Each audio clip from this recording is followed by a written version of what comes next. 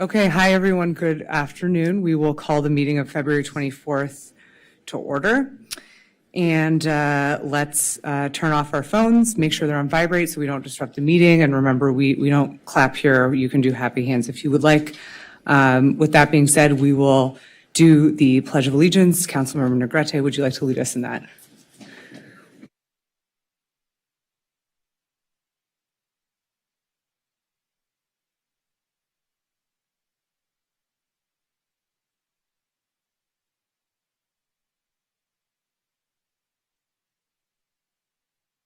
And Councilmember Hall, would you like to read the land acknowledgement?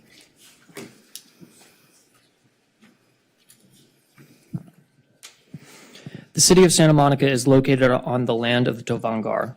With great respect, the city acknowledges the Gabrielino Tongva as the first people of this ancestral and unceded territory of Curravunca, a village that we know as Santa Monica.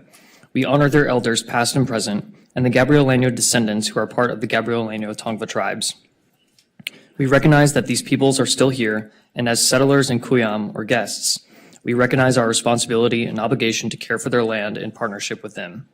The city of Santa Monica commits to work in partnership with the Gabrielino Tongva people to uplift their voices and visibility on their ancestral land. Phenomenal. Madam Clerk? Councilmember Negrete, Here. Councilmember Hall, Present. Councilmember Raskin, Here. Councilmember Snell, Here.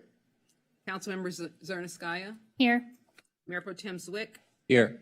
and Mayor Terosas. Here. Okay, so let me ask, are there any council members who will be recusing themselves from items on the agenda pursuant to the Levine Act? None?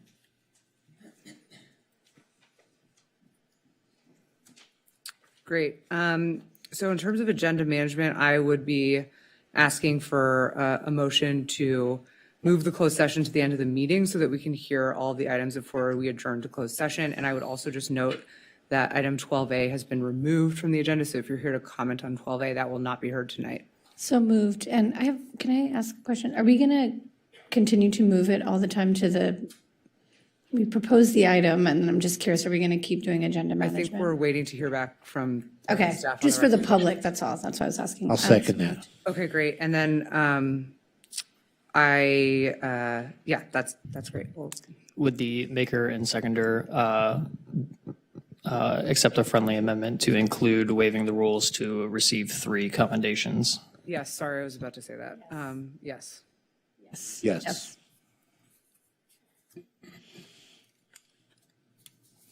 Okay, we need a voice vote on that. All in favor? Aye. Any opposed? Okay. Great. So we will now move on to general public input and comment on special agenda items. We have 7 speakers. So if you're here for item 1, I'm going to call you up, but you can just come up and state your name when you're called. Andrea Mick, or just Andrea MC, Morgan Hunter Gross, Jerry Rubin, Jonathan Foster, Lawrence Cohen, if you could just queue up. Thank you. Can go ahead and start speaking? Okay. I wanted to honor my ADA rights. People who are disabled don't always look that way. But I have epilepsy, and I needed my ADA rights sometimes adhere to, but neither here nor there. My name is Andrew McPherson, a resident of the city of Santa Monica for almost 10 years. I had to wait in between refills for my epilepsy meds, and I had a seizure in the city of Long Beach. I was placed on my back in the ambulance, placed in restraints, and given a sedative while choking on my own blood and gasping for air. I was placed in the ICU in Long Beach, and because my lungs were full of blood. And given the wrong epilepsy meds, after that extenuating circumstance, I'm here to focus on the positive, like 1, of course, training all EMT staff that epileptic patients need to be on their sides. And then 2, ID bracelets, necklaces, keychains to identify people with chronic illnesses by name, emergency contact, doctor's contact info, and chronic illness in itself with the medications. That would be great to work with someone who directly could have keychains and just different things like that for children, for seniors, and for the disabled, for the city of Santa Monica to make your residents safe. Thank you. Thank you, ma'am. Morgan Hunter Gross.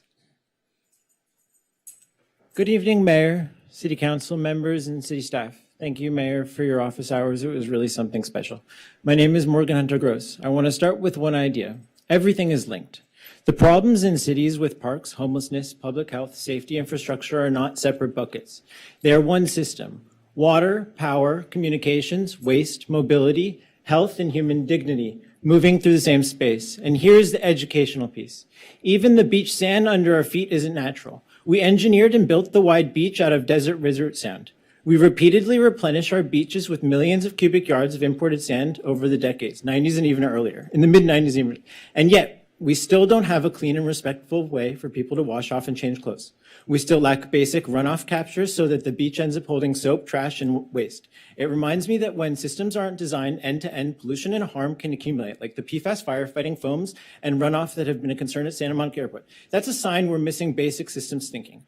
We could open innovation overlay zones. Beach X Santa Monica would be an example. Would be respected. Modern beach rest stop for road trippers and aero trippers that makes equity visible as infrastructure and a model other coastal cities can copy. Rapid prototyping, crowdsourced design, measurable iteration. Santa Monica is a living lab, proving new designs, toughest real-world conditions, the coast, the crowds, and real human need, while piloting water capture, filtration, renewable power from waves, wind, and sun. With autonomy and accessibility, innovations for human hygiene and dignity. That's why, in my mind, Santa Monica Airport and Santa Monica Beach are one corridor, one path, and one solution. The airport is already a test bed. The beach, pier, breakwaters could be a test bed for new technologies. And when we connect them, the Santa Monica becomes a rare place where we can lead in education and real-world innovation, starting with the simplest human need, a clean and dignified way to get clean. We can do better. We need private showers, hot water, and proper water handling techniques, a respected public system that residents, both visitors and housed neighbors, can both use. Nice facilities will also help the facility. When people get clean, they can charge up comfortably. They'll stay in Santa Monica. They'll shop and dine instead of leaving wet and salty. Thank you. Thank you. Jerry Rubin, Jonathan Foster, Lawrence Cohen, Samantha Mota. Thank you very much. Jerry Rubin, Santa Monica, Mayor Terosas, Mayor Pro Tem Zwick, honorable council members, city staff, city attorney, city manager, city clerk, wonderful police officers, and fellow Santa Monicans. First of all, I just want to say thank you for doing the closed session at the end of the meeting, because I know there's no perfect time. And I know it's hard either way and how unpredictable it is. But I just want to say thank you for your dedication. I could go home and relax, but you might have to stay another hour and a half or 2 hours, and I hope people understand the hard work the council's putting in. The next thing I just want to say is, I guess I'm saying this, and I said it before, we're going to have a very large, peaceful protest on March 28th, and the police are commending everyone in Santa Monica, and we're commending them for the hard work they're going to be doing. Please get involved. Come out with your family to the Palisades Park at 11 a.m. at Montana and Ocean Avenue. Bring your family. There's go to nokings.org and you'll see all the things that we're doing to promote extra safety and cooperation. But come out and let's make it the largest ever. I mean, all I could say is thank you for your dedication, and on with the meeting. Thank you, Mr. Foster. Whose is this? Is this okay? Hello, Jonathan Foster. I said I would speak about Jerry Rubin. He did a vigil for Renee Good, ramming the ice with the SUV, and that's kind of nice, I guess. I feel that way in general about citizens. She's a pretty misled person. I was wondering if he was going to do a vigil for Jamil Shaw Jr., shot in the face by a dreamer, Pedro Espinoza, 2008. Or if he was going to do a vigil for the recent murder by an illegal alien, Brian Rodriguez, killed 8-year-old Arya Asensio. Her dad is active duty Marine Oscar Asensio, and they had to amputate his leg. He's pretty much, brain dead. Not brain dead, but he's got major brain injuries, incoherent. His 2 kids are completely shaken up, 2 sons. His wife's foot's broken, had a contusion break. I think that's the right word. His wife's hurt pretty badly. They might be mentioned today at the State of the Union. And this whole embodiment in California that says illegal aliens should be able to stay here, the sanctuary state crap, your daughters should die. You should have your leg amputated. You should have brain injuries. And then we should arrest you and prosecute you and sentence you to jail for life. Why his daughter? It should have been your daughters. And really, no one should be dying from people not lawfully permitted in the USA at all. There's been several police officers shot by illegal aliens, and nobody seems to care at all about a single police officer but Jonathan, the chief of police.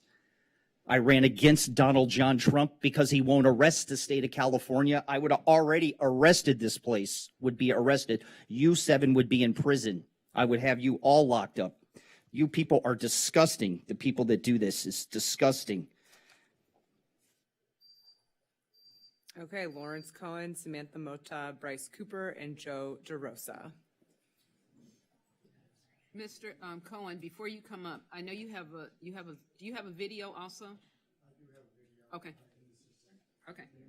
Yes. Oh. I can't hear myself. I forgot to wear my hearing aids. I'm feeling very emotional standing here tonight. Right now in DC, Epstein survivors are at the State of the Union. And on April 12th, we are going to do the world's first event to stand for survivors, to celebrate their courage, their resilience. It's going to happen here in Santa Monica. And I'd like to see how this all started by directing your attention to the screen, please. Hi, my name is Summer Willis. When I was 19 years old, I was sexually assaulted, and I stayed silent for a decade. But when I turned 29, I decided to run 29 marathons.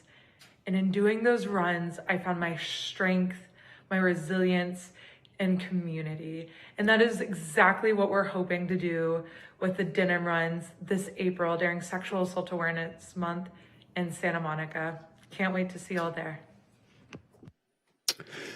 And what Summer didn't say in that video, when we first started working together, she was shy. She could barely get a word out. And after she finished those 29 marathons, she rallied the support of Texas legislators to adopt the first law in Texas history to define consent for people who've been sexually assaulted. So it's a miracle. If she knew then what I know now about her, it's just been quite a miraculous journey. So a few things I want to say. Well, I have 18 seconds. One, I want to thank the Laemmle Theaters because they're giving us a minute and a half of screen time for every movie for the month leading up to our event. Two, we just got the support of a major social media influencer, 2.2 million.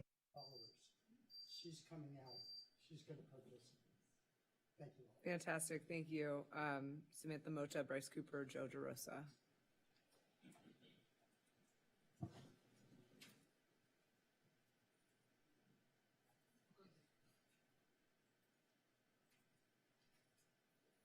Hello, City Council members, city staff, and community members. My name is Samantha Mota, and I'm a candidate running for the 37th Congressional District. I'm here to urge City Council to amend AB 551 into the city zoning ordinance to support policy development, community needs assessments, and to improve local food systems and promote regenerative agricultural practices. It will aid in the reinforcement and strengthening of plans, policies, and programs set forth by Santa Monica. It is a response to the commercial and residential development that threatens to engulf millions of acres of state lands, which will be consumed by urban development. In the past decade, there were more than 48,490 eligible vacant lots across LA County's 88 cities. Why not be one of them? Like many other municipalities, there is observed and recorded neglected land that remains blighted and squandered for years. As servants, it is our responsibility to support policies and programs that improve our communities and neighborhoods. Instead, our communities are being sold out and privatized in the name of affordable housing. Vacant lots should be utilized for agricultural and animal husbandry purposes to address food apartheid, promote food equity, and accelerate Santa Monica to a more equitable, resilient, healthy, and compassionate future. Equally important are the grants and funds provided to cities in California who establish a comprehensive set of goals, policies, and objectives to support the long-term protection of agricultural lands and put them back into the hands of the community.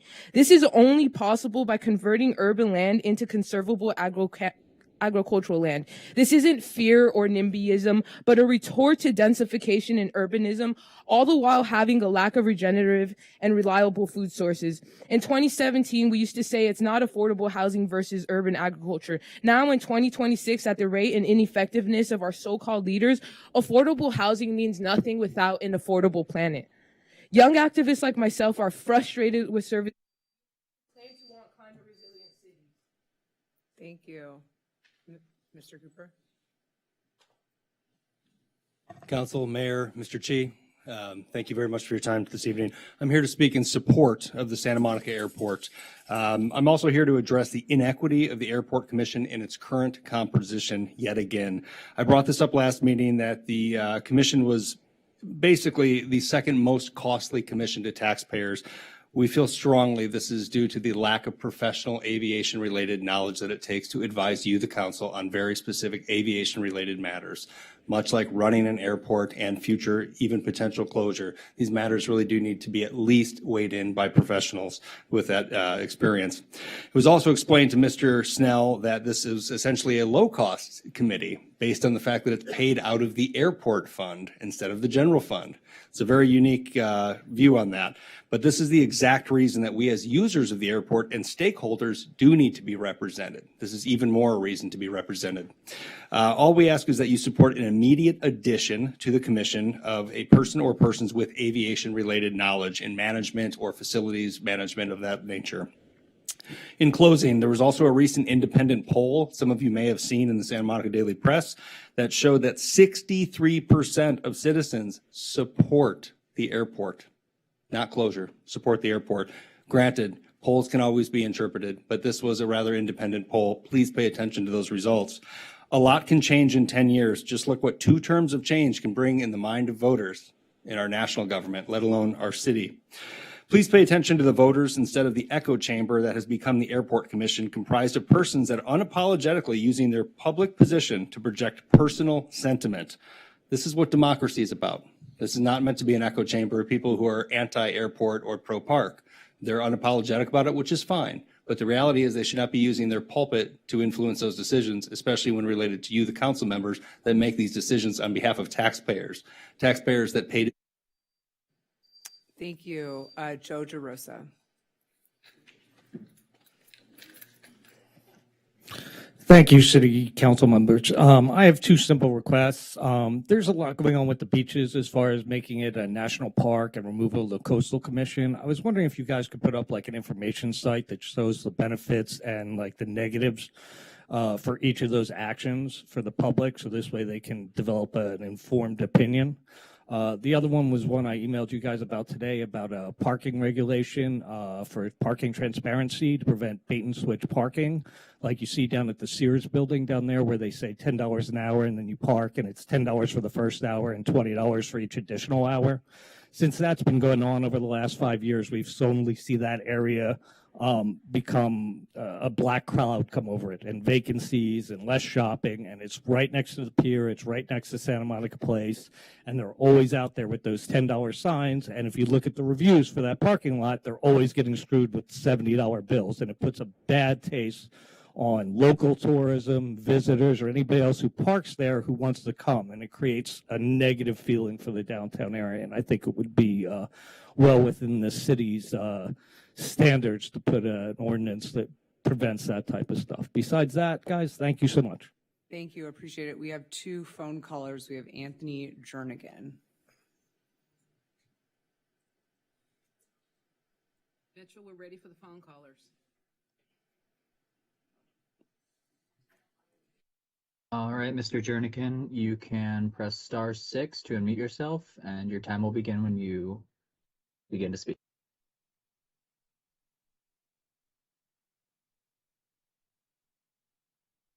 Mr. Jerrigan?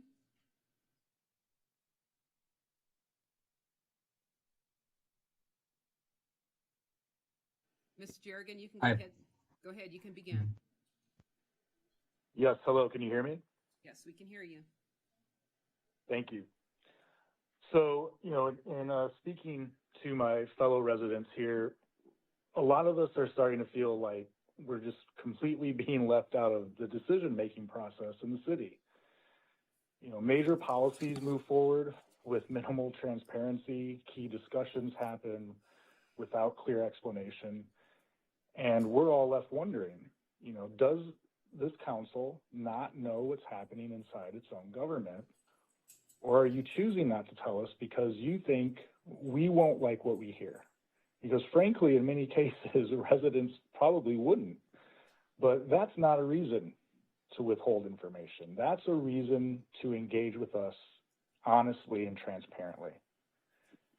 There's this growing perception that decisions are being shaped to satisfy the county, outside interest groups, or even political networks, rather than us, the people who actually live, work, and pay taxes here.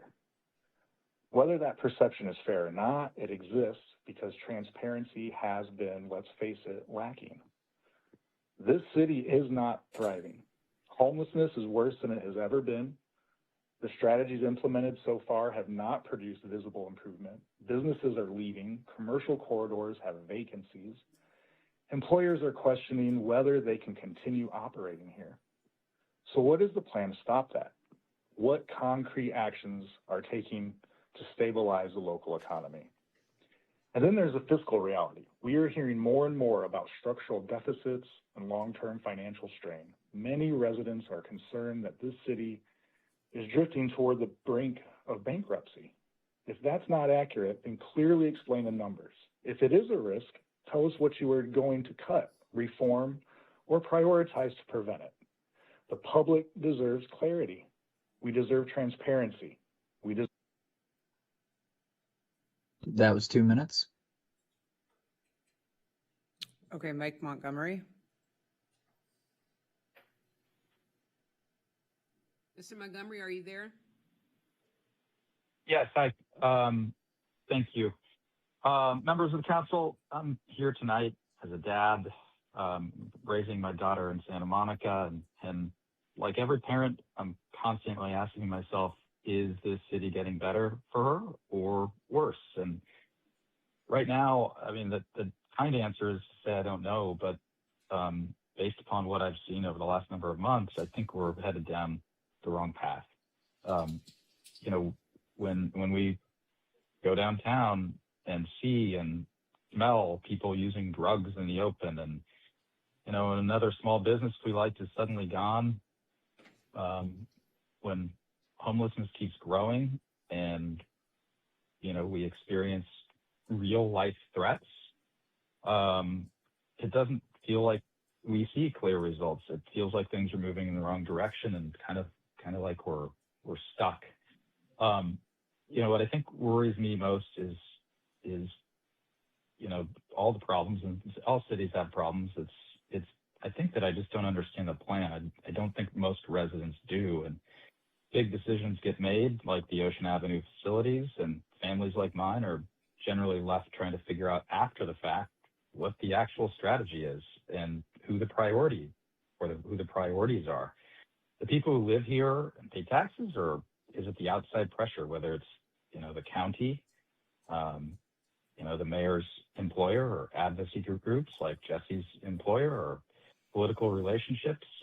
Because from where a lot of us sit, it feels like our voices are an afterthought. I think Santa Monica is an amazing place. That's why we're here. But a lot of parents are worried right now. We're worried about safety. We're worried about the economy and whether we're getting straight answers from this council. So I'm just asking for clear priorities, real transparency, and leadership that puts the residents of this city first. And that was 2 minutes. Thank you. That concludes our public comment on non-agendized items. I also wanted to do a second point of agenda management. I would like to move the city manager's report up behind the special agenda items because I think we have a special guest for the city manager's report. So moved. Do we need a roll call vote on that? No, you can Okay. you can just, Okay, all those in favor? Aye. Any opposed? No. Okay, great. Because I just want to accommodate our furry friends back there. Okay, so we are going to move on to the mayor's highlight for this month. And as we have been doing work honoring our amazing city staff who has been helping to effectuate this realignment and rebirth for our city. And if we could call forward Grace Kitson, Sasha Sargent, Clara Caldera, Rosie Cruz, Mia Engel, Gilberto Sanchez, Laurel Byers, don't be shy, maybe they're not here, Shelley Goings, Rebecca Ortiz, Merle Wynn, Jennifer Yazzie, Richard Slagowski, Samantha Sinha, and Amy Lee. If one of you wants to say something, that's great. I'm just gonna read off why we're recognizing you, and then we'll take a quick picture. And I just super appreciate everyone staying late here today and being here. So this is our human resources department. We're honoring them today and our wonderful staff and the individuals who make it happen. A strong city depends on a healthy workforce, and hiring the right people and taking care of our city team is crucial to the success of the realignment plan. And critical to the work is the amazing team in human resources. During implementation of the realignment plan, HR staff has been continuously recruiting, testing, interviewing, onboarding new staff, working super hard. And the most recent new employee orientation class reached a record number of over 70 participants. That's amazing. This is a group effort consisting of staff from recruitment, benefits, and training, all working together to get employees hired and onboarded to do the critical work associated with realizing our city's goals. This effort clearly reflects our core values. The team's humility was evident in their collaborative approach and willingness to adapt, learn, and support one another under pressure. Their integrity showed in fair, transparent hiring practices and a focus on doing the work the right way, even when the timelines were demanding. The team's motivation drove them to meet ambitious goals while maintaining high standards, and their genuine care for the candidates and new employees ensured that each person felt valued, prepared, and welcomed into the organization. The HR hiring team's work during this period has made a meaningful impact across every single department in the organization and set a strong foundation for future success. Your performance exemplifies excellence in service and commitment to our mission, and you all deserve recognition for a job exceptionally well done. So I think it's appropriate if we all give a round of applause, and I'm going to come forward with some commendations.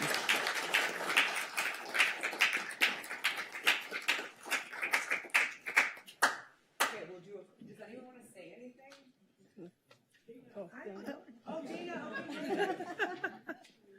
Thank you guys so much. As you can see, this is a really large number of HR staff here. And what that represents is that it's not just one team. There's so many pieces to hiring, recruiting and hiring, examining, onboarding. I mean, we've got people here who are, on the HRIS team. I mean, there's so many pieces that go along with getting some of the butt in the seat, as they say. And so I can't tell you how proud I am of them and how, they've not complained at all. They've just banded together and done the work. So thank you so much for recognizing them today. You guys want to, are you going to take them out? Yeah, take them out. Take them out because I think we'll go up there with the picture. Hi. Come on over.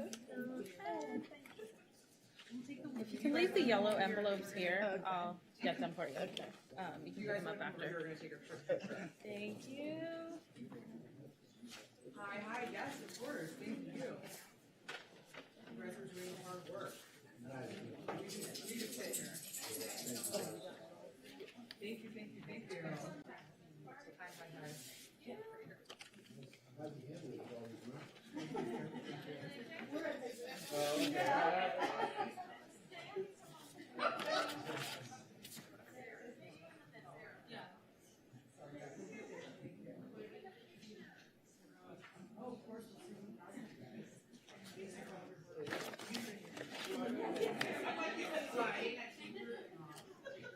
Madam Mayor, before we take the picture, can we request that Sarah be part of the photo also?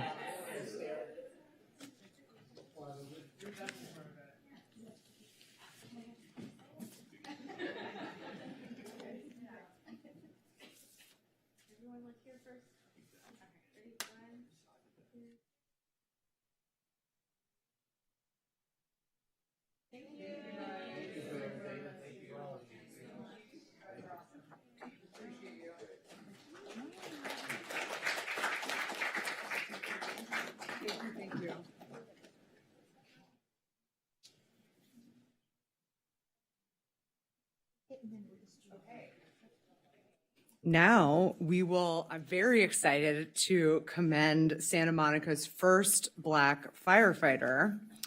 If our fire department wants to come up, and we're gonna do a commendation for Eddie Davis. We'll just give them a moment to walk on over.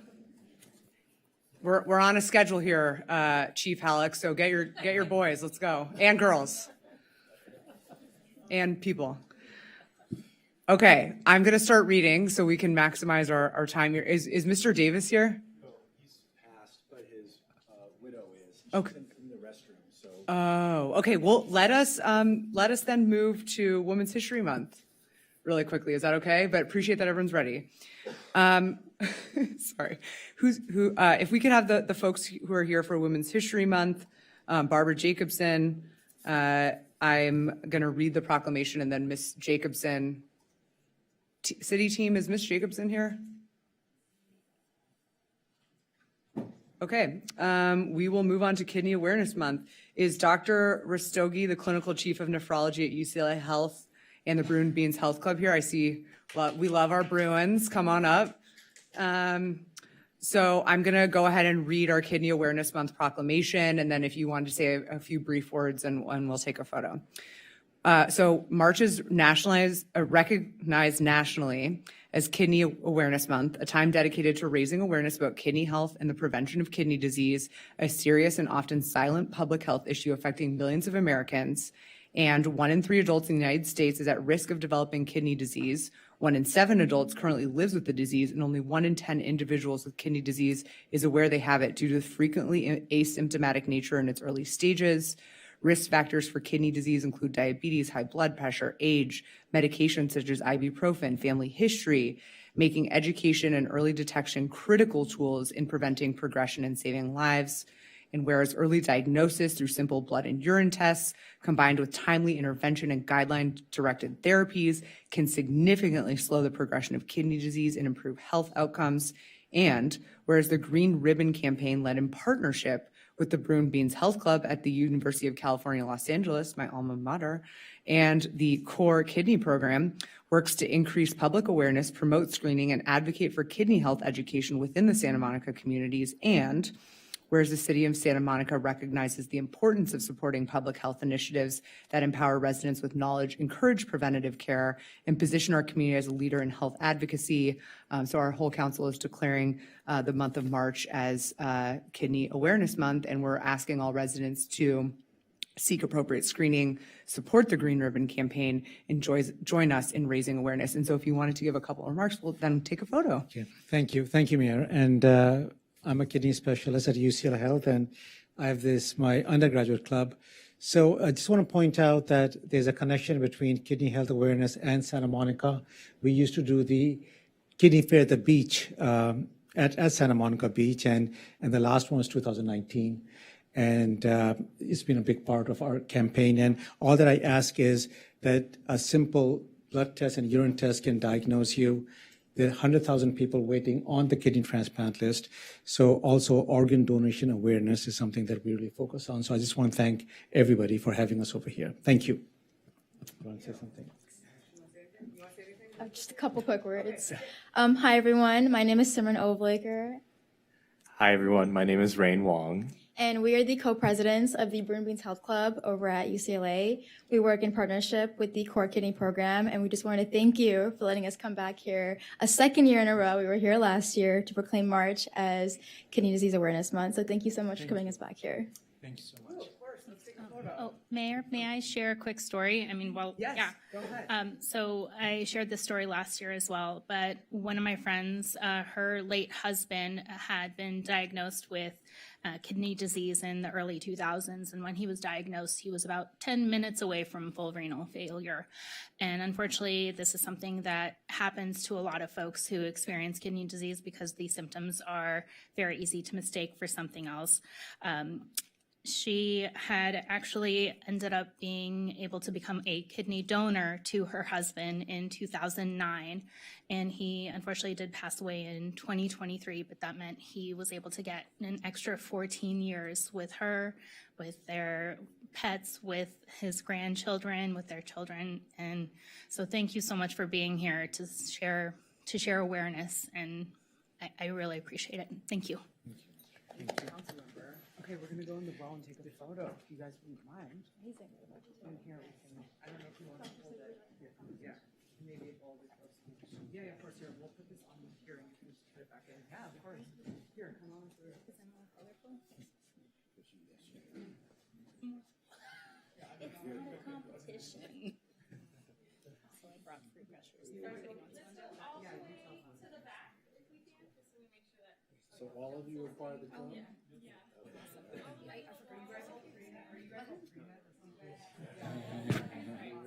Tallest people towards the. Professional than I was.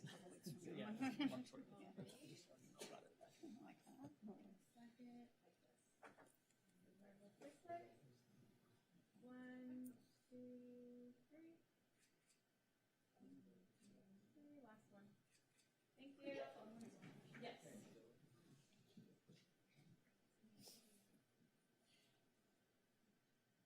Both landscape and vertical for socials.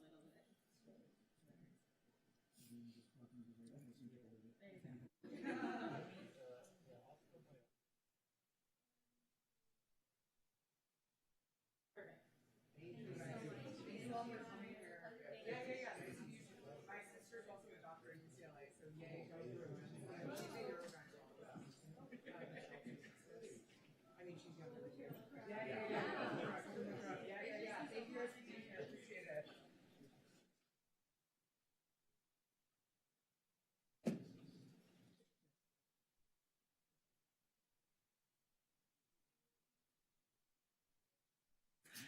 Okay. I think yay, I'm getting the thumbs up sign. We're going to go back to our lovely firefighters. So we want to have a commendation for Eddie Davis.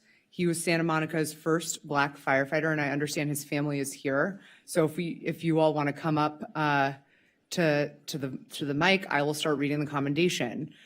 So whereas Eddie Davis holds a lasting place in the history of Santa Monica as the city's first Black firefighter and a trailblazer who helped open doors in a profession that has long excluded people of color.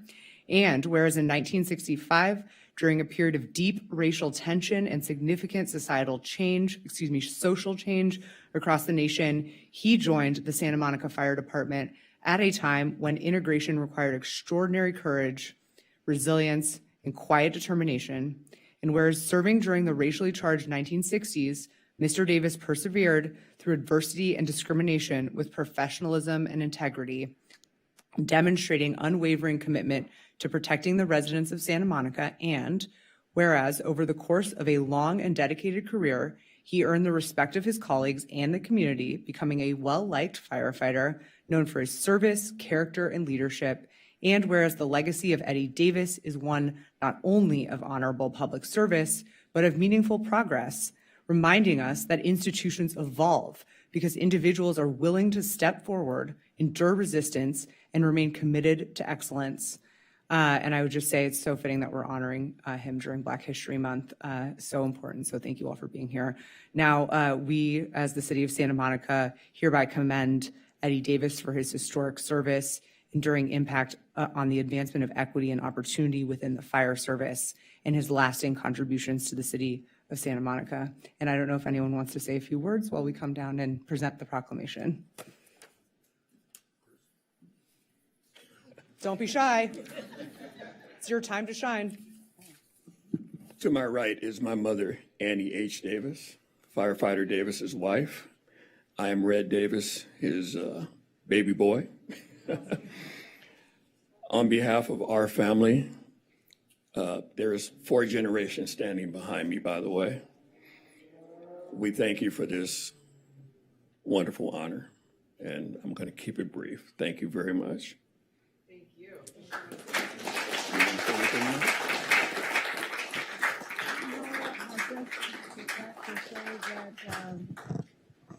It was nice while he was there. We would have dinners that sometimes I would cook and take to them while he was working. And I missed everybody because I have met some very nice young ladies there. And we would go and have the wives' meetings. And everything was always so nice because they would tell me what was happening. And I'm a registered nurse, so I wouldn't be free all the time. But they would keep me up on what was going on. And my husband, he was something else. And I am so proud of him, and I'm so proud to know that someone else think he's worthy of giving a word of honor to, because he would do anything for anybody. That's just the type of man he was. But he was also a Christian man. So, the way it goes.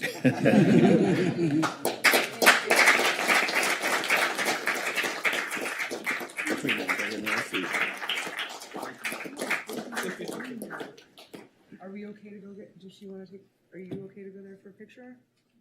Let's put her in the chair. Oh, yeah, of course. Have a seat, Mom. We're going to take a couple photos. And put your feet up.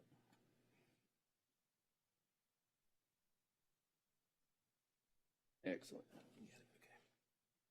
right. You got it? Oh, excuse me. Okay.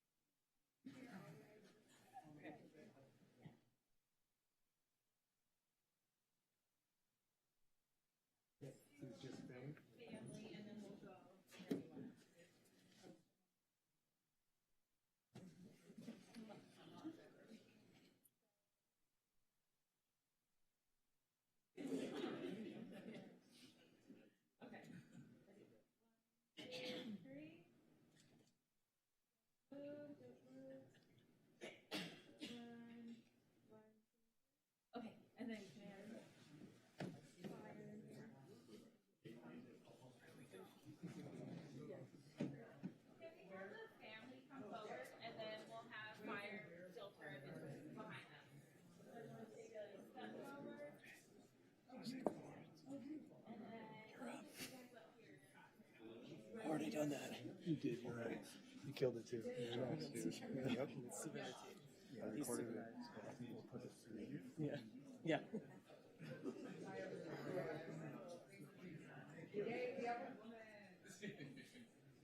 Okay.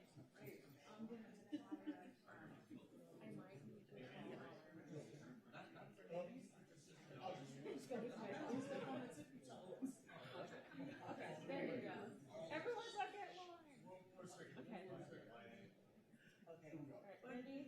2, 3. Let's get one of these. 1, 2, 3. All right,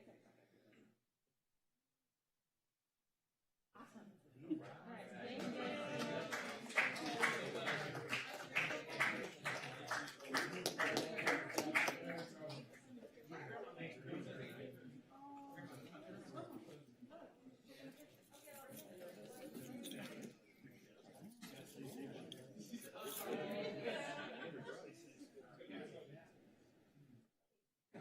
Why weren't you in there?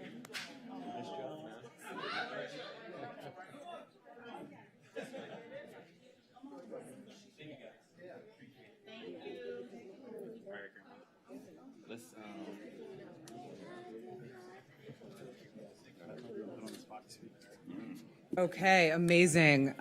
Is our Barbara Jacobson here? Fantastic. So we, March coming up in a few days here is Women's History Month. So we are going to proclaim the month of March as Women's History Month. And I'm going to read the proclamation, and then Ms. Jacobson, if you want to say a couple brief words. So Women's History Month and International Women's Day are observed each March to recognize and celebrate the enduring and transformative contribution of women to communities, the arts, technological innovation, and the advancement of social, economic, and political progress. City of Santa Monica recognizes the ongoing importance of gender equity, inclusion, and respect for women of all identities, as well as allies, in creating a more just, compassionate, and thriving community for all. And whereas this marks the 39th annual observance of Women's History Month in the United States and the 115th International Women's Day, the women in the city of Santa Monica honor and build upon the legacy of those who came before, whose efforts helped pave the way towards a more equitable and progressive future. And women have historically served and continue to serve at all levels of government, including elected office, leadership, staff positions, emergency services, and public safety. And whereas as a diverse community, we come together to harness our collective strength to advance a more just and equitable society and commemorate Women's History Month. So on behalf of the City Council, we are proclaiming the month of March as Women's History Month in Santa Monica, and we are encouraging all women of all identities and allies, residents, and visitors to come together to honor the past, celebrate the present, and help shape a more equitable and inclusive future for all. So if you would like to make a few remarks. Sure. So thank you so much. I really appreciate you all taking the time to acknowledge Women's History Month and International Women's Day, especially at this time where we are. It's really important that we continue moving forward, especially in leadership and everything that we're doing as a city. It really helps to move the momentum forward. So thank you very much. Yeah, I don't have as many people. No, but you're fine. Here, let's take a picture.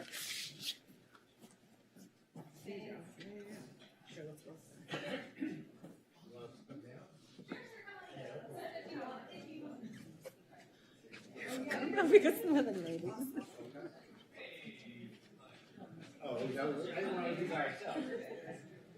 I'll come. Yeah, great. Women and allies.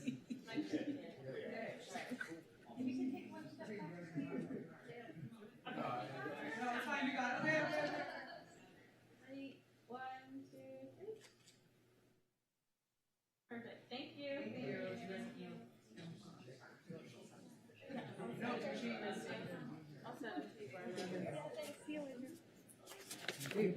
Yeah.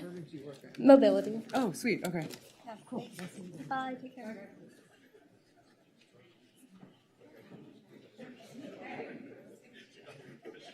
Before we move on, I think we have a guest that's been very patiently waiting. So we're going to move this, as we decided, the city manager's report to now. Go ahead. Thank you. Thank you, Madam Mayor, members of the City Council. We have a much more interesting and exciting city manager's update for everyone this evening. Before we get to the star of the city manager's report tonight, a couple of quick things to let the council and community know about. First off, did anyone watch the NBA All-Star Game last week at Intuit, just up the street? Was a new format to the game. We saw some interesting things happen on the court. What happened off the court was also super interesting. Did you know that the NBA designated Santa Monica as the location for all of the NBA All-Stars? The Regent Hotel was identified as the location that all of the NBA All-Star players and NBA personnel stayed at. Santa Monica was their base of operation. Our team at the police department did a great job keeping things under wrap while they also coordinated a bunch of security-related efforts with the NBA. Public Works team did a great job keeping downtown looking terrific with a special shine as we had this terrific event coordinated in the region. And really, with so many sporting events coming up the next couple of years, it was really cool internally to know Santa Monica is still a place people want to be when there are big events in the region. We're looking forward to more to come as we move into the next couple of years. A couple other things, NBA All-Star Game may have come and gone, but as we come up to this next weekend, there's a ton of cool stuff happening in Santa Monica. First, the Freeze Art Festival is coming back to town and the region at Santa Monica Airport. That'll start this Thursday, February 26th. The 11th Annual Black History Greens Festival will also be held at Virginia Avenue Park this Saturday from 11 to 4. We'll also be wrapping up Black History Month this Saturday with a movie screening at the main library and a dance performance created around the public art at historic Belmar Park. A couple other fun things, if you're into morning yoga this coming Saturday, Phase 3 of our Santa Monica Dunes project kicks off. We will be doing a morning yoga and restoration event in partnership with the Bay Foundation. We also have a special event at Main Street Farmers Market this coming Sunday, as well as the Julia Morgan Legacy Day at Annenberg Community Beach House. Please log on to santamonica.gov/events for more details. We've been talking the last couple of meetings that maybe one of these days, as we introduce our adoptable pet of the meeting, we might be meeting those pets in person. I see Rob coming up with our team from the animal shelter, and today, instead of just a picture, we wanted to introduce everyone in person to Colonel, a 2.5-year-old Shepherd Husky mix. He loves going for walks, playing catch, or playing with stuffies in the yard and exploring. Everyone take a look. He is here in the council chambers. We hope the council will come and take a look. We hope somebody out there sees Colonel, decides that Colonel needs to be part of their family. Please contact the animal shelter if you're interested in meeting him. And as always, you can visit the Santa Monica Animal Shelter Foundation website to make a donation or shop from the Chewy wish list. Colonel, welcome to our council meeting. You are the star of the evening.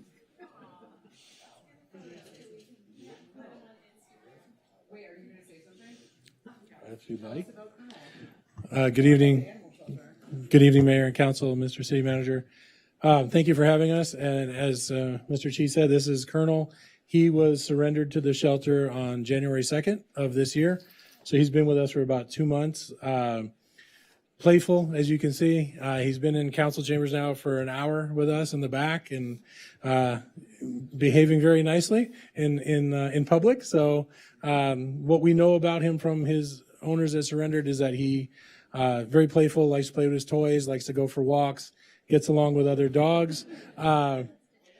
He's a Husky Shepherd mix, so he has a lot of energy, and we have a lot of great dogs at the shelter and a lot of great animals. And we're hoping that people can come and help us out by adopting Colonel and every other animal that we have. And thank you so much for having us.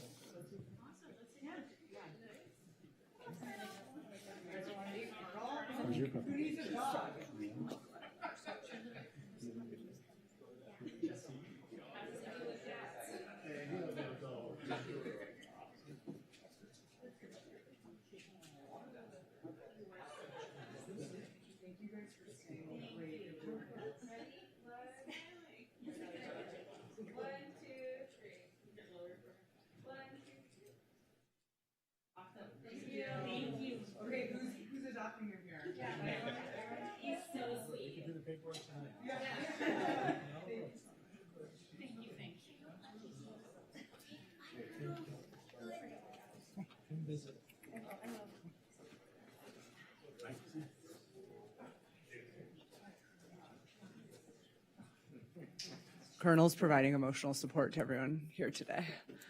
Okay, amazing. We're now going to move on to public input under consent calendar items, and we have one Andrea, and then I think we do have one on the phone. Barry's keeping us clean there. Hello again. My name is Andrea McPherson. I spoke about my extenuating circumstances due to lack of proper care of the EMTs of Long Beach. Basically, EMTs need better communication equipment to receive patients' private information to help save lives. I gave the secretary my ID bracelet that contains information about my chronic illness. It is easily accessible and complete with a QR code. And if it's scanned, all info automatically pulls up on the screen. The most positive thing that has happened throughout that extenuating circumstance is throughout that whole situation, I received an ANA blood test. And it diagnosed me with lupus. And it explained why my kidneys were bothering me. And that is why I support Kidney Awareness Month. That's very important. But now I know why I'm in so much pain and dangerously low electrolytes as well. But please think about working with the proper medical professionals to make disabled people, seniors, and disabled children safer by even placing the keychains on their backpacks. That's a great idea, guys. Think about it. And I approve this motion, but please give the EMTs updates on proper protocol having to do with major chronic illnesses like epilepsy. Placing people on their sides instead of on their backs and just all kinds of just different things. Updating proper information for EMTs, new and old. Thank you so much. Thank you so much. And the bracelet, I gave it to the secretary. If you guys just want to take a look at it really quickly, it's an ID bracelet with the QR code. And then I'm going to get out of here as soon as you guys take a look at it. I'll take it. That's our clerk. Thank you. Thank you. We also have Denise Barton.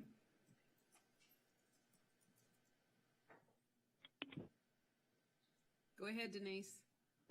Hello, can you hear me? Yes, we can hear you. Go ahead.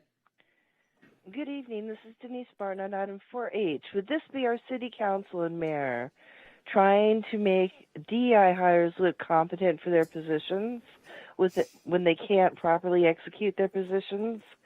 I ask because haven't you had a program like this at the Santa Monica Airport? How's that going? And don't you think you need better results before you expand it citywide? You know, the Los Angeles grand jury has previously found Santa Monica to be one of the most financially mismanaged cities, but the city council carries on that reputation. Oh, and is the Human Services Department still posting receipts of funds any quicker than 100 to 200 days after receipt? It all goes along with the city wanting to make the city staff wanting to make as much money as they can, doing as little as they can. Thank you. Thank you, Ms. Barton. We will now move on to the consent calendar. And I understand that item 4D has been pulled. And is anyone recusing themselves from anything under the consent calendar? Okay, I see no recusals. Do I want to hear a motion for everything but 4D? So moved. Second. Great. I'm sorry, was that Councilmember Negrete? Okay. And Zernitz, a second, yeah. Councilmember Zernskaya? Yes. Councilmember Snell? Yes. Mayor Pro Tem Swick? Yes. Councilmember Raskin? Yes. Councilmember Hall? Yes. Councilmember Negrete? Yes. And Mayor Terosas? Yes. Okay, that carries. We will now hear 4D. And Councilmember Zernitskaya, I believe you pulled that. So are you asking for a staff report?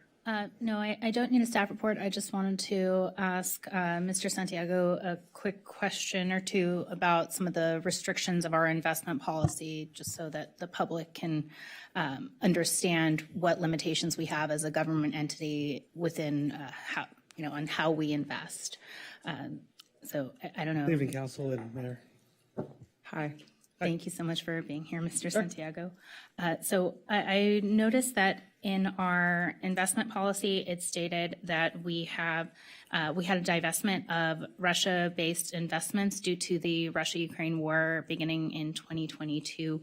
Can you please confirm whether that's still the case and if there's any state laws that also affect that? That is still the case. It was a policy that Council implemented in 2022, so we're still observing that policy. And we divested some of our investments. The ones that we have are insurance type of investments, so we can't really tie them to Russia investments or anything like that specifically, but we have, kind of divested from the other investments. Thank you. And last year when we went over this, I believe we had added a prohibition on cryptocurrency and crypto-related investments. But could you please confirm if there is now also California level code that prohibits municipal governments from investing in these types of investments? Yes, California government code prohibits it.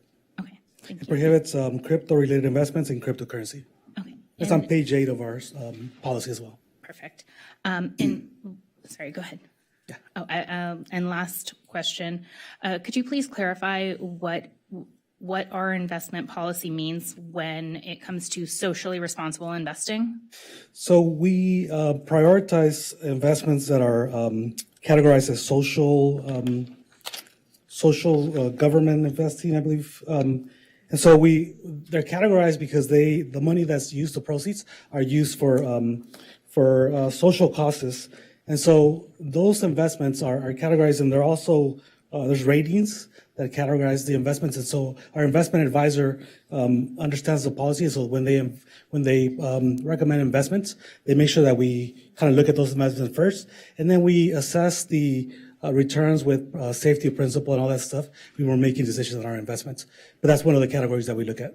Thank you. And the priority in general for our investment portfolio is to preserve capital. Safety, liquidity. Okay. First, and then the rate of return. Okay, perfect. Thank you so much. If nobody else has any other questions, I'm happy to move this item. Great. I'll second it. Thank you. Thank you so much, Mr. Santiago. Okay, Councilmembers Ernestskaya, Yes. Councilmember Snell, Yes. Mayor Pro Tem Swick, Yes. Councilmember Raskin. Yes. Councilmember Hall, Yes. Councilmember Negrete. Yes. Mayor Tarosis. Yes. Fantastic. We will now move on to public input on the remaining agenda items. Before we do that, I'd like to ask if any council members have anything to report on travel. Thank you. Since the last council meeting. Sorry. This past weekend, I was at the Independent Cities Association. I serve on the executive board. It was in Santa Barbara.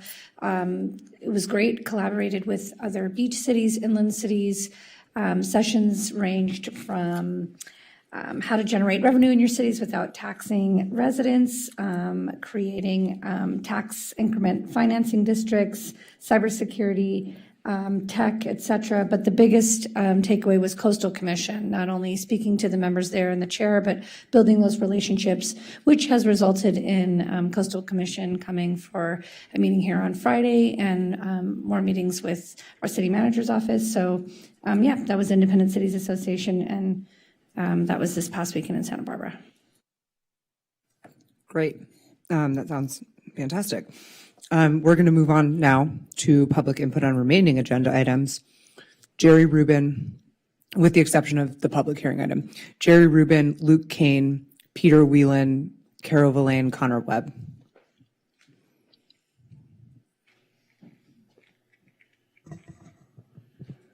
Before I begin, I wanted to speak on the 16 item. Is that? Yes, you may do that. That's the one now. Yep. Well, I must say I was very pleased to see this is on the agenda. I want to thank Councilmember Negrete and Mayor Pro Tem Zwick for doing this, because it's so timely and so positive that it's something everyone can get behind. And I think every business is going to appreciate it, especially the smaller businesses and the dining people. You know, just as an aside, I hope this isn't too much off the subject, and everyone has a right to their own opinion, but when I heard these phone call public put downs of Santa Monica, I thought, I'm not saying that. And I go to the promenade a lot. It doesn't smell bad, it's clean, it's wonderful, and all the challenges are going to be overcome and all the great events and everything. So I urge everyone to understand that, and how everyone's working together to see that, and how everyone's understanding how important it is to get people out there. The weather's good. We want to be out, we want to be visible. And I just want to thank you for doing this. And it's great to live in Santa Monica. Thank you, Jerry. Luke Kane, then Peter Whelan.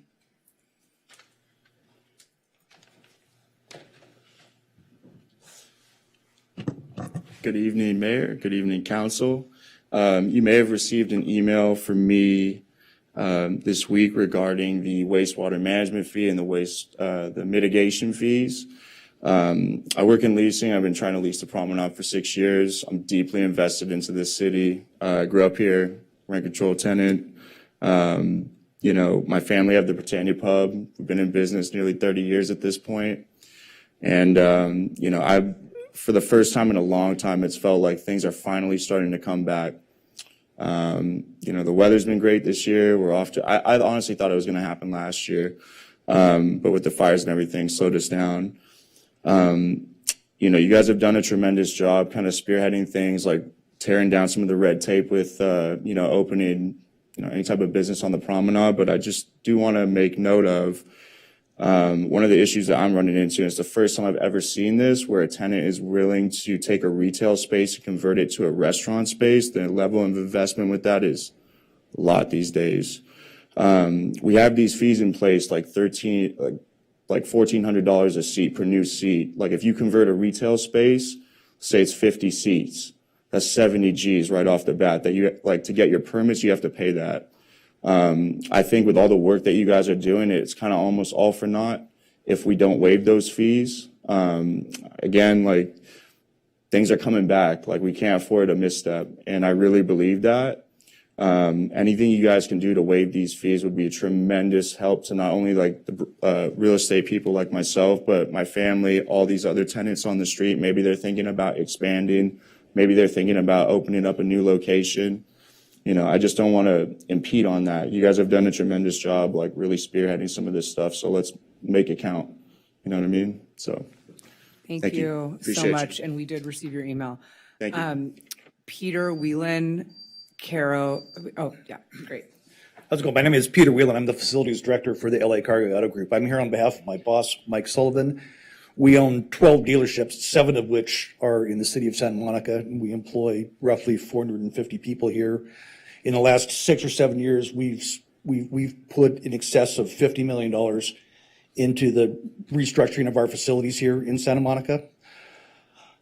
In some talks with some of your staff, transportation and code enforcement, I learned that we were doing this very late, that there was a safety study on Santa Monica Boulevard, and they're recommending removing the ability to turn left into our facility or onto Park Drive. I feel that's sort of burdensome on us.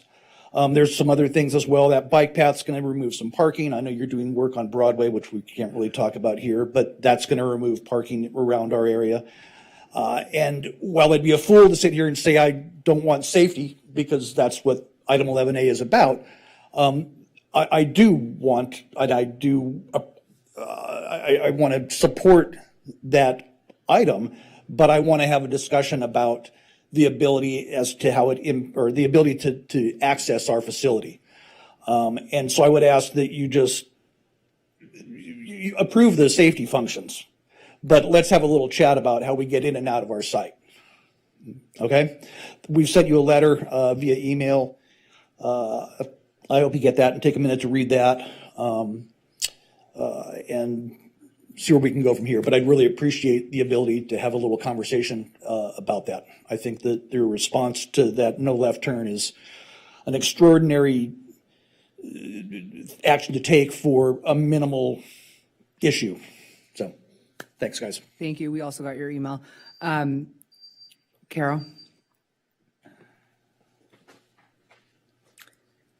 Good evening, Council. I'm Cara Villain. I'm here to speak on item 11A. Shocker.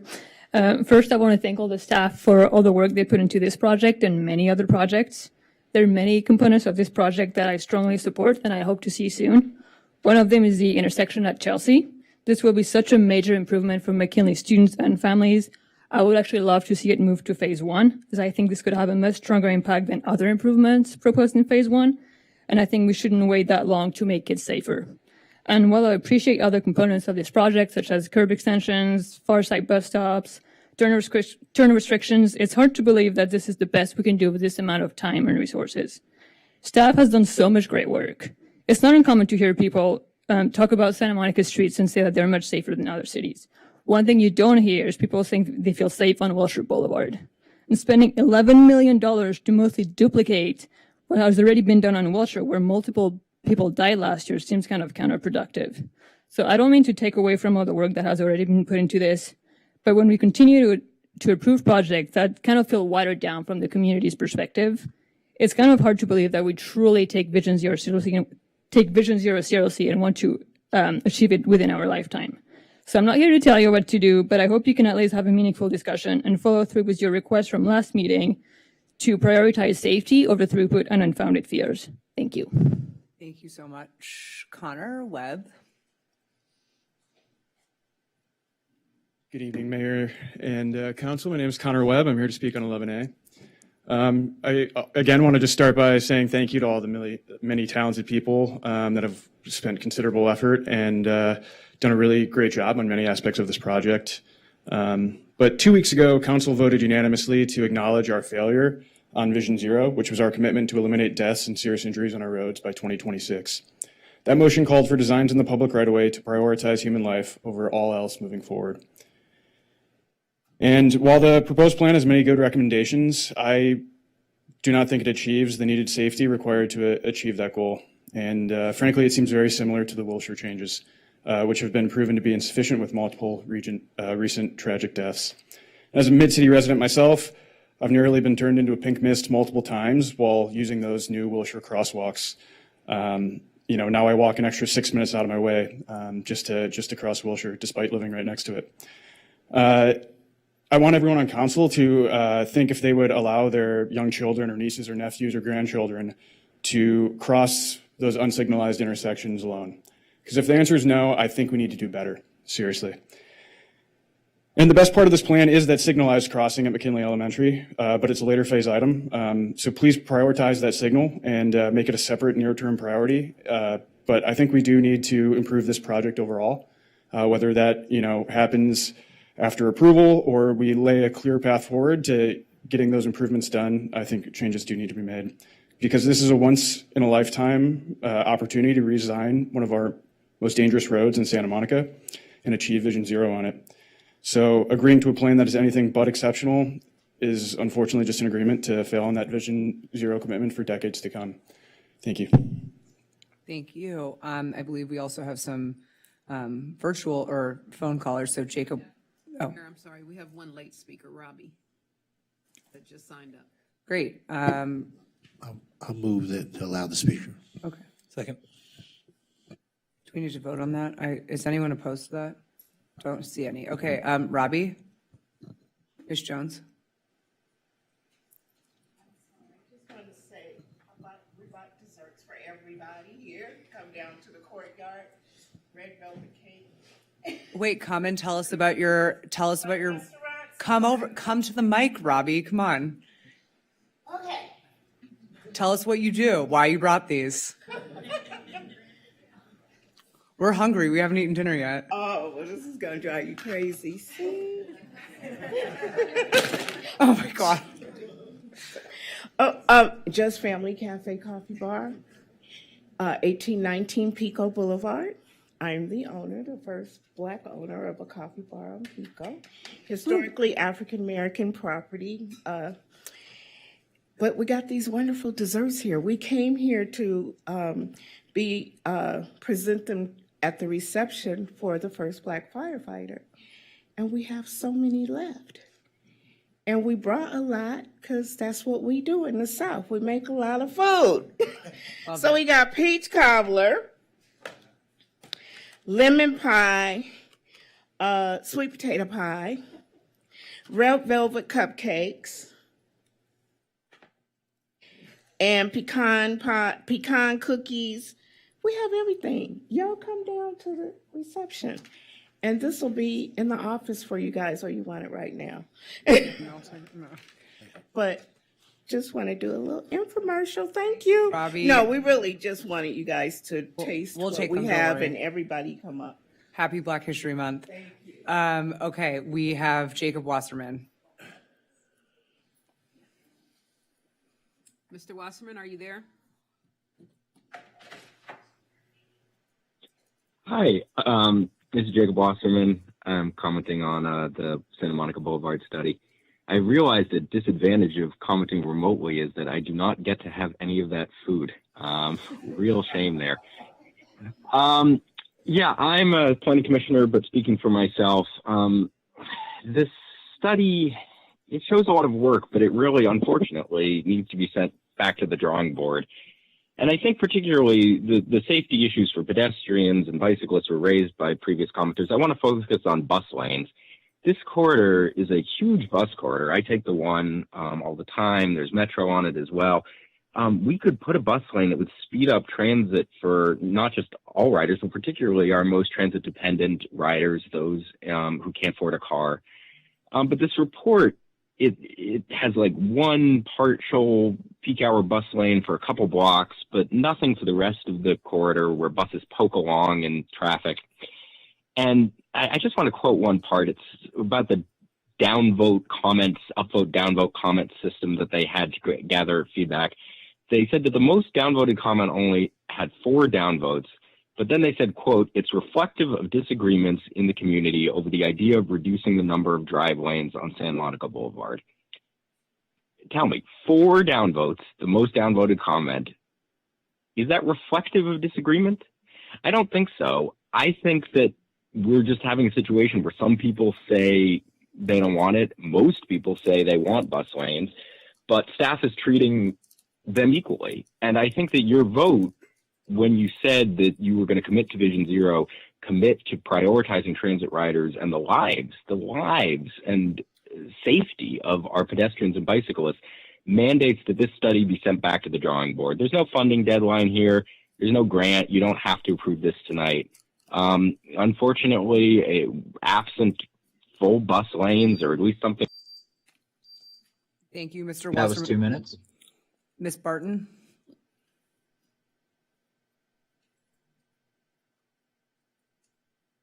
Denise, are you there? Can you hear me? Yes, go ahead. You can begin. Good evening. This is Denise Barton on item 16A. I'm baffled as to why you think the resident taxpayers should be responsible for any business upgrades on the promenade, especially when you refuse to provide a safe city to the residents, or to anyone for that matter.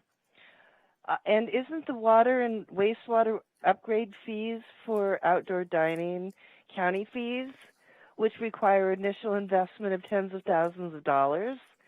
And aren't the promenade businesses privately owned?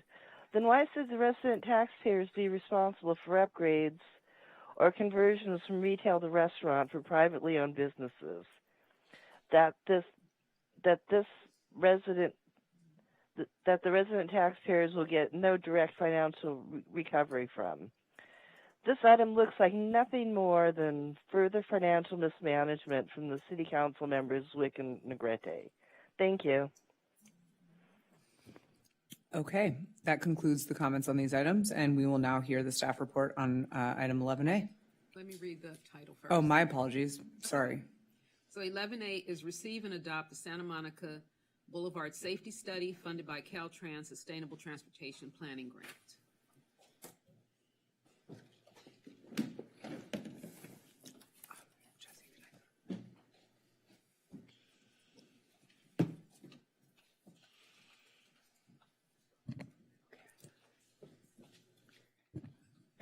Good evening, Mayor Pro Tem and members of the City Council. My name is Carlos Hernandez. I'm a senior transportation planner with the Mobility Division. And I'm very excited to be at this point presenting the Santa Monica Boulevard Safety Study for adoption.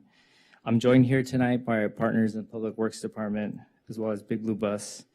And they've been essential in shaping this plan. We last met in June, where I provided much of the background of this project and some of the work we've done to date. Tonight, I want to provide more of an update on the work since then, as well as our next steps for getting this project built.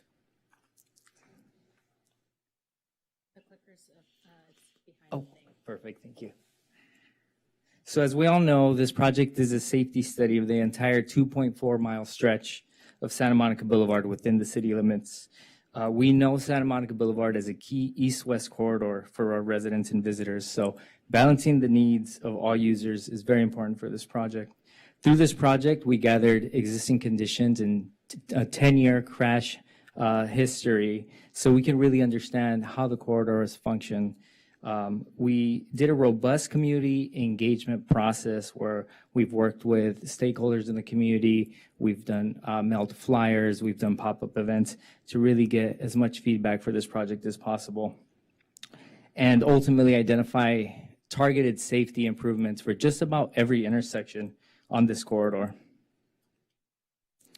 So I mentioned we looked at 10 years of crash data as part of our safety analysis. And I just want to give you a very high-level summary of the findings because I know you've heard some of this information before. We essentially found that right-of-way violations are the primary cause of crashes, so one party crashing into another party. For crashes just involving vehicles, the most common crash scenario involves broadside crashes. For in pedestrians, this involves drivers turning left into a pedestrian crossing at an intersection.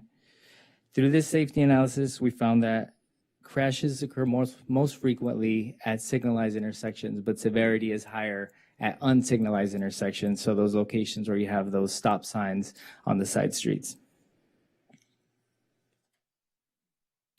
So while the safety analysis provided a historic view of crashes, we wanted to talk to the community, get as much feedback as possible, and that's been essential for understanding their experiences along Santa Monica Boulevard. So engagement for this project kicked off at the downtown library, if you remember. It was a Halloween night, and participants were able to vote for their priorities and their vision for Santa Monica Boulevard and these really fun interactive beacons. As part of our roadshow as staff, we actually visited Douglas Park, McKinley Elementary School, and the Farmers Market with some project boards, again, to get the word out of the project and meet people where they're at. We've mailed over 10,000 postcards to residents and businesses within a half mile of the corridor. We conducted an in-person safety audit of key intersections and worked with Providence St. John's Health Center. We've been working in partnership with McKinley Elementary School and presenting at their events and talking to the PTA.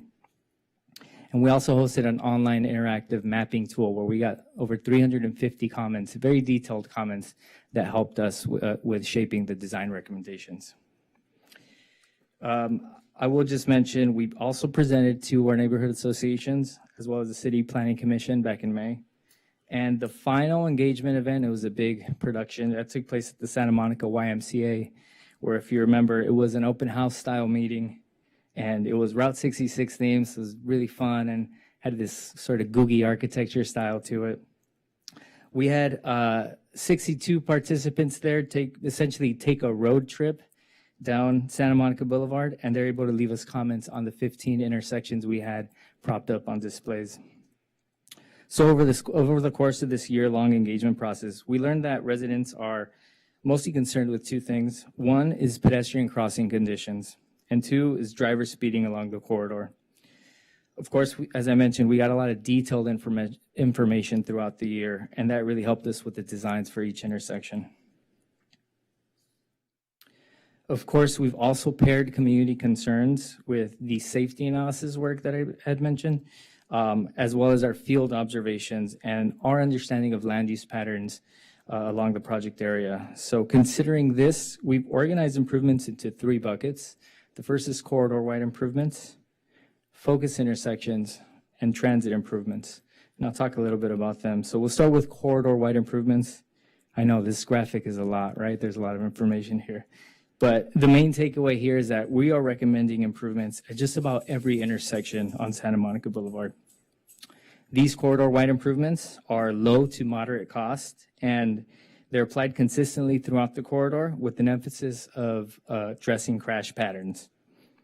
The types of improvements you see here include ensuring that pavement markings and signs are consistent, applying the right turn only restrictions from the side streets at those signalized intersections, improving bicycle crossings through the intersections to get bicyclists onto the bike network, installing leading pedestrian intervals to give pedestrians a head start at signalized intersections, and signal timing coordinations along all signalized locations.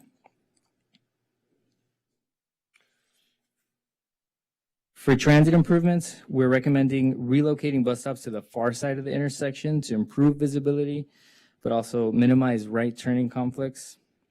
So places with bus stop relocations include 6th Street, 11th, 14th, and Berkeley Street. And at Berkeley Street, that westbound bus stop has already been moved to the far side in coordination with BBB, and that was us just already getting some of this work done in coordination with them. So for locations where we can't move the bus stop to the far side for, let's say, a driveway or another conflict, we propose queue jumps. This essentially gives buses signal priority at the near side stop and lets them cut in front of traffic, as you can see in the graphic. These locations include Lincoln Boulevard and 26th Street. And at these locations, we also propose widening the bus stop or the sidewalk area. So we can have increased sidewalk space, the buses will stop in lane, and that can prevent drivers, again, from sort of going around buses and making those right turns, causing some of those visibility issues. The third transit improvement is peak hour bus only lanes, specifically from Harvard Street to Centinela Avenue, where the road's wide enough to accommodate all the same travel lanes, and also new bus only lanes with minimal impact, so they would operate during the peak hours. As you can see in the diagram, the proposed bus only lanes are recommended where there's currently a parking lane and only operate in the AM and the PM peak hours. So these are the times bus service experiences delays. This design is similar to what we see out there on Lincoln Boulevard today. So our recommendations for bus only lanes also support regional efforts that are being led by Caltrans and the West Side Cities Council of Governments. Caltrans is working on a peak hour bus only lane project from Santa Monica Boulevard, or on Santa Monica Boulevard from the 405 freeway to Centinela Avenue. And in our study, we recommend extending the reach of that bus only lane. Of course, the West Side Cities Council of Governments is leading a separate effort called the West Side Bus Connection Program that improves, it aims to improve bus service on 3 corridors, one of which is Santa Monica Boulevard within the city limits. The COG is currently doing community engagement, and our team will continue to work with the COG on this separate study. But ultimately, staff is prepared to continue on the design of the Santa Monica Boulevard safety study once the engagement process of the COG project is completed, so it could all be coordinated together. So now the third bucket of improvements is, of course, the focus intersection improvements. I'm sure you're all seeing some of these diagrams. So there's 14 of these locations where we're recommending targeted improvements. They're very tailored to the intersection and some of the crash history we've seen. So I'm going to walk just through 3 of them tonight, but I'm happy to take questions or discuss any of the other focus intersections as well. The first one is at 6th Street. So this is a downtown location with a lot of pedestrian activities. So here we are recommending a new pedestrian scramble paired with no right turn on red restriction. Again, heavy pedestrian activity that we've seen here. We're including curb extensions, as you can see in the number 3. So that supports that near side bus stop at the southwest corner, and then a curb extension at the southeast corner as well. In the outline in number 4, you can see the bike markings across the intersection. There's a bike lane here, so it supports getting the bike lane all the way to the intersection and getting bicyclists through the intersection. And then a bus stop relocation, as you can see indicated in number 5, working again with Big Blue Bus on the rerouting of Route 1. So this supports that effort. So Chelsea Avenue is the other area, focus intersection I want to talk about. And this received some of the most comments as a place to improve crossing conditions. I mentioned we did a lot of outreach, and a lot of it did focus here on Chelsea. As we worked with McKinley Elementary School, we've had pop-up events at their family literacy night and their World Heritage Day as well. We did our walk audit, and this was one of the locations where our team went out there and observed sort of the behaviors. We've talked a lot with Victor, the crossing guard here at this intersection. He's seen so much. And of course, we've observed, right? We've seen a lot of people cross the street here out of necessity. So at this location, we are recommending a new crosswalk with a pedestrian signal. So this crossing would be further reinforced with a median refuge island that allows both pedestrians and bicyclists to sort of get through that median refuge. And it does also limit the turning movements at this intersection. So the eastbound and westbound left turns would be limited, as well as the southbound left turn. Again, creating an environment where there's fewer turning movements and fewer potential for conflict. Again, our goal here was really to improve crossing conditions and to get bicyclists safely through the intersection and get them on the bikeway network. We have a project on Broadway where we want to get bicyclists easily through onto the bikeway network. And we've received a lot of positive feedback from the community on this design. I think what I hear a lot from the parents at McKinley is, I wish it could be done today because my kid's there right now. So the third example I'm going to show today is at Princeton Street. And we know there's a recent crash here, and we realize that there's already a crosswalk here as well. We do propose improving it with a landscape median refuge to, again, shorten those crossing distances and narrow that roadway space to make it feel and become a slower street. We also propose limiting the turning movements here with the landscape median and the right turn only from the side streets.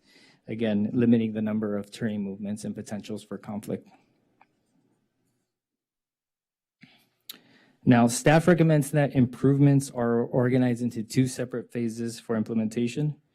Phase 1 could be implemented within 2.5 to 5 years and planned with the repaving of Santa Monica Boulevard. So our public works team that we've been working with, they've prioritized Santa Monica Boulevard as an area to repave and coordinate those efforts so that we can get these phase 1 improvements on the ground. So in phase 1, we would install all the necessary striping and bollards to enforce those right turns from the side streets. We could outline the curb extensions and introduce center line hardening, as you can see in the diagram here. And that helps reduce those turning speeds for drivers. We could add bikeway markings through the intersection, again, getting bicyclists onto the bikeway network. We could also include minor changes to traffic signals, like implementing leading pedestrian intervals, signal timing coordinations, and in particular, coordinating the area between 20th and 26th Street. So that's phase 1. And phase 2 requires more significant design and civil engineering work, since we're impacting curb lines, utilities, catch basins, fire hydrants, those sorts of things. So these projects would be implemented after phase 1. So you do phase 1, get it on the ground, and then you can modify as needed.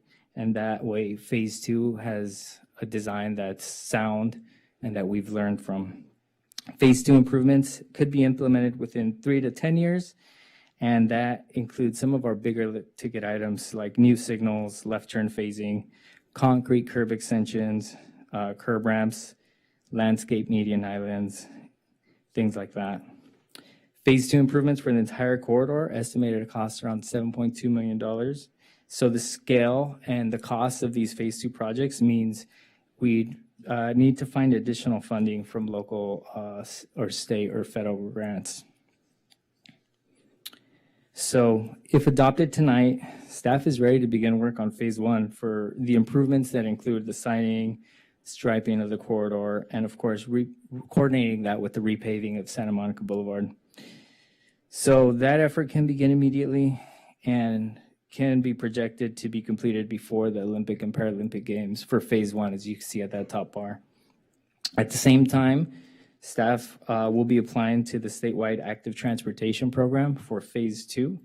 And that includes all the concrete work at those focus intersections that I had mentioned, with the application being submitted this June. And if awarded, We anticipate going through the process to accept funds and begin on the design for Phase 2 in the summer of next year. And if that timeline holds, construction can begin in the winter of 2028-29.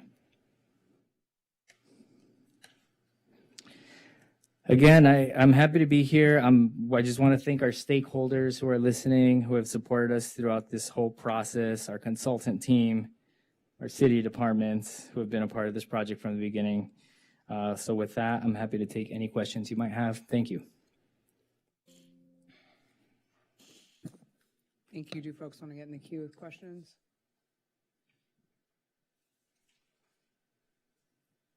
Okay. Councilmember Zwick.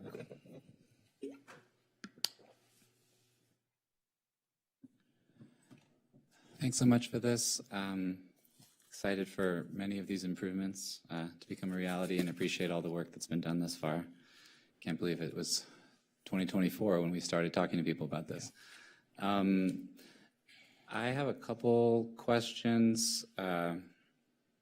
Excuse me, bear with me as I go through this because it was a long report and I'm still digesting it myself. First of all, I just want to say again, I appreciate the work that's been done. I also especially appreciate the treatment on Chelsea, as you highlighted. I would love for it to happen in the next 5 years, like the parents who said the same. So I'm concerned that it's slated to happen not for at least 5 years. But beyond that, I wanted to just speak to a couple things and ask questions. The first had to do with speed on the corridor and efforts to reduce speeds. I know that when we spoke in the summer of last year, we talked about reducing lane widths as one technique for reducing speeds on the corridor, especially in the sections where I think the 85th percentile speeds are between 35 and 49 miles an hour currently on the corridor. Can you go into which parts of the plan involve reduced lane widths? Because I seem to see several that seem still quite wide.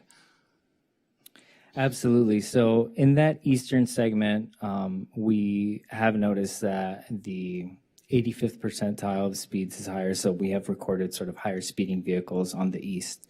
We also know that that's the segment of Santa Monica Boulevard that has the widest profile. So hearing feedback from the study session back in June, we went back to the drawing board and looked at travel lanes for those segments where we have the ability to narrow travel lanes in certain segments, and also at the entrance and the departure of certain intersections, we're able to sort of stripe a fog line to delineate and better delineate and create just a narrower lane as drivers are traveling through the corridor. So that is one of the speed reduction strategies that we are implementing on the corridor, in particular in that eastern segment. Okay, I want to just speak to a couple sections that were pointed out to me where I guess from 20th to Chelsea and from Chelsea to 26th, I think if I'm not mistaken, I'm seeing lane widths that are still like 12.5 feet wide. Is that correct? I'd have to pull up the AutoCAD of the existing lane widths there. I see 5 travel lanes at 63 feet in width and no other, improvements on that section. So I guess just 63 divided by 5 gets me to 12.6 as an average lane width. Does that sound correct? Yeah, and not all lane widths are sort of even. Like the number 1 lane is usually narrower. The number 2 lane is wider because it carries transit buses who require a wider lane width, and the parking lanes, whether they're there or not, those will also differ. Okay. But definitely more than, say, a 10-foot lane, for instance, it would seem. Okay. And then I guess I wanted to talk about the second thing related to the far siding of bus stops. That seems like a great practice, but I guess I didn't see it implemented in all of the treatment or all of the potential stops. I'm thinking specifically one example being the 26th and Santa Monica intersection, I believe. I'm just curious as to why we didn't far side the bus stops in that intersection, for instance. Yeah, that's a great question. So at that intersection, the street east of 26 sort of widens up, and currently there is a near side bus stop in the westbound direction. And then the near side bus stop is in the eastbound direction on the southwest corner. So at that location, we propose for the southwest corner to have an expanded sidewalk area. As I had mentioned, there's certain areas where the sidewalk space is sort of at its minimum, and there are things like trees, furniture, the bus stop itself. So this was an opportunity to both expand the sidewalk and offer just a better pedestrian environment, and also allow for in-lane stops. Now, at the southwest corner in the southbound direction, there's also bus stop number 43. So for anyone making connections there, it makes it more convenient for bus patrons to just use or to stay sort of in that corner and be able to transfer. So those are two main reasons why we propose leaving that one near side. And then at the far side location where Allen Jeffrey's framing is currently, there is on-street parking, so moving it far side would potentially impact some of the parking there. And instead, we propose a curb extension at that southeast corner, which again shortens crossing distances, supports pedestrians, but it can also eliminate that northbound right turn lane, which then we can introduce a couple of more on-street parking spaces to support either parking, loading, other things that are sort of needed along the corridor. Got it. So theoretically, you could do the bulb out on both sides, I imagine. And theoretically, and seemingly, we've added parking spaces at the same place that we're worried about taking them away. So theoretically, yeah, we can move the stop far side. Yeah, and that was staff's determination was to amplify the sidewalk space at the near side location. Right, but we could do both, right? Yeah, I believe so. If there aren't any driveway conflicts in the area, I believe we can. I'd have to look at the concept Yeah, I mean, plans. you said we were losing 2 parking spaces, but we're also gaining 2 parking spaces, it sounds like, on that same corner. Is that correct? Yeah. Okay. And I assume the reason why we generally are trying to far side these bus stops is for the efficiency of the buses, correct? So that they can not stop at an intersection, face a light, and then have to wait again, to go, right? That and not have cars drive around and squeeze through and turn in front of them. Okay, thank you.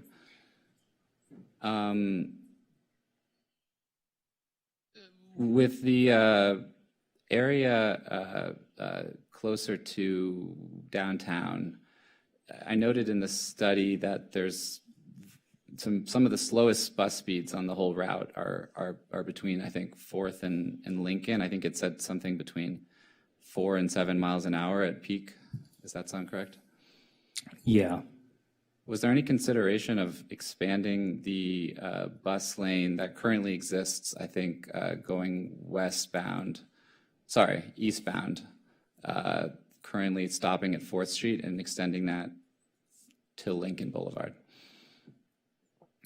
Can you repeat the question, just so I can visually? Yeah, so eastbound traffic, bus speeds are indicated to be between 7 and 4 miles an hour at peak. There's a bus-only lane that exists, but it stops at 4th Street. Was there any consideration of continuing that bus-only lane to Lincoln due to the fact that this is one of the slowest bus speed areas on the whole corridor? Yeah, that's a great question. We didn't consider that particular design. The eastbound curbside lane from Ocean to 4th is sort of a transit plaza project that we know that it's been around for quite some time.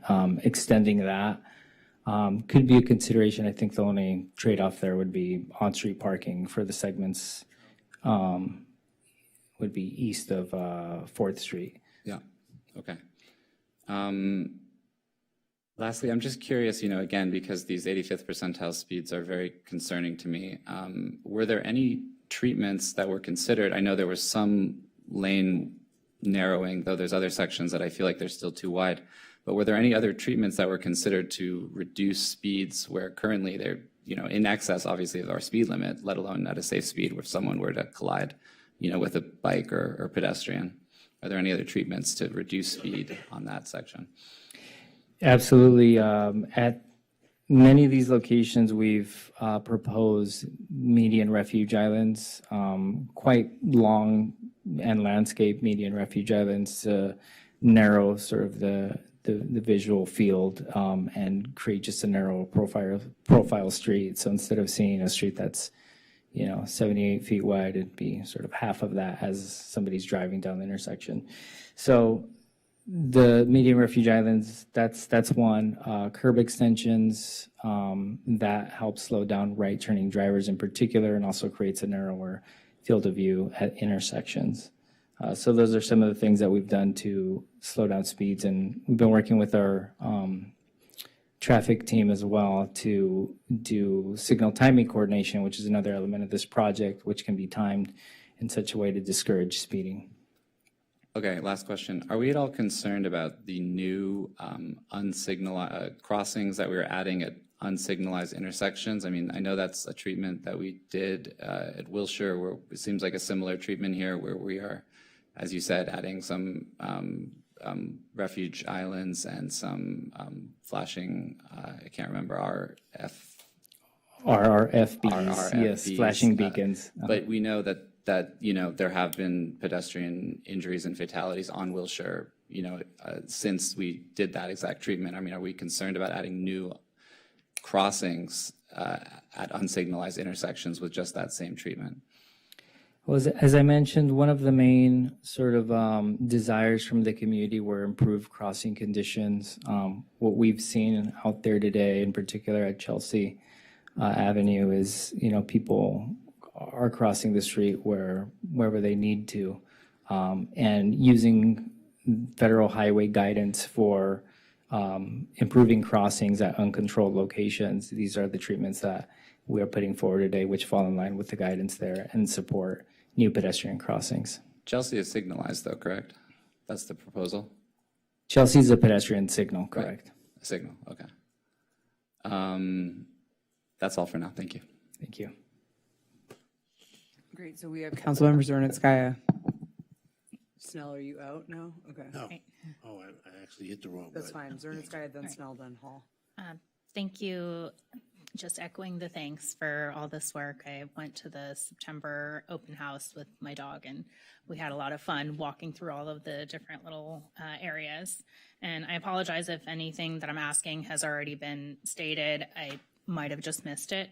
So starting with regarding the peak hour bus rapid transit lanes, could you confirm where we're contemplating putting those in?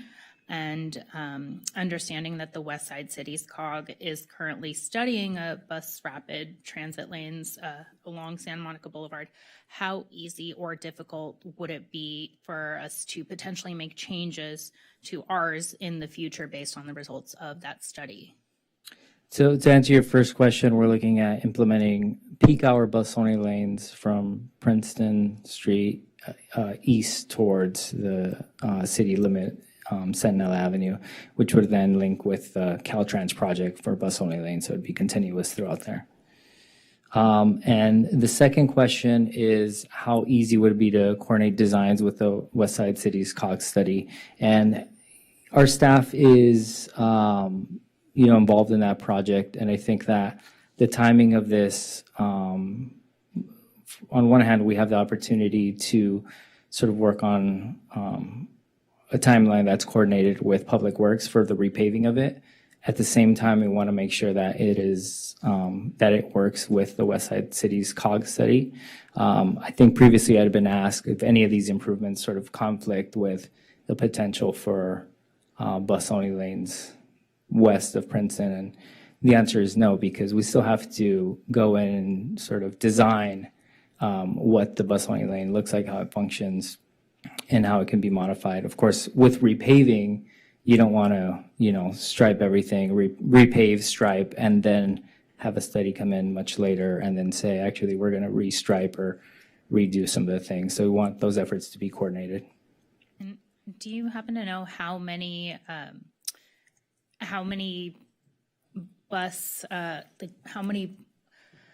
routes currently use Santa Monica Boulevard, including both Big Blue Bus, Metro, and any others? Yeah, for the majority of the extent, it's Big Blue Bus Route 1 and Rapid 10, which I believe it's still in operation there, and then Metro Local Route 4. And then when you get towards the sort of Transit Plaza area, that's where every bus seems to stop there making transfers and things like that, but it's usually just circulates there. But the extent of Santa Monica Boulevard, it's 3 lines. And could you please remind me where that plaza area is again? It's from Ocean Avenue to 4th Street. Okay. And what improvements are we thinking there to make it easier for all of the buses that stop there? That's a great question. We've actually we've been working with Big Blue Bus to reroute Route 1 in particular. So part of our improvements at the intersection for 6th Street does have a bus stop that's relocated so that it can better sort of loop through that area. That's as far as we've gone in terms of improving through this plan. Obviously, any other improvements down the line, this plan wouldn't preclude, rerouting bus stops or anything like that, and the transit plaza would still be in place. Thank you. And for the bus stops, including the ones we're relocating and the ones that are planned to remain in the same locations, are we also looking at physical improvements for the bus stops themselves? So folks waiting for the bus are protected from the elements and all of those other wonderful things. Yeah, no, that's an excellent point. And I think that's something we just have to keep coordinating with Big Blue Bus. I did note that at Berkeley, the westbound bus stop was relocated, and that was partially due to wanting to install a new shelter, a new bus stop furniture there. And they, contacted us and said, what's your plan for Berkeley? We said, relocate the bus stop, and it was done.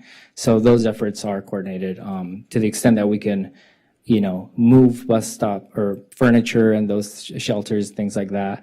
I think that's to be determined with BBB. Got it. And to make sure I'm understanding correctly, that does also include improving the furniture and the physical aspects of it to have actual covers and everything like that. To the extent it's feasible, working with Big Blue Bus and the furniture available and those sorts of things, yeah. Okay, got it. And then I believe we've discussed it up here before, but could you please confirm if we're also planning on eliminating quote unquote beg buttons for pedestrian crossings and for bikeway crossings and instituting some sort of more automatic or motion sensor, whatever technology there is to make it easier for pedestrians to cross without having to press a button? Yeah, and I think the science behind signal timing is something I'm just still learning more and more about every day, and really the focus of this project and some of the recommendations we have in here are to improve audible signals for sight impaired pedestrians. So we do recommend audible pedestrian signals, which means a vision impaired person can press a button and then it'll indicate sort of where the location, whether they have a wait or a walk signal, and then the countdown.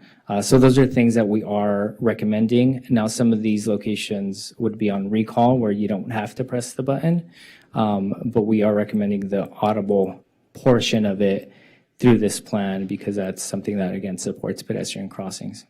So would it be that they're automatic, but there is a button just so that there's a speaker for better ADA access?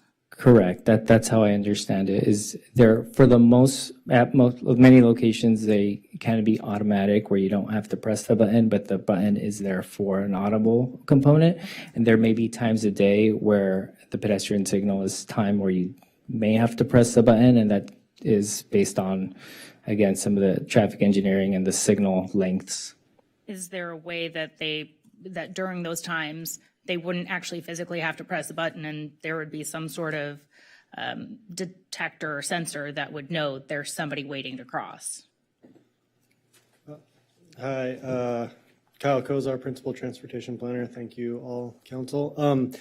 Yeah, so we would, but like those recall periods would be during like coordinated periods of, so on some signals where it's a lot of pedestrian traffic downtown and things like that, then yeah, I could be always on recall. And then there's some other places where, you know, if you're only getting kind of maybe 1 or 2 or 3 pedestrians an hour or something, then, you know, on off-peak times when there's not a lot of volume, they could be in recall when it's coordinated with that. And then like in off-peak times, like late at night or something, they might not be because, you know, there's questions about, you know, vehicles might get frustrated. They're sitting there, then they start running red lights if they're waiting and there's nobody there. And so, you know, there's a science to finding, using data, kind of where it makes sense and what times of day you want to do that so that it doesn't lead to other unintended consequences. But there's nothing that would just have a sensor so that somebody doesn't have to physically touch a button, or there it is? Okay. Yeah, exactly. Yeah, that's what the recall would be. So it would automatically, you know, you wouldn't have to, it would sense you and could do that. Okay. But it would not always be automatic at every location, if that makes sense. Why?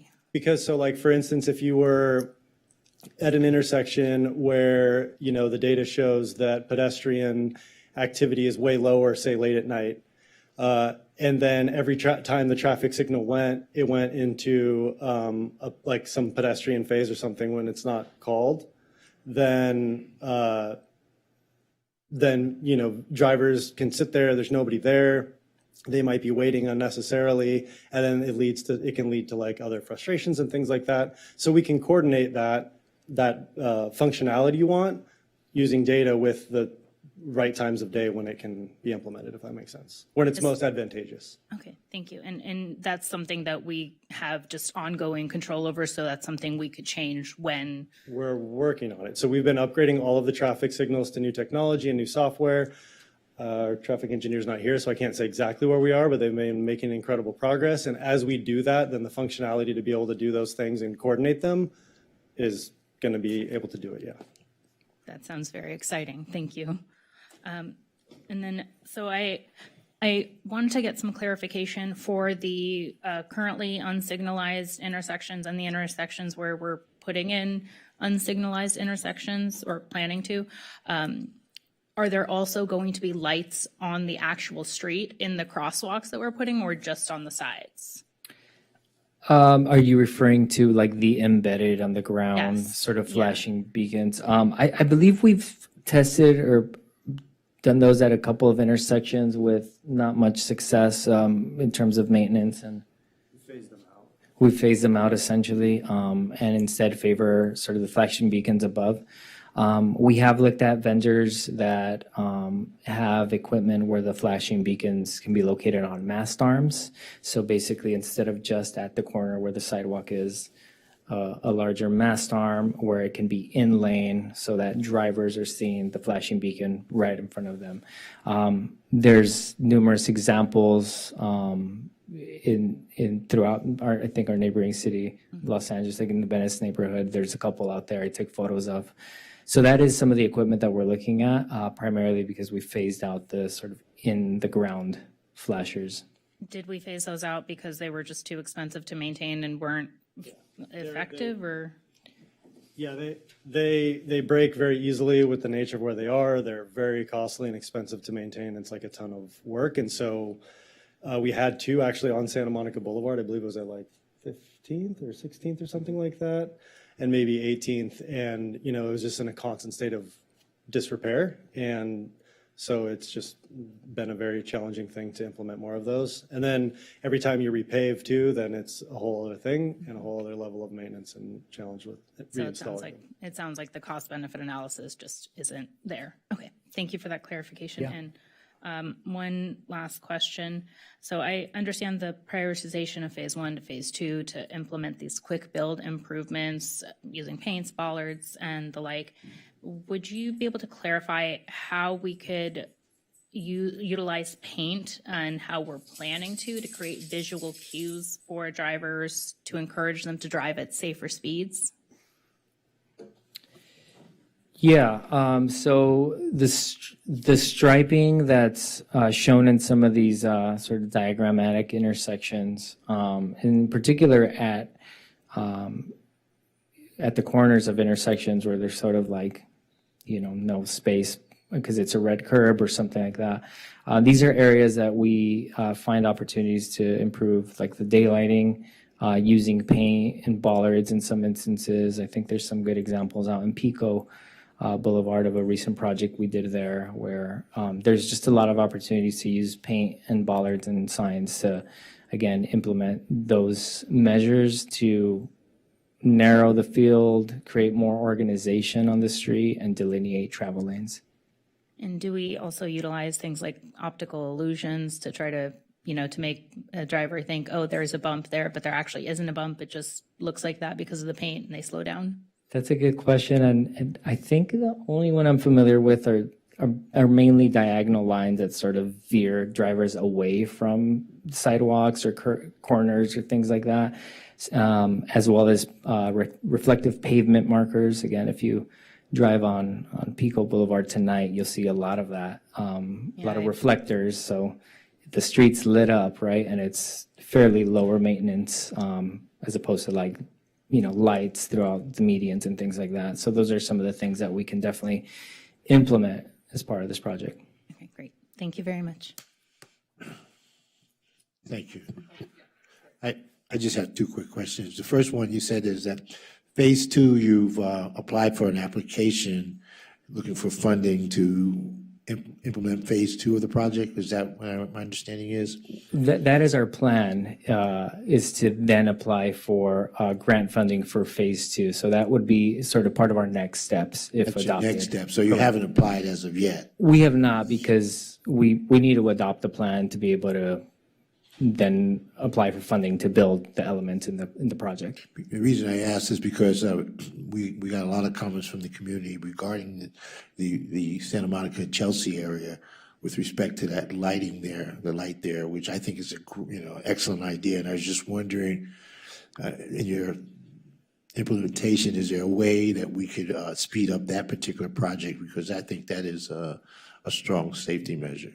Has there been this discussion about it? Yeah, there has been internal discussion about it. I think ultimately that's an intersection that, you can't sort of stripe a signal, right? You can't do like a quick treatment of a new pedestrian signal. And I think that implementing a new signal with new curb ramps, with the new crosswalk is sort of a all-in-one package. And it gets quite expensive. So that's why we look for outside funding to leverage grants to be able to do that and implement that all. It's sort of labeled a phase 2. It's not to say that it's not important, but it's just phase 2 is sort of our approach for going out and chasing money, getting money to then build sort of our more civil and engineering heavy projects like that one. I'd be interested in keeping abreast of what that project goes along, because that's something. And then my last question, we heard from a public today regarding the commercial businesses and how we introduce them to the new lanes going left only, going right only, and these kind of things. And what have we done with respect to our businesses along Santa Monica to get them aware of what's going on and how they will interact with their customers going in and out of their businesses? Yeah, so from the start of this project, we've sort of set up our centralized, project webpage where we have all of our information, but we really tried to reach out to businesses by both sending out, the 10,000 postcards that I had mentioned at the beginning of the project. We've done door knocking on the corridor, and I'd say we've talked to 80% of the businesses there that were willing to engage with us. And we've left posters in certain businesses and cafes. So we certainly, want to talk to as many businesses and people as possible that would be interested in the project and see how we can work together. Those are some of the things we did proactively so that we can get the word out about the project. As you know, we had that Route 66 meeting that was, publicized, social media, again, our website. We have a newsletter that goes out to our membership base as well. So we do our best to get the word out, at least for sort of where the project is at and what phases it's in. Same for the intersection design. So we had, this intersection design at the meeting on September. We posted that immediately after that meeting to our website. So we had that living on our project webpage. And then, in preparation for this item tonight, have sort of publicized as much as we can the designs of all the intersections. Thank you. Councilmember Hall. Thanks, staff, for bringing this study to us. Several questions here, and forgive me if I missed this in the 1,000-page report we had 4 days to look through. But did we look at reducing speed limits along any portion of Santa Monica Boulevard as part of the study? I believe the city recently conducted a survey, maybe about 2 years ago. The blog post that Mia put together on the city website, but streets where there were 5 mile per hour reductions, per hour on the western end. And am I remembering that correctly? I think so, but The team's verifying it. So the speed survey is the method by which we look at streets citywide and assess, based off 85th percentile, and then based off engineering judgment, how we can sort of leave posted speed limits where they're at, or if we decrease them by 5 miles per hour. So we'll verify right now if that was the case. I'm seeing heads being shook in a negative.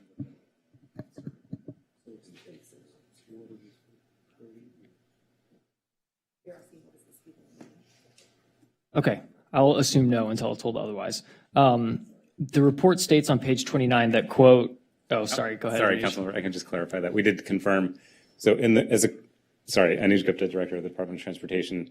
Great to see you all and thank you for the support of this study. We did look at every street in the city through the speed study a couple of years ago that Carlos referenced. Santa Monica Boulevard, based on the data in the speed study, was not one of the ones that was identified in the many, many miles of streets across the city for speed limit reductions. So a speed limit reduction has not been implemented as a result of that speed study, and a subsequent speed study would need to be conducted in order to effectuate speed limit reductions. But it could be something that we take a look at going forward. Okay, thank you. So the report states on page 29 that, quote, vehicular operations should be considered alongside crash data, end quote. Can you tell me where level of service falls in our priorities on this project? Yeah, absolutely. And I think, safety is really the primary goal here for this project. At the same time, I had mentioned balancing the needs of all users for this multi-lane arterial that carries up to 28,000 vehicles per day, buses, et cetera. So we use level of service as one of the sort of tools to understand how vehicle throughput interacts throughout the corridor. And we're able to also use, computer simulations to see when we have the proposed improvements at every intersection, what has that done to the corridor in terms of level of service degradation or improvements, et cetera. So that's how we've used level of service in this project. And were there any treatments rejected because of level of service and throughput decrease? Yeah, so initially we had considered a scramble intersection at 20th Street after visiting it during one of the walk audits that we did. And at that location, we thought, well, there may be sort of the land use that supports a lot of crossing movements. You have medical centers, hotels, cafes, et cetera. So this could be something we can look into, right? And I think that after looking into it and seeing sort of the trade-offs, which would be the sort of vehicle throughput impact, which would also affect bus operations in that segment from 20th to Cloverfield. That's sort of the most congested part of the corridor, with the goal of sort of separating pedestrians crossing the street versus vehicles turning. Our team ultimately recommends that left turn signals at that, protected left turns at that intersection can sort of achieve that same result, which is separate pedestrians crossing versus vehicles driving through, and does not have the same impact on vehicle throughput as a full scramble intersection would. So that was one instance where we had initially looked at it and said, let's go sort of run it through the simulation and see what degradation looks like, again, for both vehicles and for transit, and ultimately are recommending left turn signal phasing at that intersection to separate those vehicle pedestrian conflicts, which was the main goal. Doesn't 20th Street already have left turn signal phasing? Not in all directions. Okay. What's the difference between left turn signal phasing and having protected left turn lanes? Because 20th Street has left turn lanes in all directions. Yeah, so it has left turn lanes in all directions, but not protected left turn signals. So that left green arrow essentially. So it allows for vehicles to better time sort of oncoming traffic. When you have a permissive signal phase or just the green ball, you're sort of looking at oncoming traffic, but you're also checking over your shoulder to see if people are crossing. So this eliminates that. Okay. With the proposed Q jump at 26th Street, will there ever be a time when a vehicle will have to take a right turn around the bus from that middle lane, or what is effectively the middle lane? Or does the light turn red every time the bus stops there? That's a great question. I think the design is intended for vehicles to wait behind the bus and not turn right in front of them on the number one lane, which would be the middle lane, to your point. In terms of signalization and how that's a good question. We'd have to talk to our traffic person to see. Okay, I would assume that we're probably not timing a red light to the bus stopping at the bus stop, which means that we would effectively create a situation where a vehicle could be in that middle lane. I think you called it the number one lane, right? Where they would be turning right in front of the bus and thus have a reduced sight line to any pedestrians that are crossing 26th Street, correct? Yeah, so any right turning vehicles would turn right from the number 2 lane, so the lane closer to the curb.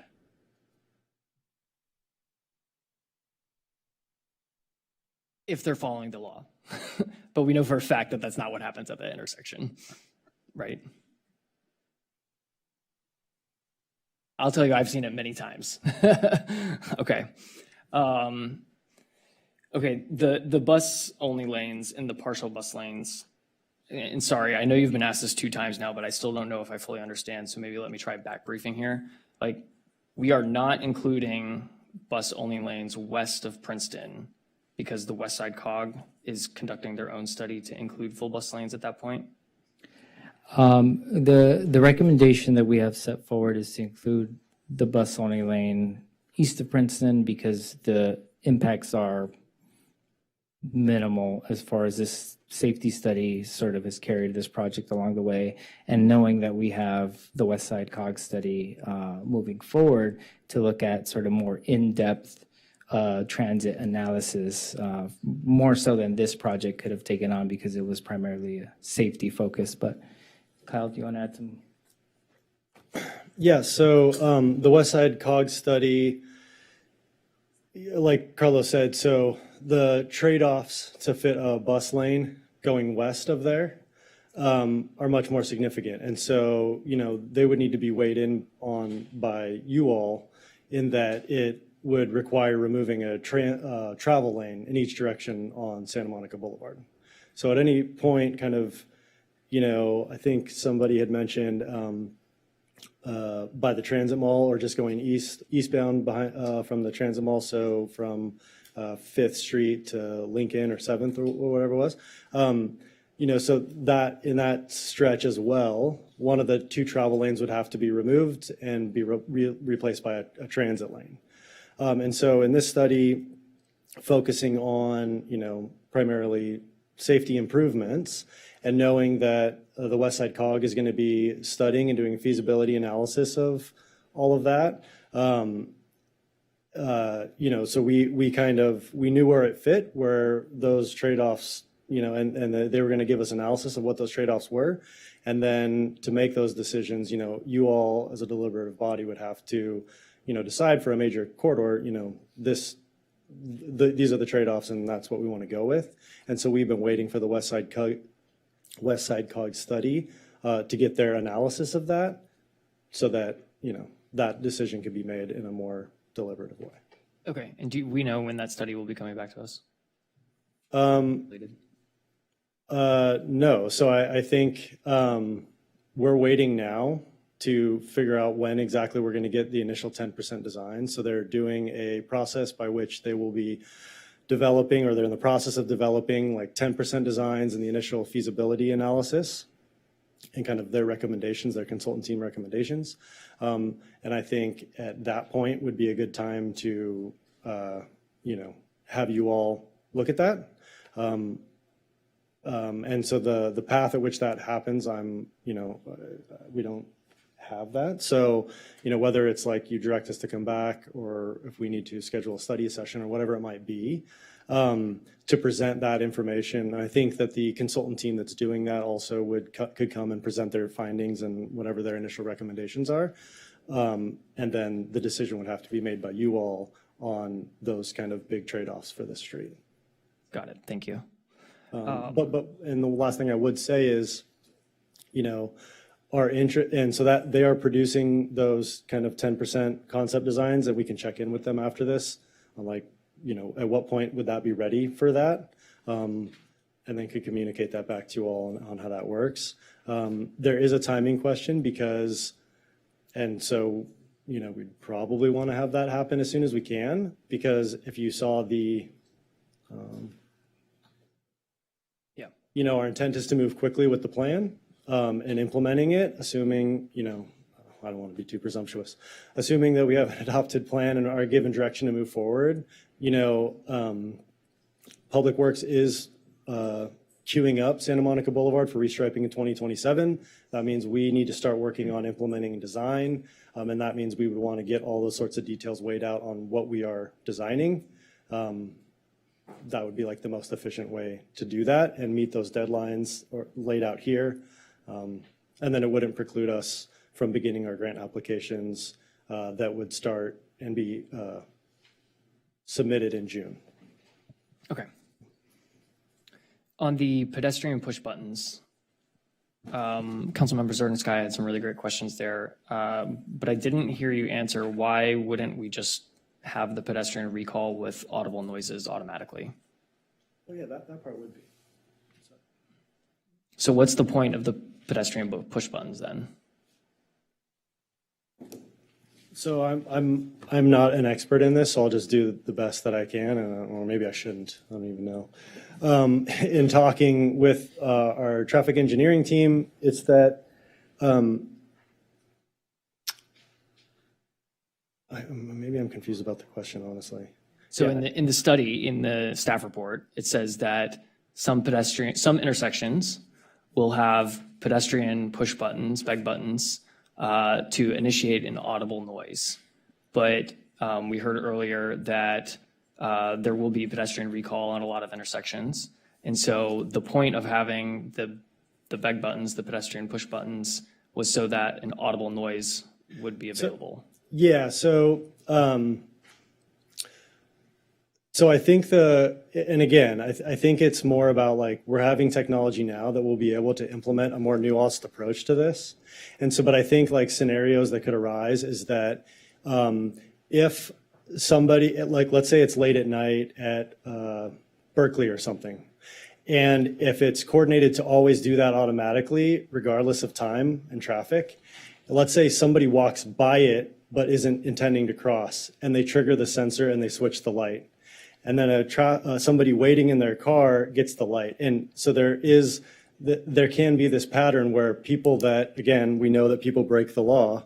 So people can start to get frustrated, or they just run a red light if they're in their car and they say, well, I don't see anybody, like, why is this light always triggered? So I think that the consideration is that there are scenarios and there's certain times of day at certain locations where maybe we can use the technology to make it work in a more nuanced way, instead of just, blanketing it that it's always working this one way all the time. I think we can be nuanced about how we implement it so that it's most effective at the right times for the most amount of people. Okay. Not sure I agree with answers that, your but question. I'll buy that for $1. You mentioned, so again, sorry, on the push buttons, you mentioned that part of what we're using here is data around which intersections have the most pedestrian crossings and at certain times, right? Did we control for anything around maybe people aren't using these intersections because they're not safe? No, and we haven't done that analysis and assigned those locations. I mean, I think that as we roll that out, that's the sort of thing we would look at, volumes of pedestrians and things like that. Okay.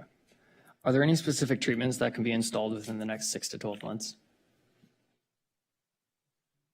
Signal stuff. Yeah, like, signal stuff. Trying to remember. Leading pedestrian intervals. Leading pedestrian intervals. Some of the bus stops that are farsighted, I think, working with BBB, we already moved one of them at Berkeley. So those sorts of things, I think, could be done very quickly with little effort in terms of like designing but restriping and creating a striping signing plan with even vertical elements, paint and post curb extensions and things like that. All that has to be designed. That can be on a much faster track because we can use contracted support staff that we have on call to do that. And this timeline kind of emphasizes that our intent, if this is adopted, is to move as quickly as we can to try to get the phase 1 done before the Olympics, and ideally a phase 2 funded and half designed, and so started after the Olympics, right? So that would be our goal in terms of timeline for implementation. But obviously factors can slow that down. So. Okay. Were any raised treatments explored specifically at Chelsea? Can you elaborate? Raised Like treatments? like a raised crosswalk? Raised crosswalk. They were not explored primarily because of it being a multi-lane arterial. It's not a treatment that we've done here in Santa Monica, nor one that I've seen on a multi-lane arterial that carries, buses, first responders, and things that would have sort of vertical deflection. So it wasn't considered for the Chelsea intersection. Instead, we opted for the Refuge Island. Okay. Last question. So we have a new city policy regarding like unidirectional or perpendicular curb cuts. I saw some of the designs. I think the 6th Street intersection on the Tar and Roses corner had that diagonal ramp. I assume that's just an outdated design that if it's technically feasible, we will do city policy. Yeah, so at all the locations, we want to ensure that curb ramps are aligned with the crosswalk. At the 6th Street location, for example, if we're proposing a new scramble crosswalk, a lot of those ramps, in some cases, those ramps are sort of at the corner and they have sort of a wider radii that would allow for diagonal crossing as well as. We have at 4th Street. Correct. So at some locations, we may not want to necessarily direct traffic or pedestrian traffic in one direction, if that makes sense. Yeah, that makes sense. Okay, thank you. Councilmember Raskin, then we have one question from Councilmember Zoid. Thanks. And I've really just only got, I think, one question that was queued by Councilmember Hall's line of questioning.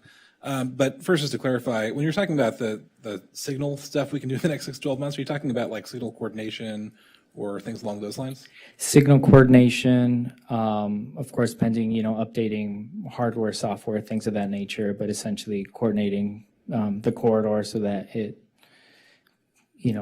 behaves in sort of a way or improves safety or speeds or controls for congestion, things of that nature. And then leading pedestrian intervals as well. Those are the sort of signal treatments that are within, we could do in-house. And so following up on Councilmember Hall's question about speed limits and speed studies, and I apologize for not asking this in advance, but a member of the public had asked me, I assume that signal prioritization for buses can be coordinated with the signal timing to mitigate speeds for vehicular traffic. Can you just briefly speak to how, just confirm that that's correct, essentially? Are you referring to coordinating signals so that buses travel at consistent speeds? Is that essentially? Yeah, and I think, the through line here is that, buses are operating with vehicles and, ensuring that speeds, especially during peak hours, are as free flowing in the congested areas, helps drivers get in and out of Santa Monica as well as transit patrons in and out of Santa Monica. Councilmember Zoic. Sorry, just one question that came up when we were talking about the parallel study occurring around the bus lanes through the West Side Cog. In the parts of the proposed designs that indicate a bulb out where the bus would then stop in lane in order to pick up passengers, is there not a concern that building that treatment would actually potentially limit a bus-only lane if that were to be built in that section, seeing as then that parking lane could not easily become a bus lane if it was hardened with such a treatment?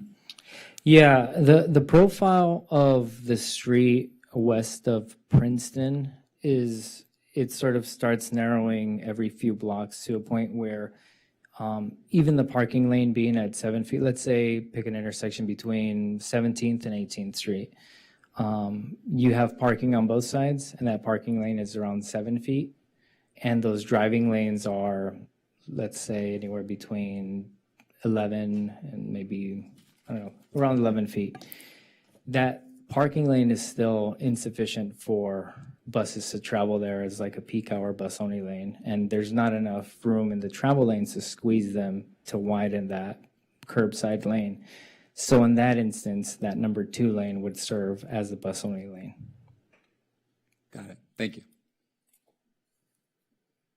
Okay, I have some questions that I haven't had the opportunity to go. I appreciate all of your hard work on this, and I came to some of the community engagement, really just appreciate how much you've done. But I'm a little bit concerned just in terms of like what the governing principle is here, because I think this council has kind of stated pretty emphatically our commitment to safety and Vision Zero. So can you just explain, is safety the governing principle here in everything that you put forward, or is it level of service? And where did we make sacrifices based off of level of service in what we're seeing here?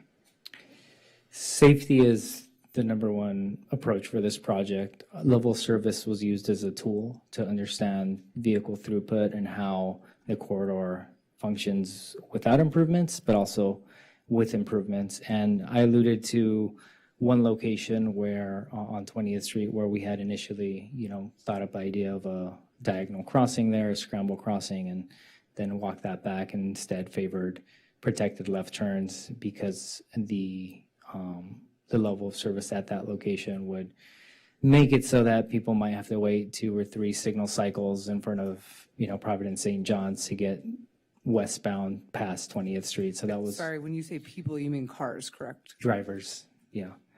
So that was one location where we had to balance the needs, but also improve that location with, signal or left turn signals.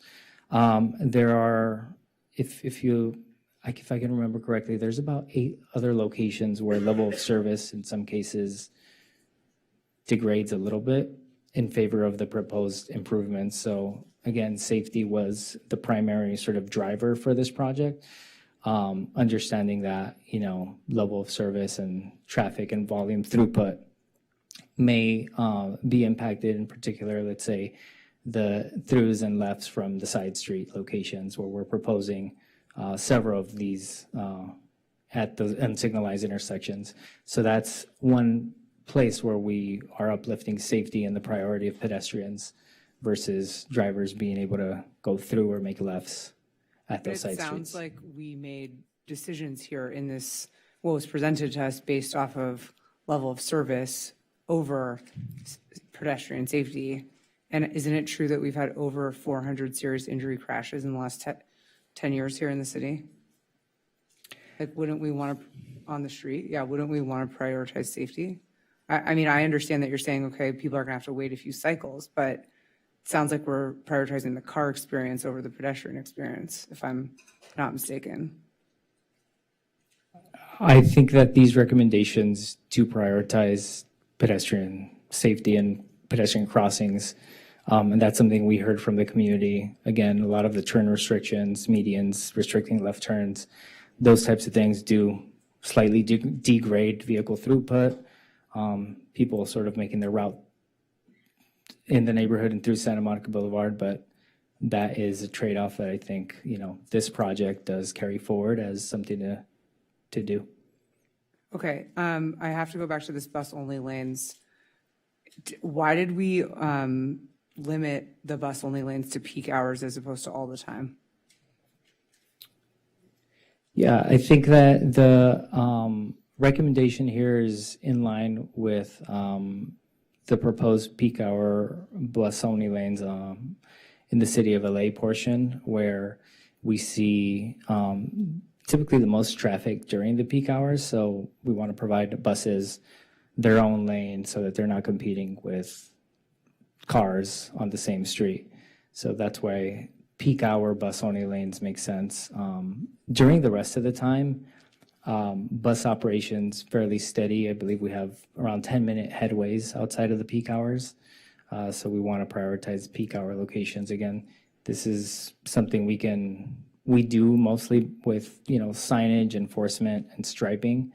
What those peak hours look like can be determined after we look at this West Side COG study a little bit more as well. We'll get more information, but peak hours is the recommendation because of the traffic patterns. So basically, our gold standard is the city of LA here? I failed to mention loading zones and on-street parking for local businesses outside of the peak hours. That's something we can, again, preserve for local businesses. Okay, I mean, I don't think anyone here is saying that we don't want to help our local businesses. I think that's important, but seems like we're kind of, not prioritizing multimodal transit. Thank you, Mayor, for the question and for highlighting this. I think what you're hearing, a lot of the comments and the Q&A that we've heard from all of you really highlights that all of this work is about trade-offs, right? And optimizing first and foremost for safety, right? And what Carlos has underscored is that this is a safety study. Right. The primary purpose, right, is to advance our Vision Zero objectives. Right. The council has, of course, clearly reiterated the primacy of that. Staff is fully aligned with that. I think to your specific question with regards to the operation of peak hour bus lanes in the stretch that the study is putting forward, it really reflects when we actually get kind of the bang for our buck, so to speak, with regard to current travel times. So overall, and we do have, the leader of our transit planning performance here, if we really want to nerd out on bus travel times, but overall, where we actually see the gains, where the buses are moving slower now, where they sort of need or really benefit the most from a bus-only lane, are those peak hours in both directions. The rest of the time, generally, Route 1 moves quite well. The Metro buses move quite well. And so, yes, we would have to take away a significant amount of parking around the clock to have a 24-hour bus-only lane. That's an option. But would we be actually getting the necessary benefit to our bus speed travel times in order to have a significant, potentially detriment to those businesses and those other uses? That's where that trade-off question, we really look at that cost-benefit analysis. So that's similar to how our existing very successful lanes on Lincoln work. Those are actually currently one direction in peak hour. What we're proposing here is actually peak hour both directions, so that they would be bus-only lanes, eastbound and westbound, morning rush and afternoon rush. So actually kind of an upgrade in some ways from the Lincoln bus-only lanes, which are currently one direction in the morning and one direction in the evenings. Okay, I hear that. Thank you. I appreciate that kind of. Just wanted to kind of clarify. Yeah, I appreciate that. Thank you. So I have to bring up this McKinley Elementary issue again, because I don't know if I've made the point, we've made the point clear enough. Why are the pedestrian signal and raised median at Chelsea classified as phase 2 rather than phase 1? Yeah, really the phase 2 designation is around the funding and the level of effort to construct the pedestrian signal curb ramps that align with the new crosswalk, and then a concrete median refuge island there. All those things require significant funding, design, engineering, construction. So for those reasons, we couched it into a phase 2 because it's advantageous according to the phase 2 ATP application and getting the funding for that. It could well be within, the purview of the city to make that a even higher priority. I think funding would be really the question behind that. Yeah, I mean, I think the issue is that what I'm hearing is like, well, we only have a limited amount of money, so we're going to do like the low-hanging fruit first rather than what is the biggest impact around safety. I mean, I'm giving you feedback. That's the vibe that I'm getting from the answers to these questions. And I think what you're hearing from us is that we need to prioritize safety. So I guess it would be helpful to know if you could come back to us and say, if we had XYZ amount of money for phase 1, we would be able to prioritize this intervention right now. Like, is it an issue that you don't have enough money to do this?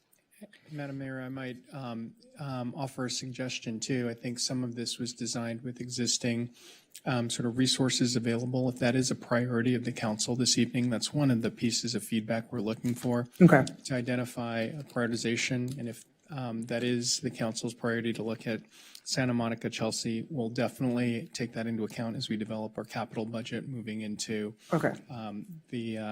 the early spring and then the summer. Because it sounds like, okay, we can only do things with striping and bollards, but maybe some of these interventions require more than that, and we need to kind of assess whether, what is the biggest bang for our buck truly in phase 1. Okay. And then I obviously sent these questions in advance, but I'm saying it here publicly because I think these things are important to me and the folks that are listening. But on the performance outcomes, I'm a little bit concerned that the only key safety indicator, key performance indicator is less pedestrian deaths or injuries. And I think I would like to be able to see,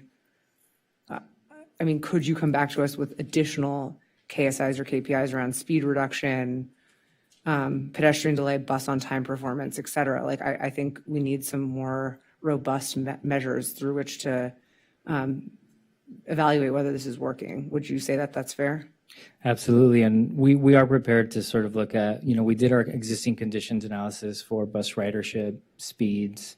Obviously, we have crash history. And we've actually been looking at a counts plus methodology that Caltrans is sort of developed as through the ATP project. So if we apply and get that grant, we'd be applying that for yield compliance in particular. So that's another metric that we'd be able to assess before and after for yield compliance, in addition to all the other metrics that I had mentioned.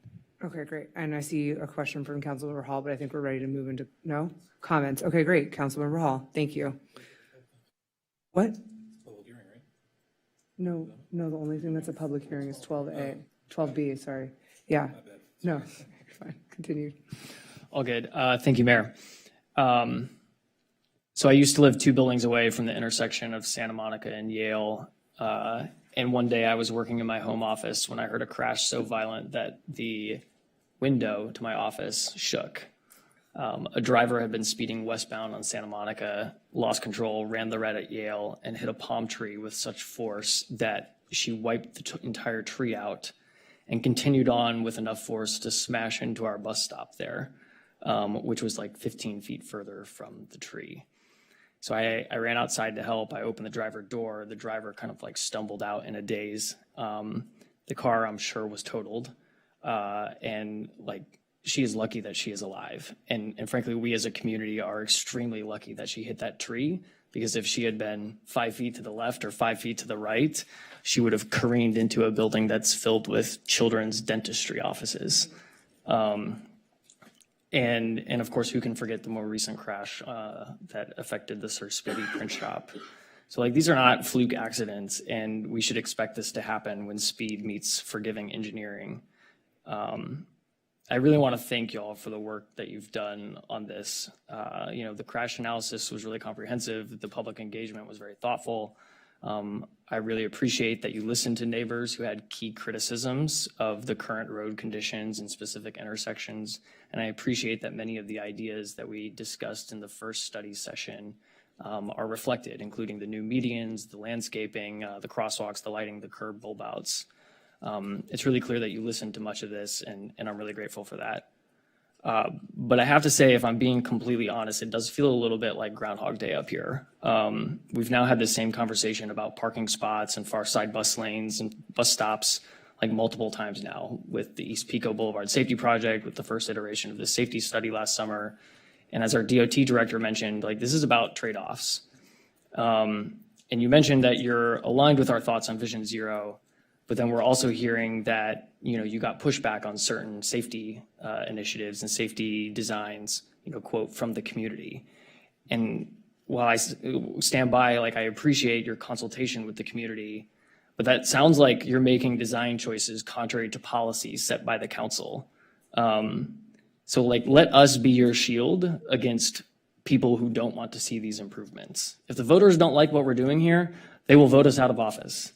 But 4 of us were elected in the last election, and won pretty handedly on a policy platform that promised a zealous approach to street safety and always prioritizing safety over parking or level of service or vehicular speed.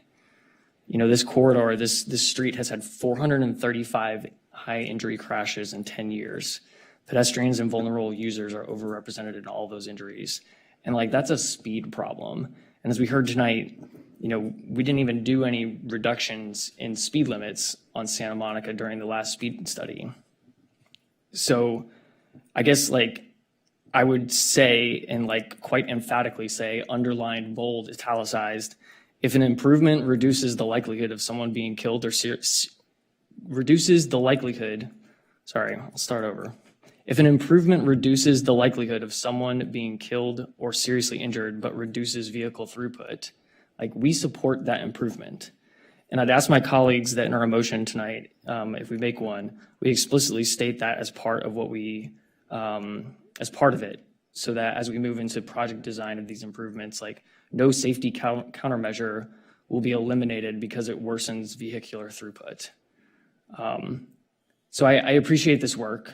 I really do. But it feels contrary to some of the recent policy direction that we've given, especially at the last meeting, with regards to Vision Zero. And, like, when I asked about why we're not moving a bus stop to the far side of 26, we were told that was because we want to prioritize 2 parking spots for a business. And like, that's a policy decision for us to make. And like, as we've stated time and time again, we want to prioritize the street safety and public transit over parking, public transit over private vehicles, and pedestrian and bicyclist safety over driver speed. And so as a bit of a preview to the community for our upcoming police department annual report, the police department are doing their fair share of street safety work. They've stepped up traffic enforcement 3-fold since Chief Jacobs taken over. And I want to make sure our DOT and public works teams are helping make PD's job easier by designing the best streets possible.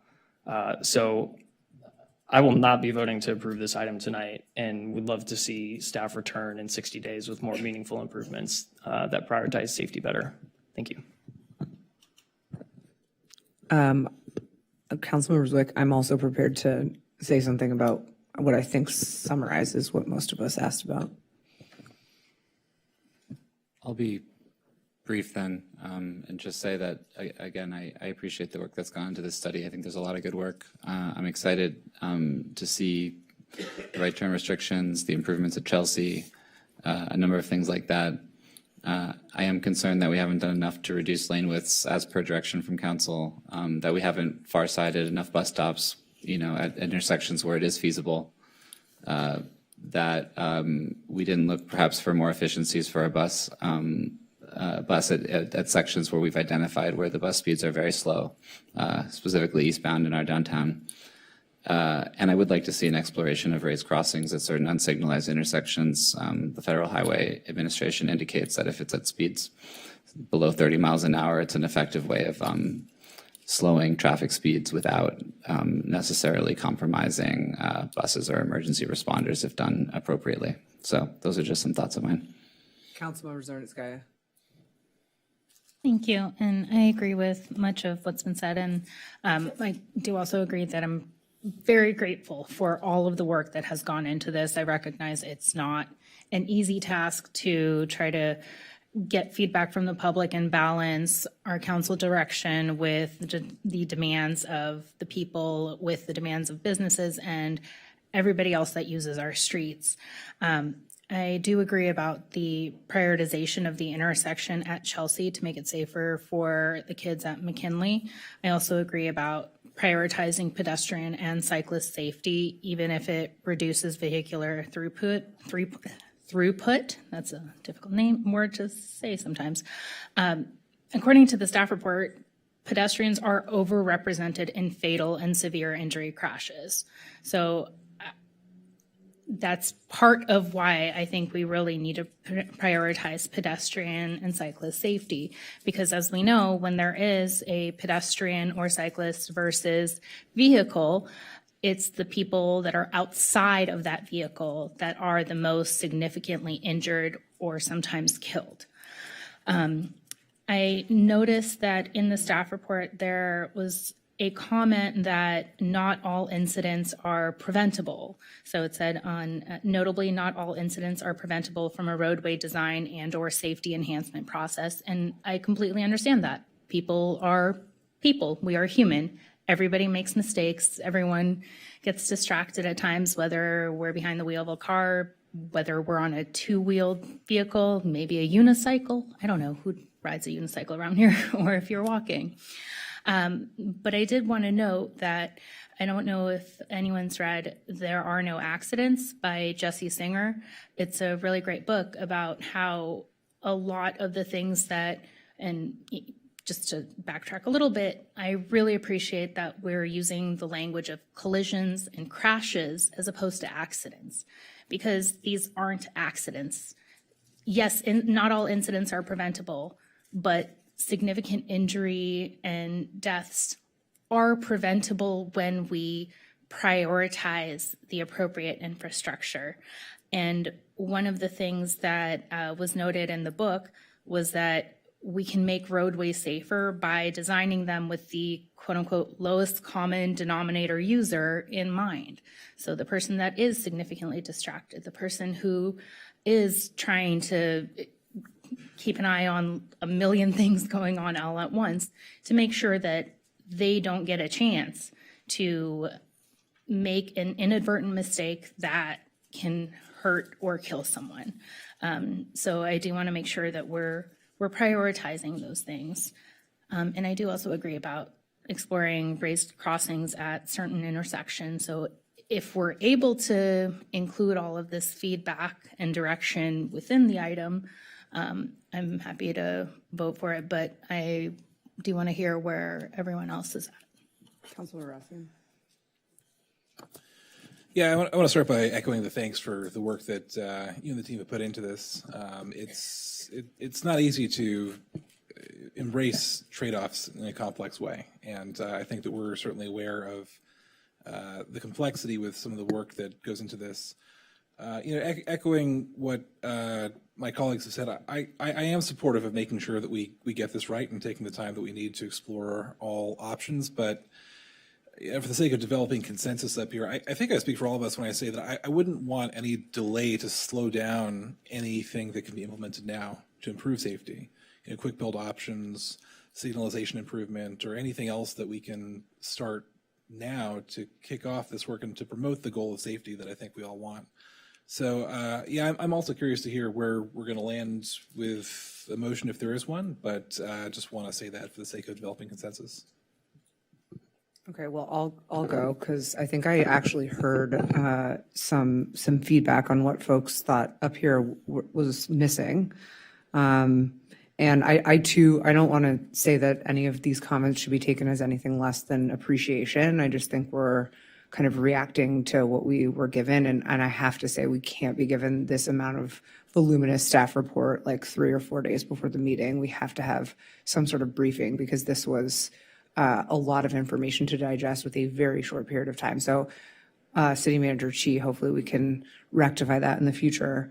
But I think, this is very serious, very thoughtful work that you all have done very deliberatively. And I appreciate that you're trying to balance the trade-offs. I do get that. And I'm not trying to be ungrateful, but I do think that, we've all said Santa Monica Boulevard has experienced over 400 injury crashes in the last decade. And this council has said pretty emphatically that we're committed to clean and safe. Well, safety means pedestrian and bicycle safety as well. And we're pretty seriously committed to that. And I think that safety needs to take precedence in what we're seeing here. And I just, quite frankly, did not totally feel that commitment in some of the trade-offs that were mentioned. I think that when safety improvements are in conflict with vehicular level of service, we have to calibrate around safety, not level of service. And we haven't really fully aligned with our Vision Zero policy. So that's where I'm coming from here. I think I heard that, so I'm going to propose something and you guys let me know what you think. I do think that you all need to come back in 2 months here. I think that we need to see a reduction in lane widths to approximately 10 feet on average as directed by council. We've heard that the lane widths need to be reduced, specifically 20th Street to Chelsea Avenue to 26th Street were referenced as problems. And I think we need to make all the bus stops far-sighted wherever feasible as a best practice, which was also mentioned. 26 and Santa Monica Boulevard in particular. We need to extend the bus-only lane eastbound and downtown from 4th Street to Lincoln. I think that was mentioned as a piece of feedback that was missing. We need to explore raised crossings. I think there's some debate here on whether or not that works, but we've looked at it and seen feedback, and we need to explore raised crossings at new and existing unsignalized intersections, and prioritize pedestrian signal and raised crossings at Chelsea as a phase 1 project. We all, I think, kind of talked about that. We want to protect our kids who are in school. And if we need to allocate money from the capital improvement budget to do so, we are, I think, amenable to that and want to hear staff's recommendation on what really would give us the best safety solution, and prioritize safety over level of service and transit over parking, to just make that emphatically clear. We also want feedback on what actually can be accomplished in the next 6 to 12 months, not 2 years. So it would be helpful to know, to Councilmember Raskin's point, what are the things that we're getting done right away versus what's a little bit longer term, even in the phase 1. That was one of my questions, and I don't think I got a clear answer to it. I see you all are conferring there. And then I think we need to reevaluate everything in phase 1 for the highest impact interventions. And when we say impact, we mean safety.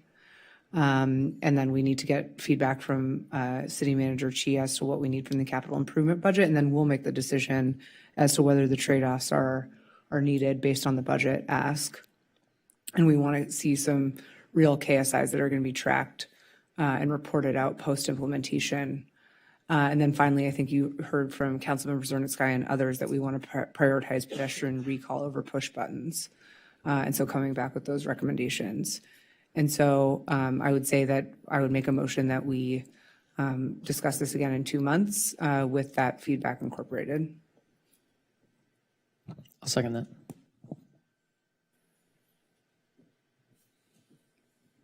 Is there any other discussion on that? Sorry, just to make sure we're on the same page. So I don't think this is the intent of what you're saying, but we're not going to slow down the work that can be started now, today, between now and coming back in 2 months. Sure, but City Manager Chi, are we slowing anything down by asking for this? In essence, no, we can do both. The feedback tonight's been clear. I think staff has an understanding what the council is intending. What's presented before you, though, really ultimately constitutes concepts that we're thinking about. It is not final design per se. It's not the design of the street. It's not the design of the actual capital project that we're working on. And so if the direction is continue to mature concept plans, certainly takes some time to do that. We would like to concurrently move towards all of the design work for implementing the actual project. In 27 is when construction currently is internally slated to start. And so we do need to move towards design processes at some point. I think we've heard all of the feedback clearly. So if what I might suggest, if the council would like us to maybe synthesize what we're hearing, bring it back to you, maybe even sooner than in 60 days, as it relates to design concepts you want implemented into the permanent design, we can compile those suggestions, bring it back relatively quickly, and then if we have concurrence with the council, maybe move into actual design of what the capital project will look like. Yeah, I don't think anything here is intended to slow it down. My understanding that today was just concepts and that there wasn't anything ready to, like, we're not putting out a bollard tomorrow. So yeah, that's I think synthesizes well what we're intending to do. And we have a motion and a second. The only thing maybe I'd suggest, I think the motion was within 60 days, bring something back as it relates to updating the concepts. Would the council be amenable to maybe considering that the direction is synthesize the feedback we received tonight and identify more clearly for the council the specific improvements we've heard that we would integrate into a permanent design? We could probably get that done a lot more quickly than in 60 days and would likely allow us to transition maybe into something a little bit more substantive as it relates to the actual design work. Yeah, I would say in no more than 60 days. So if you want to bring it back sooner, that's great. Councilmember Hall? I think my concern with that is that this document ends up becoming the base safety study for the entire project, every project that flows from it. And so I would feel more comfortable if this specific document came back to us with updated concepts as opposed to general guidance given that then gets incorporated in later Certainly. project designs. Understood. Okay. So I think we're ready to vote. Yes, Councilmember Zernskaya? I just had a question because I want to make sure I'm understanding this motion and understanding the direction. So the motion is to incorporate the feedback that we have given into this specific document, bring the document back, and then be able to move forward with any design specific actions. Yes, with one amendment that they're going to work on design concurrent, like with some of the items that are already kind of in progress, so that we're not going to slow down anything. There's certain things that we can certainly work on related to the capital project Right. outside of the specific treatments that have been discussed tonight or tactics. So we'll certainly think about how we do that internally. Okay, and would they be able to bring it back to us in less than 60 days? Should it be ready Yes. sooner? Okay. Yes. So we'd be able to get moving on trying to make Santa Monica Boulevard safer. Yeah, and I don't think anything, we're not precluded from having like individual briefings in the interim period as well, just to make sure everyone's on the same page. Okay, thank you. Okay, let's vote. Councilmember Negrete? Yes. Councilmember Hall? Yes. Councilmember Raskin? Yes. Mayor Pro Tem Swick? Yes. Councilmember Snell? Yes. Councilmember Zernskaya? Yes. And Mayor Terosas? Yes. Great. We will now move on to agenda item 12B. And thank you all for your efforts. Really appreciate it. We have 3 public comments on agenda item 12B. Just as a matter of process, do we want to hear the staff report and then take the public comment since it's a public hearing? You do, yes. Yes? Okay, great.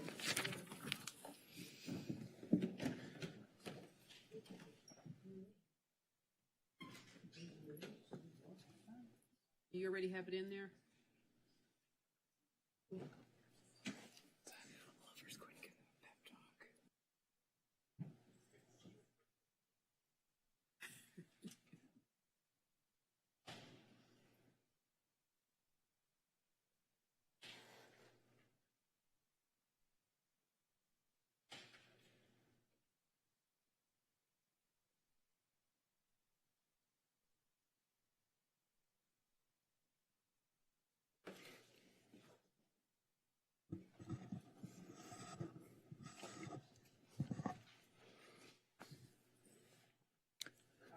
Great.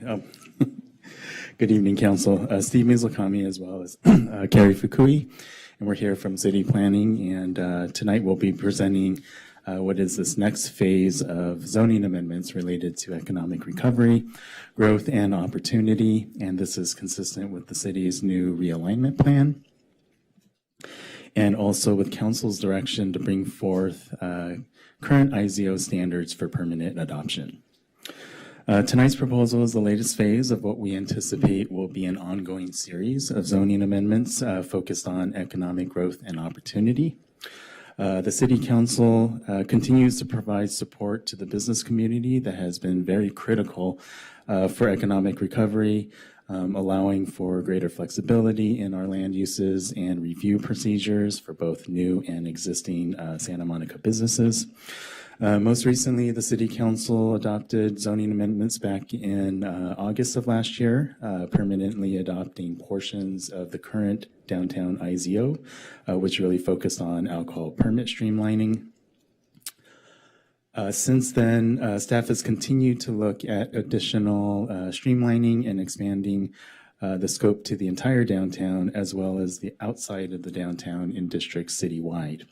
We've received a great amount of positive feedback from brokers and the business community on these streamlining changes to land use review. Not only that it provides greater certainty for these prospective businesses and also signals that the city is open for business, but we've seen businesses come through the permitting process that have benefited from these changes. And so the feedback and the results are telling us that our streamlining strategies in the downtown are working. So tonight's proposal comes in two parts. This slide gives a brief overview of tonight's agenda. First, the formal adoption of all current IZOs. Second would be consideration of new changes within the downtown as well as in the citywide districts based on the similar strategy that we've taken for the downtown IZOs. And we also have 4 policies for the council's consideration tonight related to retail size, pub crawls, tap room, closing hours, and the potential reestablishment of bars on Main Street. So I'll quickly go through the 4, we have 4 IZOs and a set of emergency order provisions that staff is recommending for permanent adoption. That is the downtown IZO. We also have an IZO on sidewalk dining as well as massage. These were through the years created as IZOs, and we are proposing to permanently adopt those standards. We also have resource recovery and recycling IZO that Ross will be able to go into a little bit further detail later tonight. And we also have the adoption of the Palisades Emergency Order supporting the relocation of schools and daycare facilities.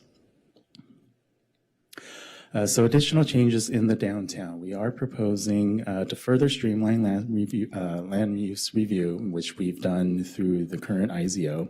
But we're also looking to expand our alcohol exemptions for commercial uses that are listed here that are already available to the 3rd Street Promenade area. And so we're looking to expand this to the rest of the downtown area. Staff also proposes to allow existing non-conforming pawn shops to relocate anywhere in the downtown area except for Ocean Avenue. The council had considered this proposal last year and did not move forward with the change at that time. So staff is reintroducing this change today and want to clarify that this is in response to an existing long-term Santa Monica business that would help support their business operations.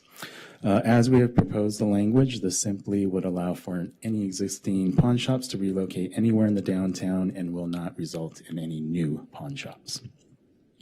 Next, Carrie will be going over the strategy behind the changes and also provide an overview of the new changes citywide. Hello, good evening. Thanks for having us tonight. I'm Carrie Fukui, Acting Principal Planner. As Steve mentioned, I will now be jumping into the citywide amendments. Before we get into what we're proposing tonight, I just wanted to go briefly over our general strategy of how we made these changes in our proposal before you.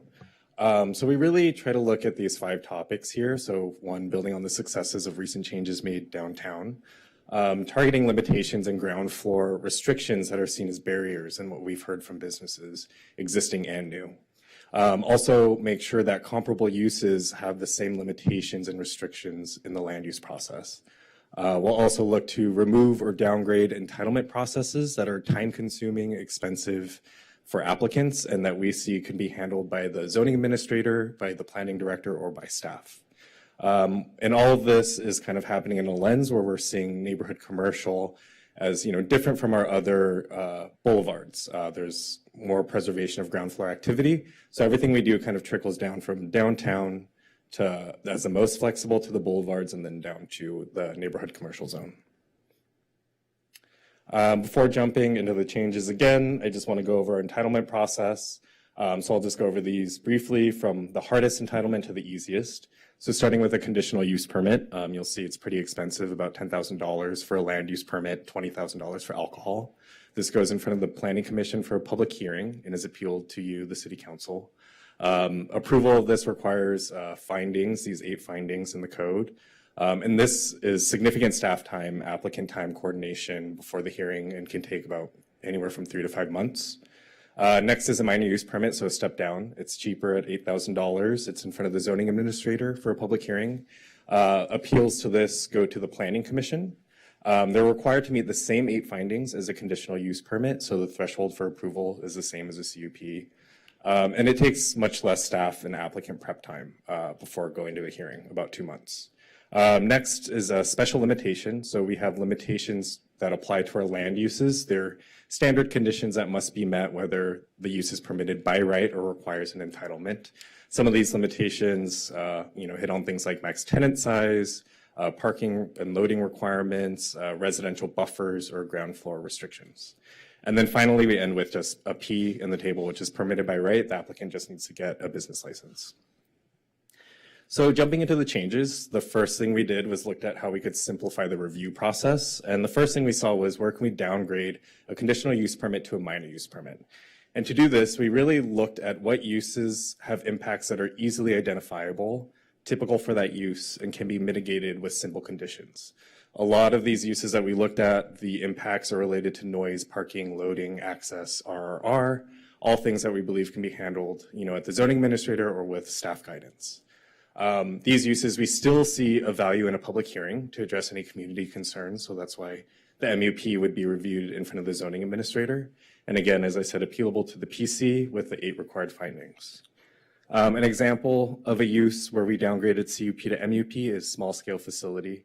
This is kind of a catch-all for a range of commercial entertainment businesses. A lot of what we see for arcades, kind of pop-up experiential things that we see on the promenade. Under the current regulations, these require a conditional use permit along all the boulevards. We assess this use very typical and common to like a general retail use and as impactful as that, and don't see how that would rise to the level of a conditional use permit.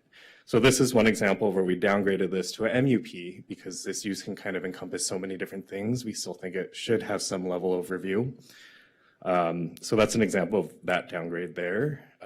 Next, we simplified even further where some uses went from a CUP and MUP to just by right permitted, they just need a business license. We really looked at in what instances an entitlement was used as a deterrent for a use rather than a way to evaluate compatibility of a use. Because a conditional use permit and a minor use permit, it's a permitted use with conditions to ensure it's compatible rather than something we just use to say yes or no.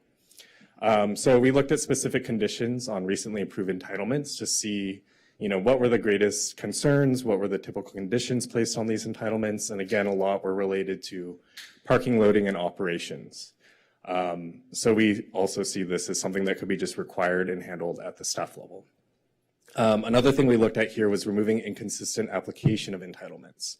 So there were a lot of comparable uses that had to go through a different process, which could have just happened over time as the code was created. So we just try to look at those uses and target them and make sure they're all treated the same. One example of this one,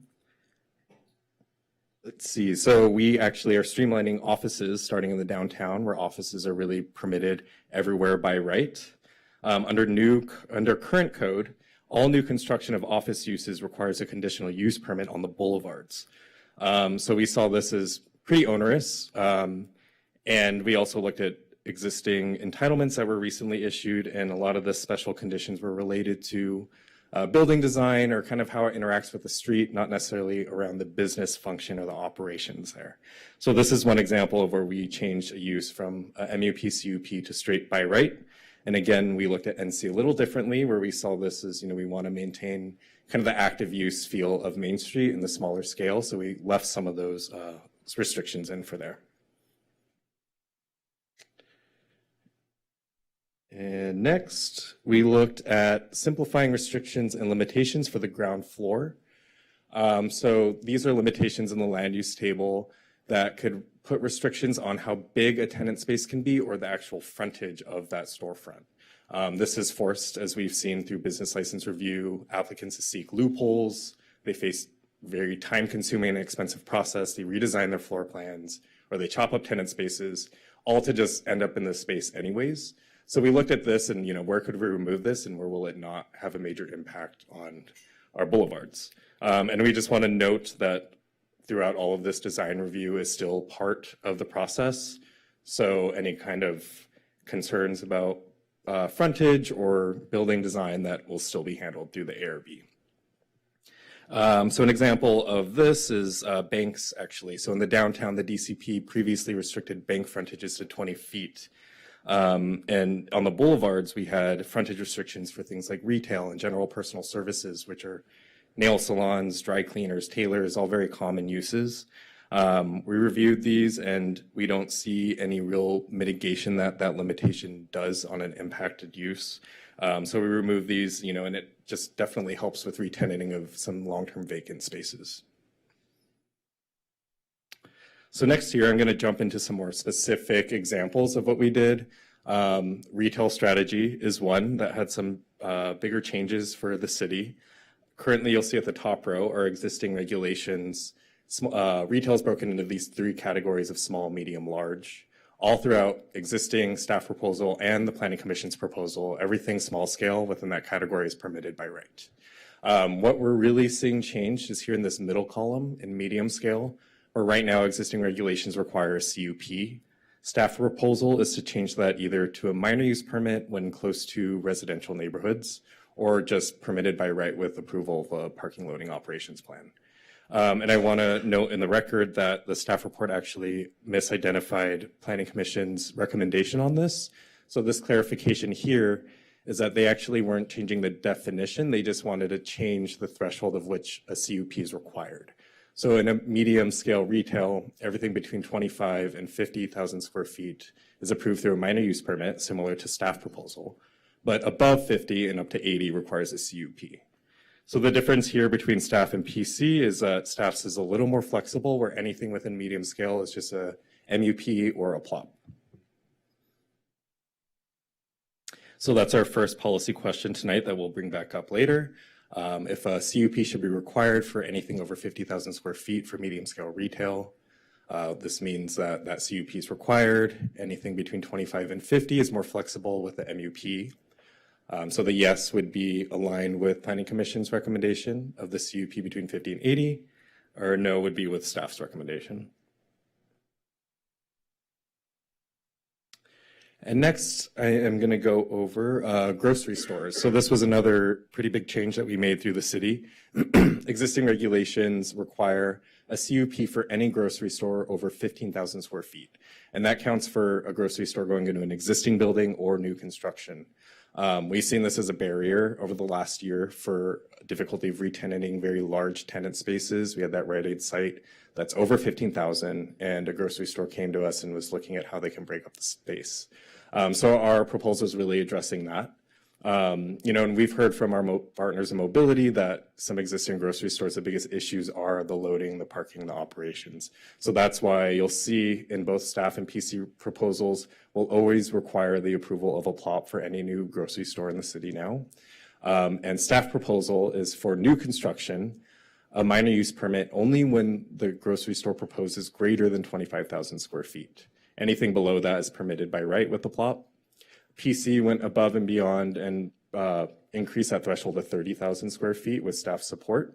A lot of this was based off research we had done that showed the average and median size of grocery stores was between 25 and 28,000. So that 30 just really makes sure it captures everything.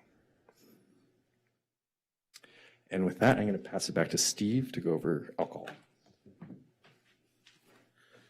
Great. So this next section is staff's proposed changes to our alcohol permits. So first, we are proposing to first downgrade the baseline conditional use permit required for all of our alcohol permits, and we would be downgrading that from a CUP to an MUP, minor use permit, except that bars would continue to require a conditional use permit, and that was something that was recommended by the Planning Commission. The alcohol-related suspensions per the emergency order are proposed to be formally removed as alcohol requirements in our permits moving forward. And we've also created a process where existing businesses can also simply request that those same conditions be removed from their current alcohol permits. A lot of these regulations kind of spanned many years in the past, so there's a lot of permits out there that they are complying subject to these requirements. We want to allow for existing businesses to be able to come in and also get that, as well as new applications for permits. The Planning Commission did recommend to maintain the pub crawl restriction, and they expressed some safety concerns with participating patrons as they're jumping from business to business. And so policy question number 2 for council is whether it would be appropriate to continue the allowance of the pub crawl events consistent with the emergency order. Next is our alcohol exemptions. So we've taken a similar approach with expanding alcohol exemptions to districts outside of the downtown, but with a much shorter list of potential uses in comparison. Staff presented this concept to the Planning Commission as policy questions, in which the Commission was supportive of. So this would include food courts being added, and businesses such as art galleries, day spas, beauty shops, retail shops that are not typically associated with alcohol-related issues. These new businesses would be able to apply for an alcohol exemption permit. Tap rooms is a new category being introduced with this group that would be limited to the service of beer and wine only, so we would not have spirits as a part of that definition. And this looks to address like newer trends of businesses such as June Shine on Main Street that is considered a bar since they do not have food service. So this group is also may include wine bars in this category. And we're looking to provide an easier path for these more innocuous businesses that do get caught up under the bar classification. The Planning Commission supported the addition of this tap room category and recommended a closing hour of 9 p.m. for these businesses. Considering that the closing hours for alcohol exemptions for restaurants are at 12 a.m., staff does propose the closing time to align with these restaurants for consistency. So policy question number 3. Should the closing times be 9 p.m. Or 12 a.m. for tap rooms seeking an alcohol exemption permit? Next category, moving on from alcohol, here is a list of minor changes that simplify standards for these various uses. I will highlight one, all forms of exercise and physical fitness, for example, would now be permitted by right, whereas in most cases right now, a conditional use permit is required.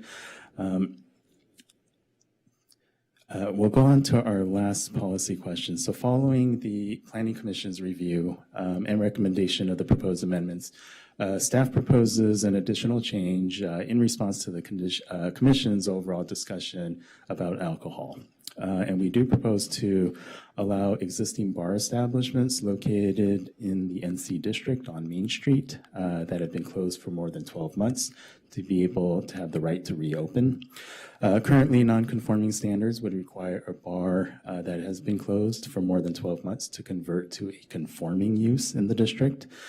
Since bars are not permitted in this district, a new bar would not be able to be approved, and therefore this change seeks to preserve the opportunity for existing bars to reopen and avoid permanent termination. Now, this is the same provision that is currently in place that we have for bars within the downtown. And for other, we also have this available for other types of uses, mainly like restaurants and retail, to be able to allow for those that were having a difficult time for reoccupying to be able to reoccupy, provided that there isn't a conforming use, and that's the last known use of that tenant space.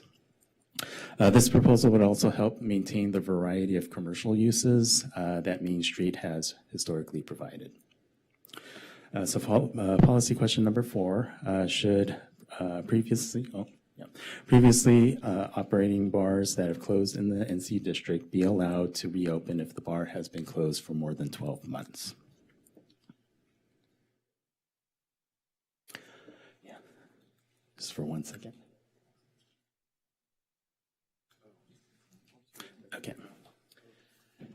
Sorry, it looks like a couple of slides were not included, but I just wanted to go over a couple of new revisions that were not included in your packet, or I guess I should say removal of amendments related to the trash rooms for RR requirements. The proposed amendments, we're looking to increase them. This largely was started with the self-certification program, but as we moved into codifying them into the code, we've heard from developers and architects regarding some of their concerns regarding this increase. So at this time, staff is actually recommending to just revert back to what they are right now. So to not kind of move forward with the amendments in your packet, to give staff more time to more holistically look at kind of all trash operations before we kind of propose any additional recommendations. So just to kind of, on the record to read it, it would be going back to 21 feet and 7.5 feet for 3 to 10 units, and keeping the 21-foot width for 11 to 20 units. And similarly, that would actually go along for both the commercial or non-residential and residential tables. So sorry we didn't have those slides, but just wanted to go over those quick edits.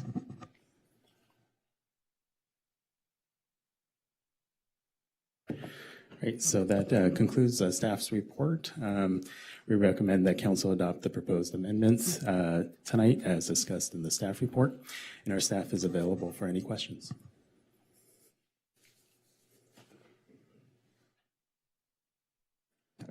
Don't all jump at once. Councilmember Zwick, go ahead. He's really quick at getting in there. Do we do public comment after our own questions? Is that what we do? Thank you. No, is that after? Ms. Anderson-Warren, should we do public comment now? Yeah, generally you take questions of staff first, and then, because then Thank the you for public has the remembering. benefit of those questions and answers. Okay, great. So Okay. questions only now. Okay. Well, just slip in that I'm really jazzed about all this. But on the topic of questions, so I just want to parse through some of the CUP, MUP, alcohol exemption elements here.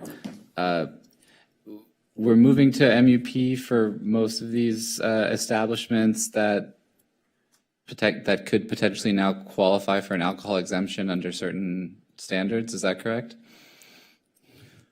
Yeah, so that's the change from CUP to MUP. So all of our alcohol permits really just start off at, currently right now it's a CUP, but we are proposing they start off at an MUP. If a business agrees to the alcohol exemption criteria, they can apply for that, get that permit, and then they wouldn't have a minor use permit. Okay. It seems like we're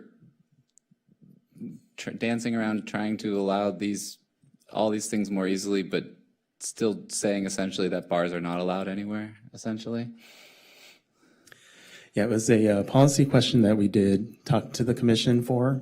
It was one use that they still felt that still warranted some discretionary review. The process just for bars have always traditionally required CUPs in the past. But it is a question that we've asked them. Okay, yeah, just because it's like we're introducing this new category called tap rooms, which is great. We're doing this dance to keep these existing bars that we like. We're trying to keep them in service, but we're still making it illegal essentially. And I'm curious, I guess, is there a possibility, just so I understand maybe for the future, whereby there could be a MUP process for bars that, if they meet specific standards related to noise, other things of that nature, outdoor patios, I'm not sure, distance from residential uses, could then qualify for an alcohol exemption through that process? Yeah, if the council would like to give staff direction. Again, this is just kind of the beginning as we're reaching citywide, so there's going to be a lot of opportunities in the future for us to kind of self-correct or even further enhance changes that we make tonight. So yeah, that could be some research that we could take a look at that. Okay, awesome. I'm trying to hold back from all the excitement I have generally about this. I'm just focusing on the questions. There's some ongoing restrictions on the office campus related to a number of uses that are restricted to 25% of office campus. I think they're termed special limitation 6 on a number of uses, like you can have a grocery but not a bodega, or I don't know what. Yeah, so, we had heard this and we saw those limitations and we were looking at untangling that. And it started to get kind of unwieldy and turned into like a bigger look at, how are we going to address these land use regulations for this whole office campus district. So it's something that we want to bring forward in the next iteration. Okay, awesome. Yeah, because obviously now that housing is an allowed use, it feels like we want to allow other uses. Definitely, neighborhood commercial serving uses and things like that. Yeah, okay. Thank you. And then trash room, I won't go into it. It sounds like we're not really dealing with that right now. I would say that I do appreciate that we are making changes. I think, are we still making changes related to larger projects? Because that was something that I think was appreciated regarding that being a more streamlined process for larger projects. We did remove the requirement for a public works director to kind of decide for the larger projects to kind of all hone into this table. So there's more clear objective standards for all projects moving forward. Got it. And then on the smaller ones, I appreciate that we're sort of maybe going to look at that more holistically. I've heard that other jurisdictions sometimes look more at like square footage as opposed to specific dimensions as a way to maybe allow for more flexibility. Is that correct? Yeah, and we've started those conversations. Okay, awesome. Thank you so much. Great, Councilmember Zernitskaya. Thank you. I'm so excited about these cleanups. I wanted to get some clarification because I think I'm not understanding something here when it comes to the prohibition on pub crawls, because I know we have some pub crawls as events throughout the year. What is this prohibition on pub crawls? So the pub crawl prohibition, they're a part of our alcohol permits kind of just over the years. This would be a prohibition, as it currently is, on businesses from holding events where, you can have a couple of businesses on Main Street or whatnot get together, create an event, and have a pub crawl. So the restriction just doesn't allow for the alcohol permit holders to be able to kind of organize or participate in something. Now, fast forward to where we are currently today. And pub crawls, we've seen these events. We have a handful on Main Street that we've seen. Those are a little bit more organized, but nonetheless, we do have an environment such as the Easy, the downtown, for all of our patrons to be able to walk down the sidewalk with alcohol within the 3rd Street Promenade. So we do have something of a change of policy, and I think the council wanted to include these suspensions for these more arduous type of conditions on our current operators. And so in the emergency order, it's been suspended as kind of that change of thought process. So as we're looking to, get these into the code permanently, staff had recommended that pub crawls also be included in this batch of removals, but the Planning Commission did share some concerns about overall safety. So if we were to remove a prohibition on pub crawls, does that just mean that the alcohol license holders would be able to be part of a group that organizes or potentially manages a pub crawl? That's correct. But it wouldn't preclude any third parties from working with them to organize something. I mean, I assume they currently work with them, right? They have to. Right. It would not preclude anybody from preventing pub crawls. But I remember in Berlin, I went on an alternative pub crawl once. It was really fun. We went to an absinthe bar. We went to a tabletop tennis bar. We went to a couple of others. And, maybe folks might decide to create some sort of themed pub crawl to highlight places. Do these amendments would these amendments also allow for things like corner stores and things like that, or is that potentially some part of a future update? So you mean like convenience markets and things like Yeah. that? Yeah, so we've released that use, especially in the downtown. It's just more about the alcohol permit, so that's a very separate entire, it's a business and then the alcohol approval. So alcohol is where we're still holding the CUP for convenience markets. Got it. So if a corner store, bodega like establishment wanted to sell some sort of either liquor or beer or wine or whatever, they would still need to get a CUP. Yeah, that's correct. In front of the planning commission. To make sure I'm understanding, are all establishments that sell alcohol required to also get a permit from the alcoholic beverage? ABC, yeah, Yeah. that's correct. So They have there's to get their license and they show that when they submit their application. So there's still that check at the state level, regardless of whether or not we have some sort of CUP versus MUP restriction. Right. They go through them as well. Okay. And I saw an example of a venue that had to get a CUP to serve alcohol was the Crow, the comedy theater. Is that the right word? Anyway, so if we were to implement these changes, would it retroactively allow those uses for the existing ones that had a CUP? And if they had to move or something like that, how would that work? It wouldn't apply retroactively, but then they would be able to come through and apply for this administrative process, which, happens very quickly just with staff within a few weeks. As long as they're okay with the conditions, the standard conditions for that use. Sometimes the CUP is a little more flexible because, they can kind of negotiate or fight for their hours or whatever they're looking for.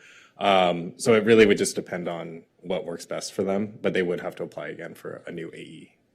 Okay, but we would be able to create standards for hours and things like that under the MUP that could potentially not negatively impact those types of businesses. Right. Okay. All right. Thank you. All right. Councilmember Hall. Thank you. Yeah, Chris. Thank you, Mayor.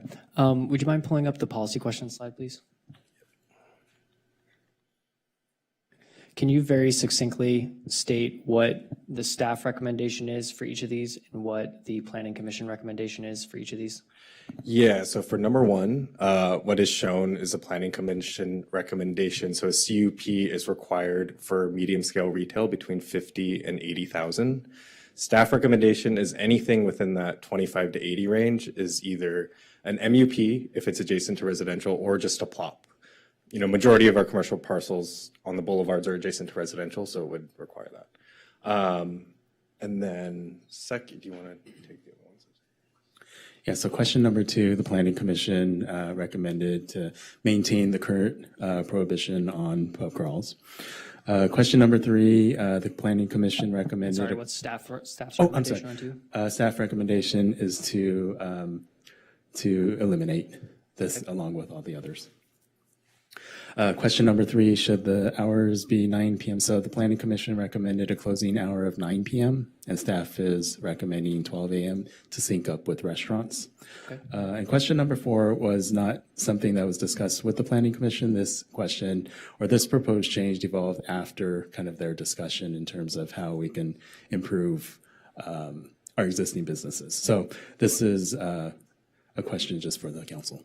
And does staff have a recommendation on number 4? Yes, we do recommend allowing for bars to be able to reopen if they're closed more than 12. Okay, thank you. 12 months. Councilmember Negrete. Okay, trying to keep things brief to move it along. I just had 2 questions. Are barsicles, I was just asking, and I wanted to ask out loud. We used to have a barsicle that was on Main Street. I mean, you could only drink on the actual, it's like people pedaling, it's like a big bike. So I was just curious, like, how that fits into this, and then maybe related in second to that is cart, the question has been asked many times about bringing it back. And then carts on the promenade, like if an already established establishment can have like sort of outdoor cart, like seasonally or something. So on the cart issue, actually, that's what Cabo Cantina does right now. You know, they serve direct to the sidewalk, and we facilitate that. That's allowed because of the entertainment zone. You can have open containers straight into the public right of way. It was actually a very creative idea, and the license agreement was updated for that. We have heard interest in kind of like a mobile beverage cart idea, you know, that we're looking at. Someone had proposed that, but that's certainly allowed. And it also allows DTSM also on the promenade, for example, to put kind of like brand activation, you know, with alcohol service, so sort of like that pop-up experience as part of the entertainment zone. So that's typically where we see that kind of like, you know, mobile beverage cart kind of experience. On the barsicle, that is an interesting thing. I want to say that it's like, yes. We had it, I've experienced. Yes, no, we have one. We don't have one operating right now. I think No, they stopped years ago. And, I don't know if it was like liability reasons or something. No, but- they said years ago there was some issue because it was on Main Street. Yeah. Let's bring it back. Yeah. What about pedicabs? Sorry, maybe we're taking it too far. Can I just, 'cause since I'm the last questions, can I just say my comments and then go back so I don't have to go back in the queue? Or do you want me to? I have one. Oh, sorry, we have public comment. Okay, so we're not really sure about barcicles. And carts are directly attached to an already established establishment, right? I just want to make sure people can't just come in and set up a cart because then it takes away from the existing businesses. Yeah, I was referring to the entertainment zone as part of like an event activation or something, yeah. But when it's an event activation, it's still attached to an establishment that has their liquor. Not necessarily, no. It could be a third party. That's one thing that's a little interesting I'd Yeah. like to explore is protecting the existing businesses who already pay all the taxes and have already gone through all the things before we made it easier to be able to sell alcohol and serve the community. Yeah. And then someone comes in for an event and takes that opportunity to Yeah. get that foot traffic. So to the extent it's on the public right of way, you know, that's going to be really the city's proprietary capacity, right? That's not really like a land use regulation, you know, in terms of, you know, whether it's connected with a local business or what have you. That's hard to do in a zoning code per se, unless it's like right on private property. Typically, you're talking about something, again, in the public right of way. So on the promenade, for example, this would have to be something that's discussed maybe within downtown Santa Monica, Yeah, for exactly, example, where yeah. when they do those. Or within like, our event permits or dance things like crews that. that right? they have to make an arrangement that you don't take away from the existing businesses. Well, and I think it could also be part of the entertainment zone's management plan as Yep. well. Yep. So, Yeah. which is something that you delegated authority to staff to promulgate as Yeah. part of the entertainment zone. But, you know, should council want to give direction on that at another time, that's not before you this evening, but that could be discussed as part of the entertainment zone as well. Okay, thank you. Great. I just have one question. Since there seems to be a lot of differentiation on the alcohol issue between what the Planning Commission recommendation is and what the staff's recommendation is, and we've had some discussion on it, can you tell us about how the proposed alcohol thresholds for CUPs, et cetera, compare to other jurisdictions that we might be competing with for new business activity, i.e. like smaller cities like Pasadena, Culver City, West Hollywood, Long Beach? Because I think it is really important as we're looking at where businesses might try to locate, you know, we want to be as business friendly as possible. That's the goal here. How do we compare to other jurisdictions? And I do believe that that was answered earlier today, so hopefully you have that information. Yeah, so I think we looked at retail and we got generally information for the West Alcohol. Hollywood, Pasadena. So there is an administrative option available for some eligible restaurants and retailers. So it may be similar to our program. I think we didn't have all the information, in front of us. I think we were just starting to do some of that research. I will say we have had overwhelmingly positive feedback on our alcohol exemption program within the downtown, and now it's proposed to be the entire downtown for a variety of uses.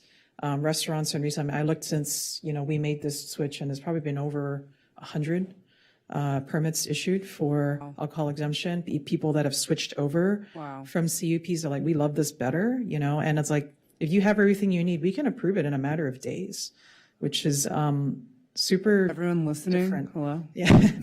It's pretty different than I think our peer cities at the speed at which and the ease. It's just like one form. You sign and date it, staff reviews it, and if it looks fine, it's fine. We try to make it easy and common sense. So I think it's been wildly successful. We hear really good feedback about it. Well, I appreciate that you all understood the assignment and you're coming to us with the recommendations that are going to make it easiest to do business here. So really appreciate that. I think I don't see any more. Oh, Snell has questions. Just one quick question. And since that, you may not be able to answer it, but can you kind of tell us what type of what the effect has been with our police department, and how many instances have we had because of that? I mean, I think not something we looked at, but I think if a business was a problem, we would certainly be aware of it, whether through law enforcement, code enforcement. With alcohol exemptions, these are typically, it's like it's a beverage service ancillary to something else. It's a restaurant. These are like low risk issues, even within the promenade, right, where you can open a bar with an alcohol exemption. I mean, the fact is they have a vested interest in, behaving well, being good neighbors. We've not seen it being an issue, other than the sort of, I think, like typical, drunken disorderlies as may happen with any alcohol service, but it has not been a prevalent issue. Even during COVID, when we had alcohol service, that may have extended like to and private parking lot, right next to someone's backyard. I think we had like one issue, one business that was an issue, and it was dealt with. So it just overall hasn't been, this massive problem in terms of streamlining the process. Thank you.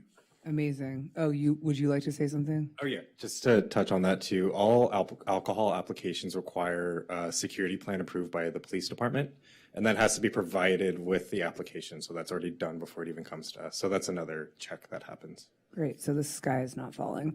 Okay, we have 3 comments for 12B. Michael Class, Luke Kane, Will Class. I appreciate you guys staying here for so long. Thank you.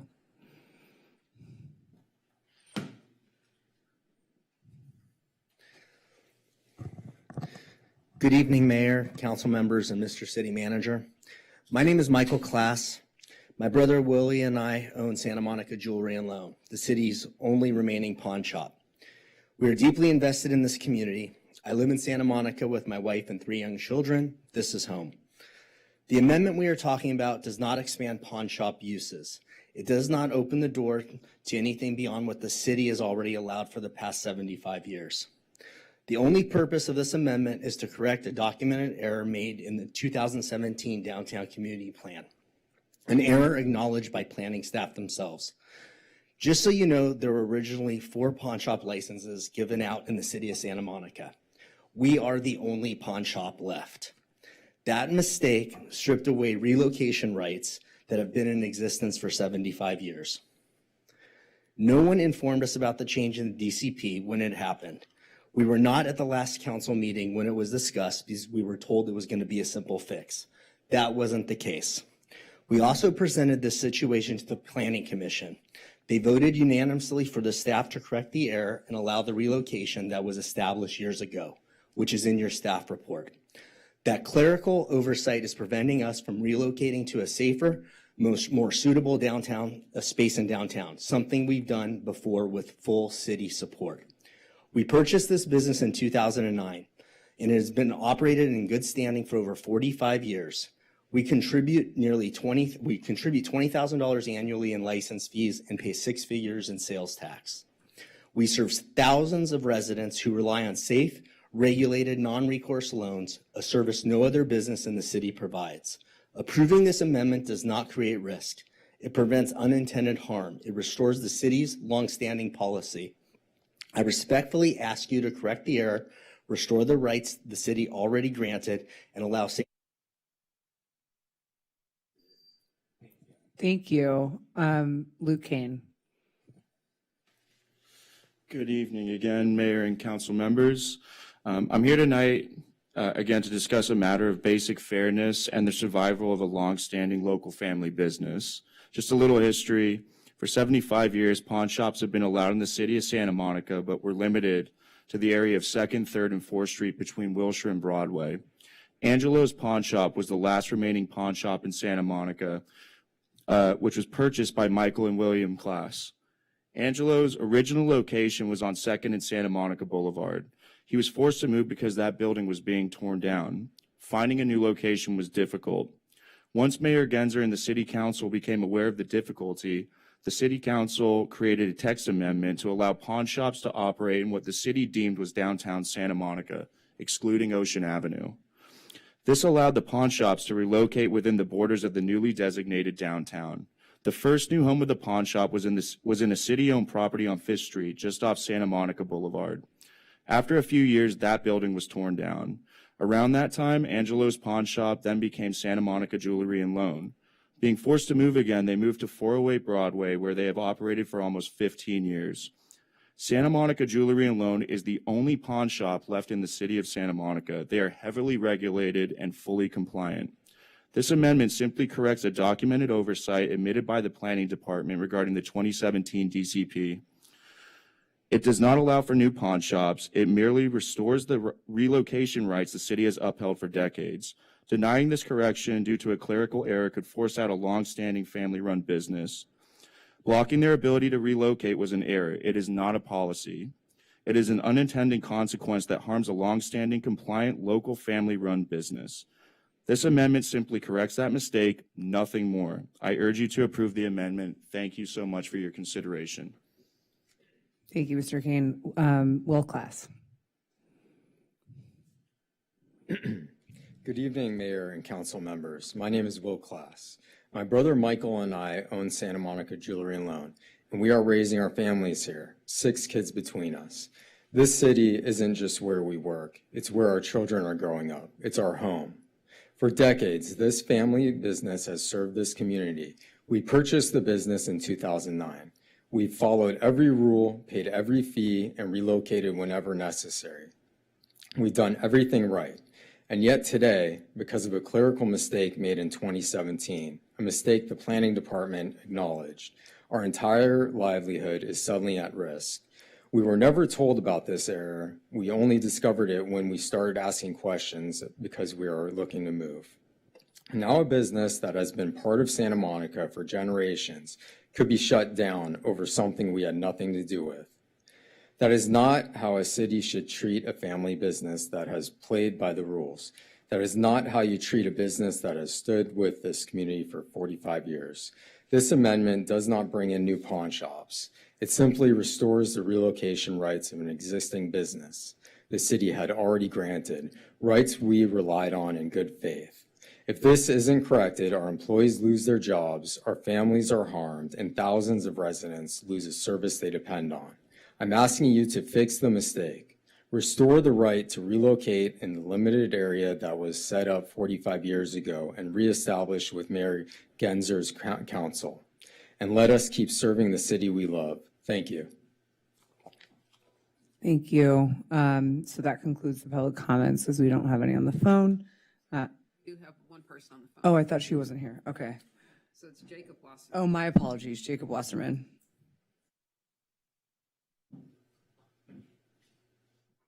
Mr. Wasserman, are you there?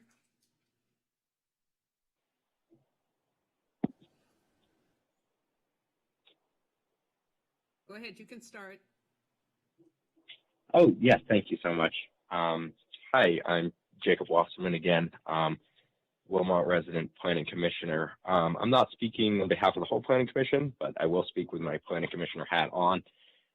This is a great ordinance. I'm so thankful for the work the staff has done. One thing you might know, we actually discovered this during the planning commission hearing. midnight mass, late night Simchat Torah, or any other religious event that goes into the night is currently illegal in Santa Monica. If you actually enforce the rules, this ordinance would correct that. So there's a lot of good stuff in here. I think staff has gone over it well. I just wanted to clarify two things. One is that the staff report talks about certain restrictions only applying on Maine and Montana. We had made a motion that we are fine deferring to staff on what they think is right, but that it shouldn't call out specific streets, you know, if we have zones for a reason. And then second, with regard to the pub crawls, as I understood what we decided, we were recommending that pub crawls be allowed by right with an alcohol license downtown, but need a CUP outside of downtown, split the difference. Personally, I would be fine with them everywhere, but just so the record is clear, that is my understanding of what Planning Commission recommended. Downtown allowed, outside downtown, a CUP. But otherwise, this is a great ordinance. I'm so glad staff has proposed it. I think it'll help revitalize business both downtown and across the city. Thanks so much. Thank you, Mr. Wasserman. Councilmember Negrete. Yeah. First, I would like to move this item. Great. Because it's getting late, and I'll just quickly say. You want to answer those policy questions? Yes, so question one, should a CUP be required for medium scale retail, 25 to 80 square feet, proposed greater than 50?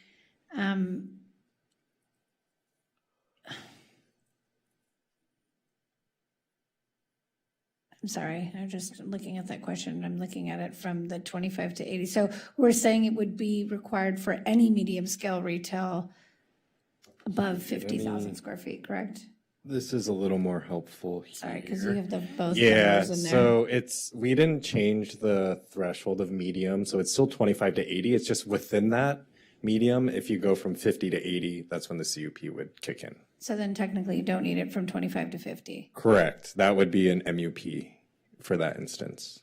And that's the Planning Commission recommendation.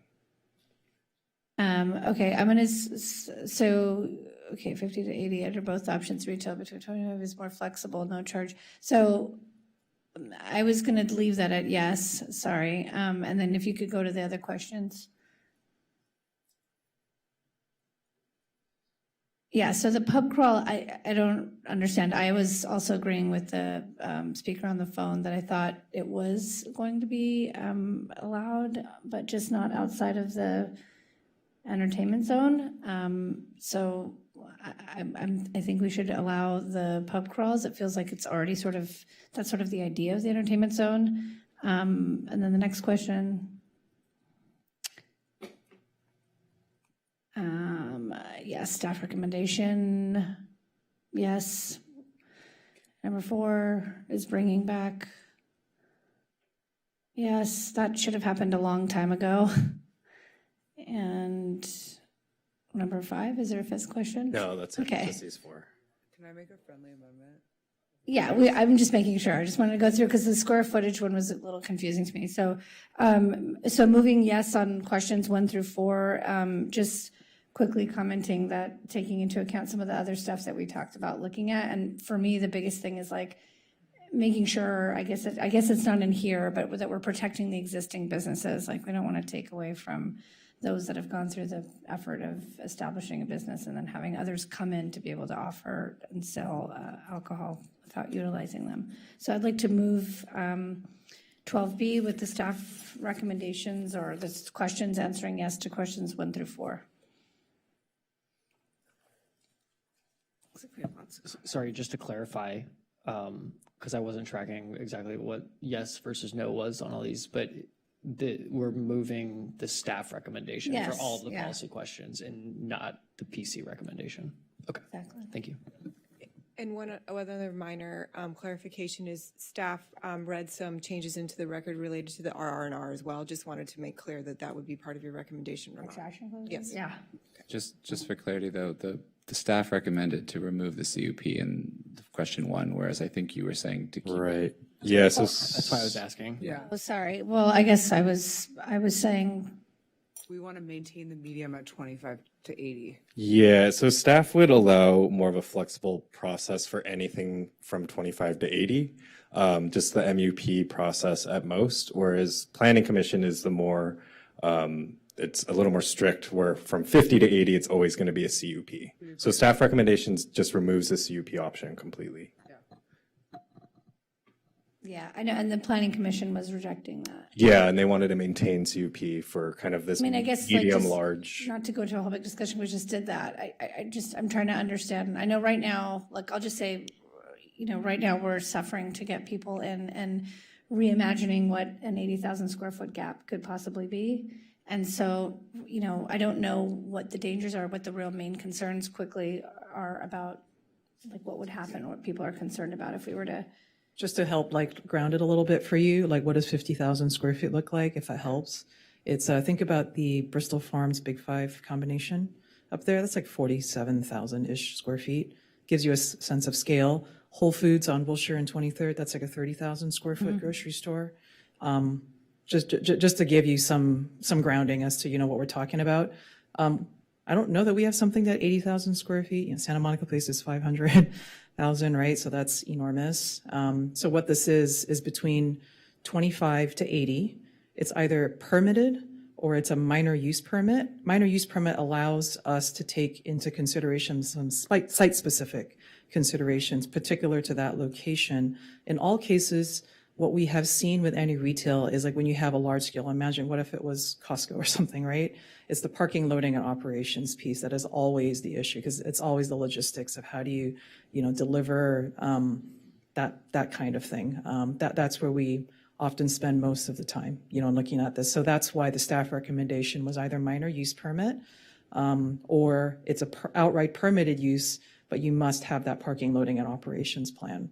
In order to mitigate, what would be the greatest impact without going through this like massive CUP process.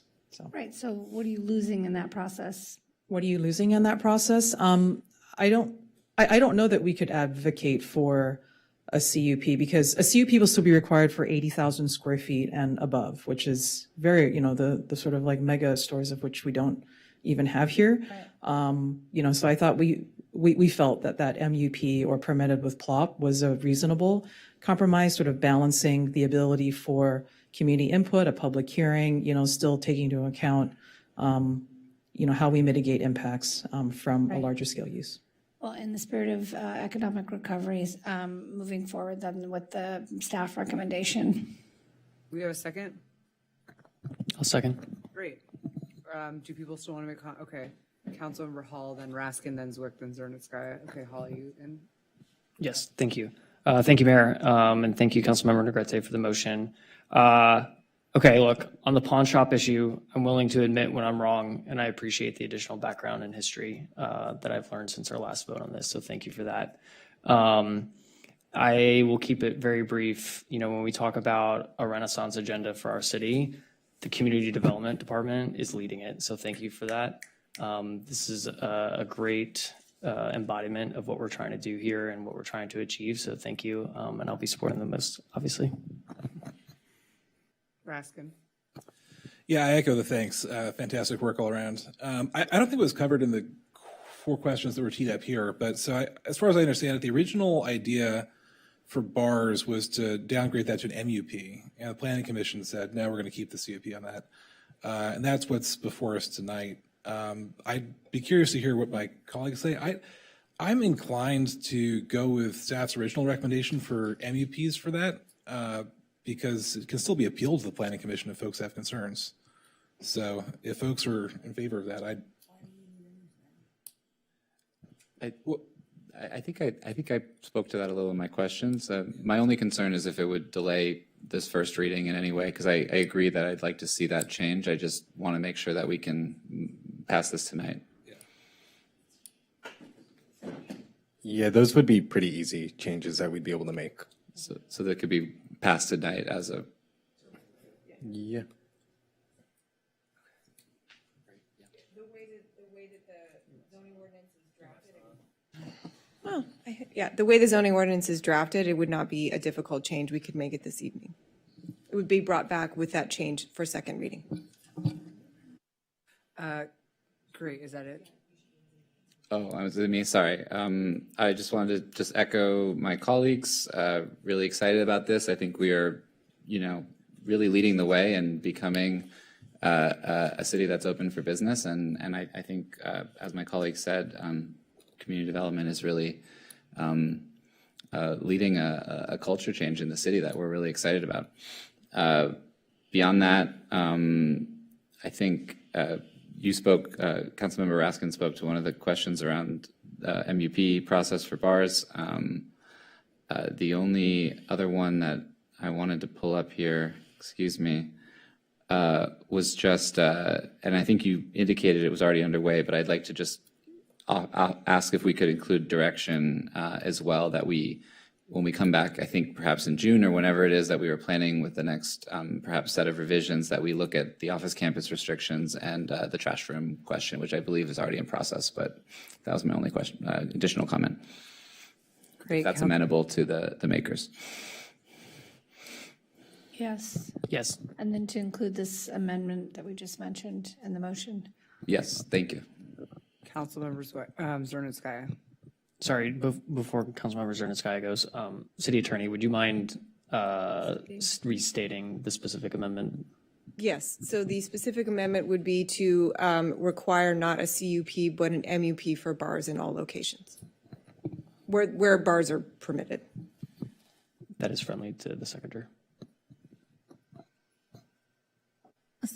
So I just wanted to make sure I'm also understanding this. So policy question number 4 was, should non-conforming bar establishments in the neighborhood commercial Main Street district be allowed to reopen if the establishment has been closed for more than 12 months? Does that mean that non-conforming bar establishments in other areas that have been closed for more than 12 months would also be allowed to open under an MUP, or would that be something?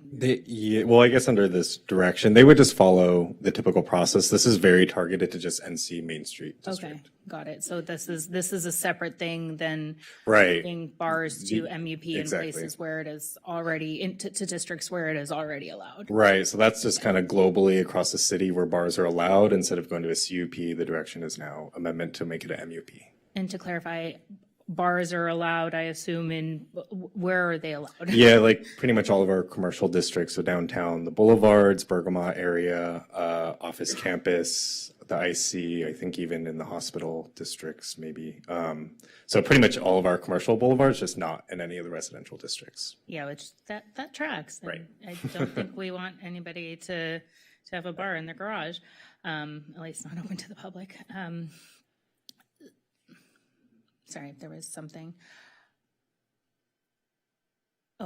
On that first question of the making it easier to have larger establishments, I'm super excited about that because I just saw that there is an IKEA that's going to be opening in Culver City, and I would.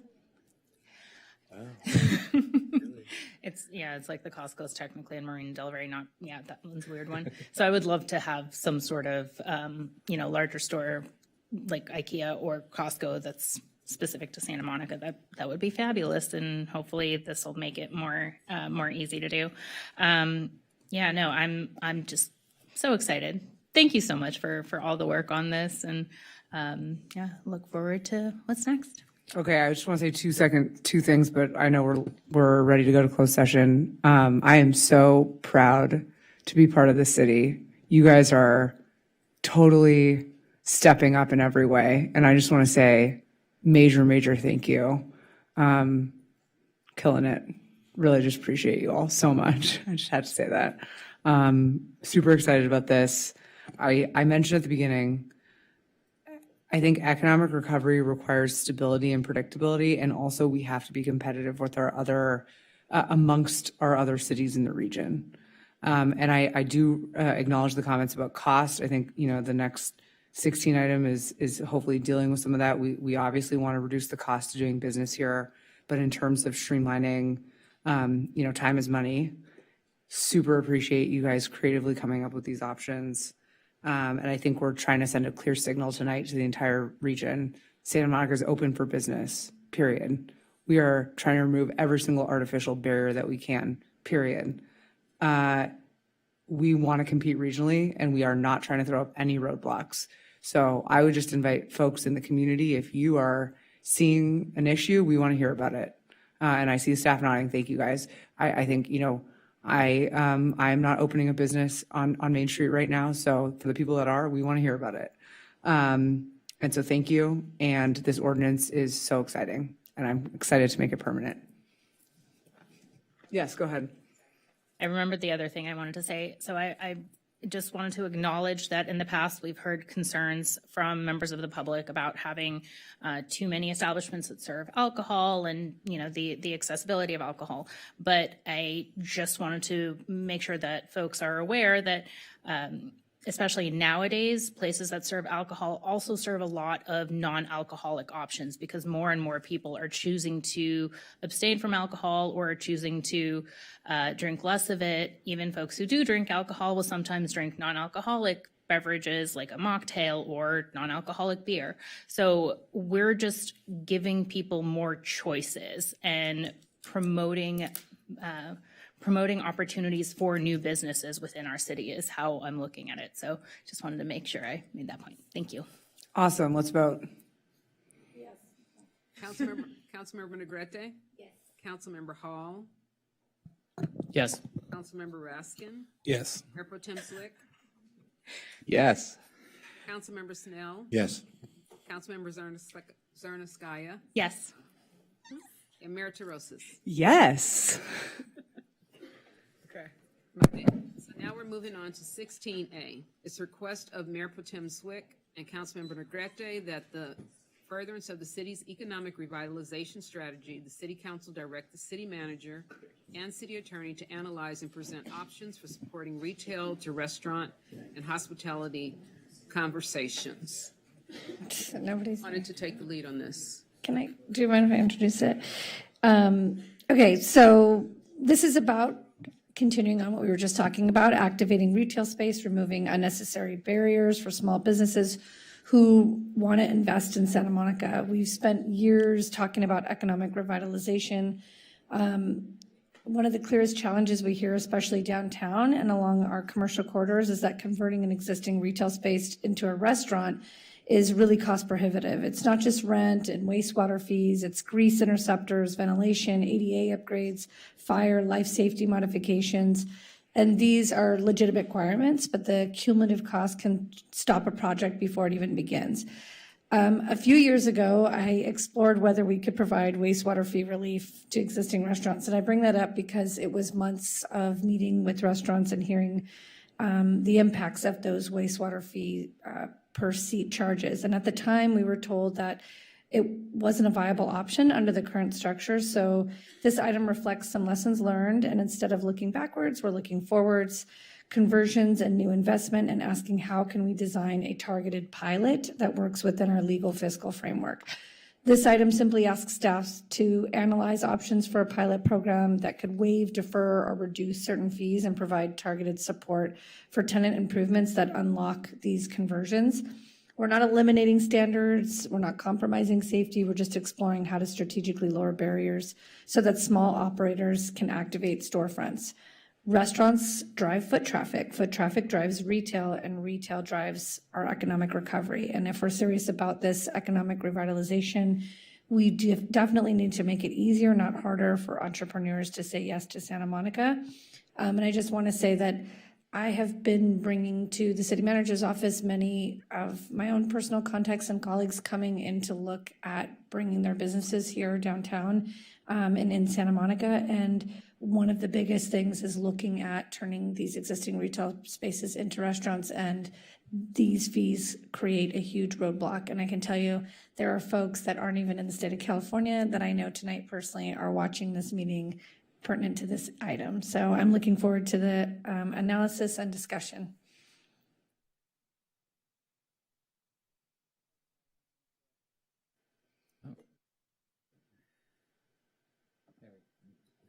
There we go. Yeah, I'll just echo Councilmember Negrete. We did amazing work tonight in making it easier from a zoning and permitting perspective to create the kind of vitality that we're seeing. And, when it comes to restaurants and other hospitality uses, as mentioned, when you're converting a sort of blank box retail space, it's expensive and complicated. And I think we just want to be doing everything we can as a city, not just to make it legal, but make it feasible to have these kind of establishments. This is something I think the whole, goal the whole council shares. I think we even talked about this as possible direction when we talked about the sign program as a use of revenues when it comes to facilitating these kind of uses. So I see this as just consistent with what the whole council has been pushing for, and excited to kind of just add this to our arsenal as we really work to revitalize this area. Councilmember Hall. Yes, would like to move the item. Great. Second.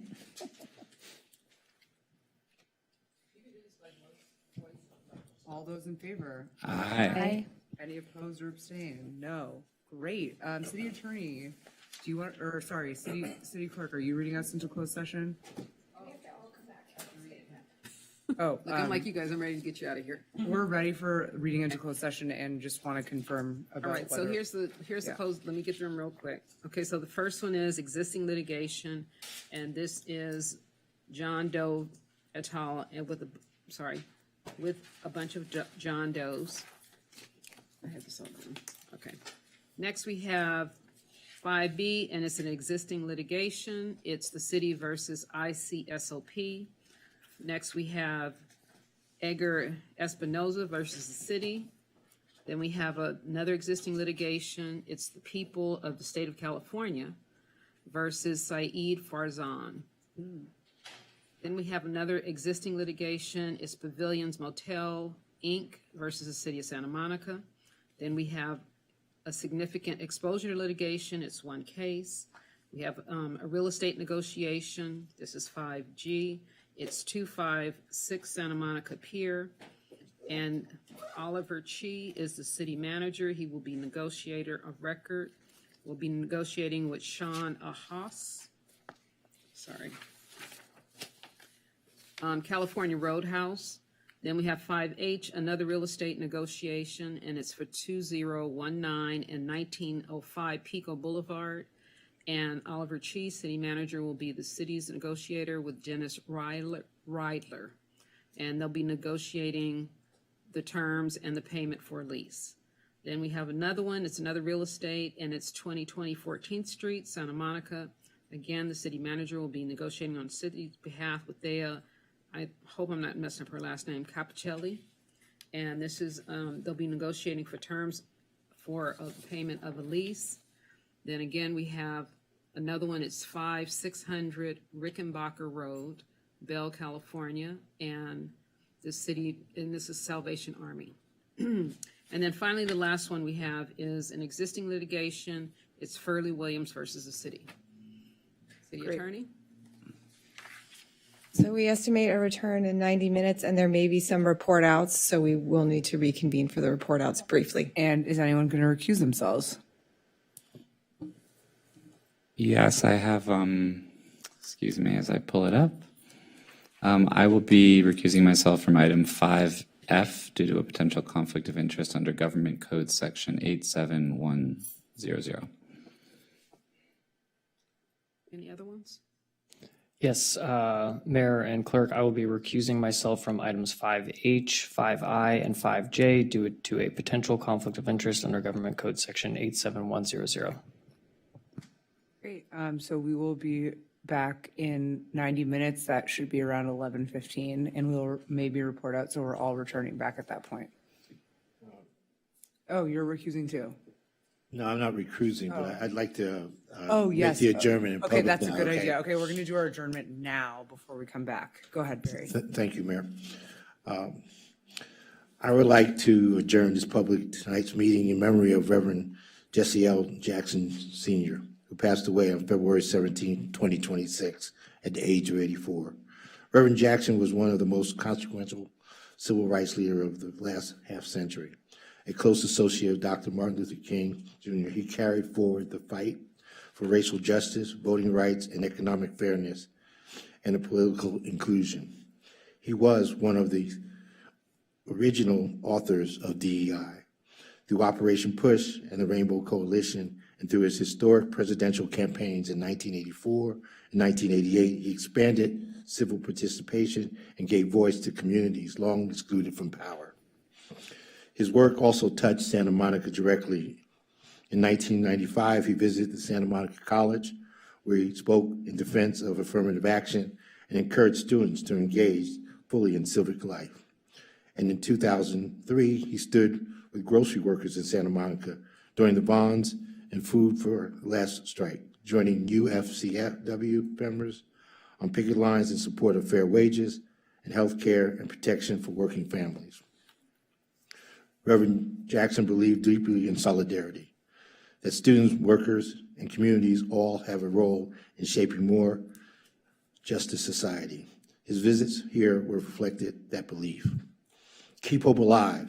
I am somebody were statements that are inspired a generation and could currently be used today.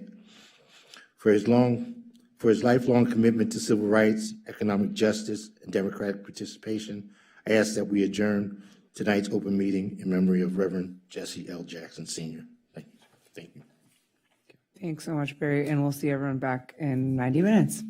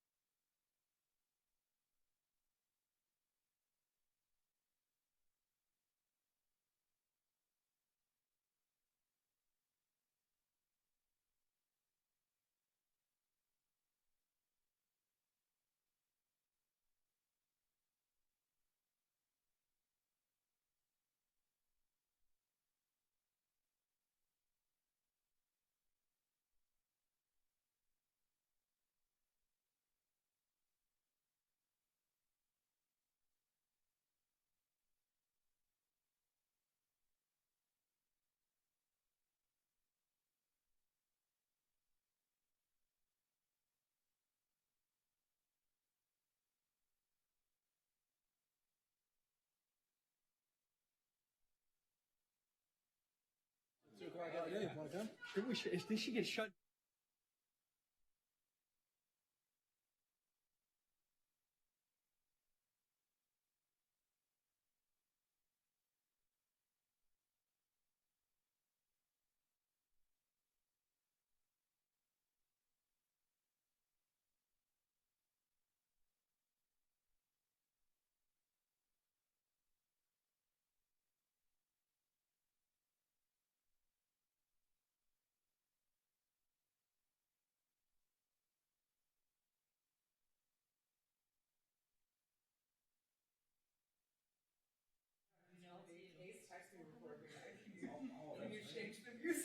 If you're in the massage place next door to it, you can hear. We are back. It is 11:40, and City Attorney, would you mind giving us a report out of closed session? Yes, all matters were heard with the following reportable actions taken. For item 5C, the City Council approved a settlement in Espinoza v. City, a personal injury case involving a claim that the plaintiff was struck by a city maintenance vehicle. The city denies liability and does not admit fault, but agreed to settle for $8 million, and in exchange, plaintiff agreed to release all claims against the city. Amounts exceeding the city's $1 million self-insured retention policy will be paid by the city's excess insurer. The settlement was approved by a vote of 7-0. For items 5D and 5E, People v. Farzam and Pavilions Motel v. City of Santa Monica, the City Council approved a settlement of a vote of 7-0. The cases involve a nuisance abatement lawsuit filed by the city against the owners of Pavilions Motel for allowing drug and other nuisance activity to occur on the property, and a lawsuit filed by the motel owners in a federal court challenging the city's revocation of the owner's business license to operate a hotel on the property. In accordance with the settlement, the property owners would agree to not reopen the motel, operate any other business at the property, or allow any occupancy of the property, maintain the property in compliance with the drug abatement law and city property maintenance, vacant property, and public nuisance code, not own any other motel in Santa Monica for a period of 10 years, not transfer ownership of the motel on site to a new owner unless through a legitimate arm's length sale by a buyer approved by the city, and a $100,000 suspended penalty for violation of the terms of the settlement. In addition, the property owner would agree to dismissal of the federal lawsuit. And finally, for item 5K, at its February 28th, 2026 meeting, the City Council approved a settlement in Furley Williams v. City, a personal injury case involving a claim that Williams was injured when he was struck by a Big Blue bus while crossing the street. The city denies liability and does not admit fault, but agreed to settle for $645,000. And in exchange, Williams agreed to release all claims against the city. The settlement was approved by a vote of 7-0. Great. So that concludes our meeting, and we will see everyone on March 10th. Well, we will see everyone for a special meeting on Saturday. We'll see you all for our next regularly scheduled meeting on March 10th. Thank you all so much.